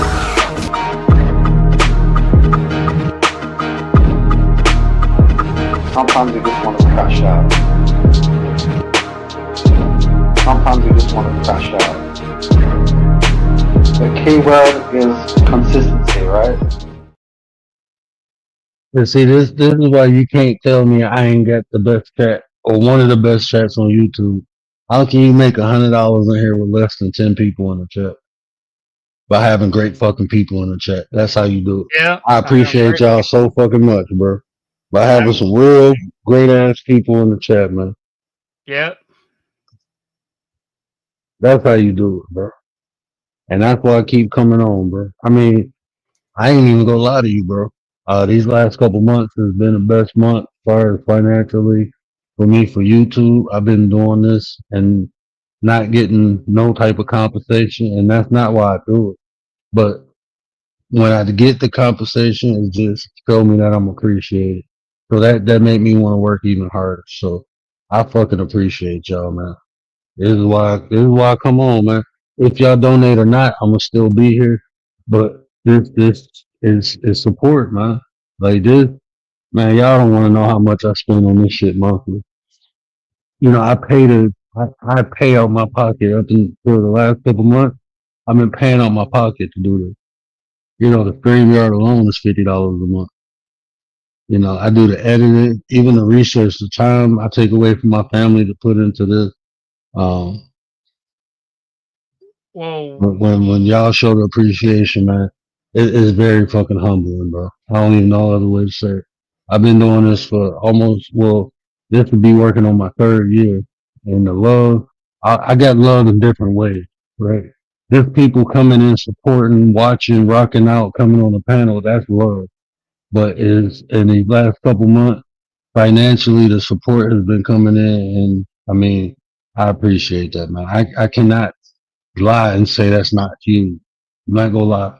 You know, I don't do it for that reason, but getting it, man, that shit is just fucking humbling, man. It really is, because I'm not, you know, I'm not entertaining. I'm not doing what most people do to get paid on here. I'm not doing that. And if I do it, I know I can get the numbers, but that's not why I'm doing it. So just to be appreciated for what I'm doing, bro, I appreciate y'all so much, man. It's truly humbling. Like I always say, man, stadiums go, you know, be more packed than classrooms. And not saying I'm a teacher, but that's what I come to do. It's to share my experiences in life, bro. And hopefully it can help people. And that's my intent, is to help people. So I'm not gonna come on here and hurt nobody, or, you know, try to belittle nobody, or none of that. You know, that's just not what I do. You know, I try to come here and uplift people. So, I mean, y'all just showing love, man. I appreciate that so much. And I'm gonna get off here because, you know, I'm black and I'll be saying goodbye for another 30 minutes. So let me get my off here. We'll be here till 7 o'clock, and I'll be like, yeah, I'm about to get off in a minute. But yeah, we'll definitely be back tomorrow, man. We'll definitely be back tomorrow. Man, I appreciate y'all so much, man. Y'all know what I always say. Care about how you feel. And these conversations is what build nations. And if I say anything, do me a favor, hit that share button, tell somebody, help me spread the word. James, you want to say something to the people before we go? Well, I want to say thank you for letting me up the word, as always, and yeah, just everybody in chat, use that word, the word. Everybody just be blessed, you know, and have a great one and everything, and yeah. I appreciate you, bro. You know you always welcome on the platform, bro. You always welcome. Yes, sir. Yes, sir.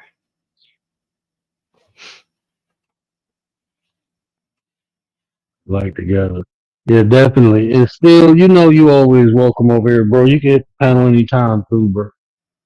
You know you always welcome over here. Well, let me get my butt out of here, y'all. I hear the birds chirping and my baby go get up and get ready for school in a minute. Let Yes, me take my butt to sleep for a couple hours. I'm gonna go and step down then.